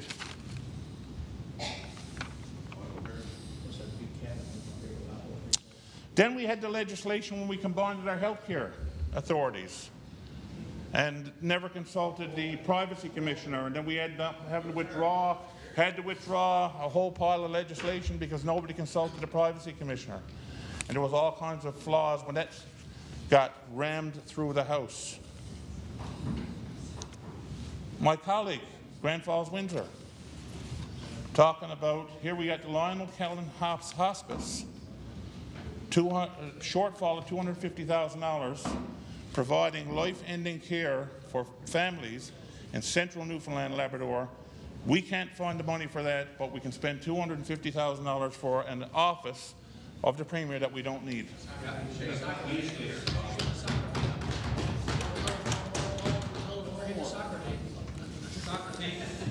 Yeah, the soccer team. That's right, the soccer team. The money that we wasted on the soccer team. That was another one. Here's some of the other things that I just jotted down here. The government promised democratic reform, and we started a democratic reform committee. We were looking at campaign finance reform, got Engage NL involved, just about to put out the public information on it. We called an election. That was the end of it. And when the new administration came in, let's scrap democratic reform.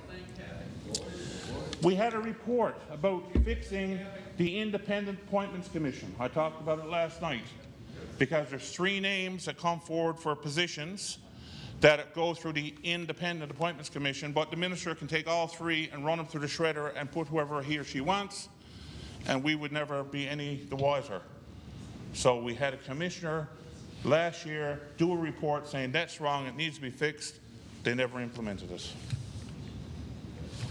I have to ask the question, why is it that the same large construction company seems to be building every construction project in Newfoundland and Labrador all seems to go to the same, has to go to the same company? You noticed that too. Is there any connections anywhere? I don't know. But these are questions that people ask me all the time. We had the whistleblower report. We remember the whistleblower report. Oh, I remember it very, very well. I remember it very, very well, the whistleblower report, and how the House of Assembly Integrity and Accountability Act, the shortfalls there, and how we got around not bringing that report forward. Mental health facility. Not bringing that report forward. And then, because the citizens rep had the nerve to do his job, first thing we do is we put him under investigation. We put him under investigation. That went nowhere after putting him through a whole pile of stress. But that went nowhere. And then we have officers of the House Assembly going after me personally. Twice on unfounded nonsense. Bullying and harassment, intimidation for doing my job. Trying to keep me quiet, not going to work, never will. So, you know, these are the types of things. These are the types of things. And now, of course, we find out today about $500 million. $500 million not disclosed in the budget. And the minister, oh yes, the minister, oh yes it was, yeah, yeah. If I went with a fine tooth and started poking through everything and trying to figure it out, but it certainly wasn't proactive disclosure, certainly wasn't in the budget speech. Certainly wasn't in the budget speech. Yeah, it was public exposure, not disclosure. Exactly. That's exactly right. Which is why, up until this point, I was going to vote for the budget. I was thinking about voting for the budget. I voted for most of their budgets, actually. But based on that action alone, there's not a chance in hell I'm voting for that budget. Not a chance. Not a chance based on that. Just as a matter of principle. I cannot do it. So, in my closing couple of minutes, pointing out some of these things that leads one to have a lack of faith in the integrity of our system, what are some of the things I would like to see us do? What are some of the things we could do, some things I would like to see us do? Some government, if not this one, maybe the next one. Openness and transparency has been more than simply buzzwords. And my colleague from Terranova just said we actually have the most transparent government in Newfoundland and Labrador history because we can see right through them. Anyway, I thought that's kind of, it is funny. I got to give you that funny. But campaign finance reform. Let's actually do campaign finance reform. Let's look at recall legislation. Let's look at dealing with the issues around blind trusts. Let's look at numbered companies that are doing business or getting tenders or getting grants from the taxpayers. Let's look at that number of companies. Let's look at lobbyist legislation. Let's look at lobbyist legislation. Let's do a review of our House Assembly Integrity and Accountability Act. Because quite frankly, as it currently stands, in my experience, I'm only going by my experience, not what the paper is written on. That's my honest opinion based on my experience. It needs to be reviewed. It needs to be tightened up. And let's put in mechanisms to prevent any kind of political interference when it comes to officers of the House of Assembly. We have officers of the House Assembly. They're supposed to be independent, totally independent officers, totally unbiased officers. We have to tighten up the rules and all the mechanisms we have in place to ensure there's no way that political bias or direction can interfere in members' rights in this House Assembly to represent their people. I should be able to stand up in this House Assembly. My colleague from Humber Bay of Islands, who's also been under a lot of scrutiny and put up with a lot of abuse as far as I'm concerned as well, we should be able to stand in this House Assembly and tell it like it is and be honest and state our opinions, vote for what we want to vote for, vote against what we want to vote against, and raise matters of public concern without fear of some kind of vindictive retribution.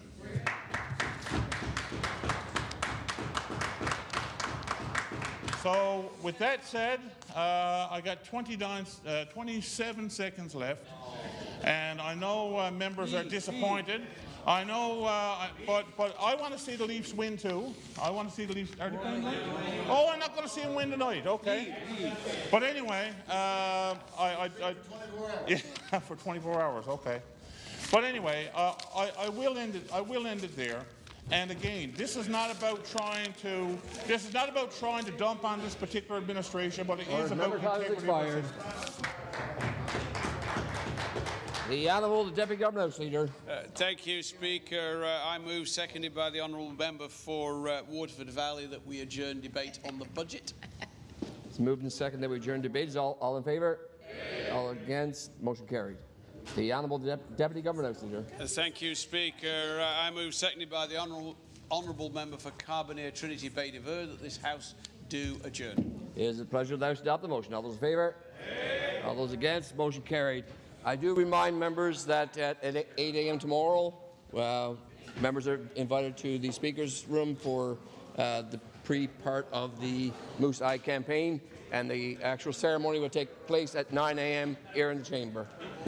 Have a good night.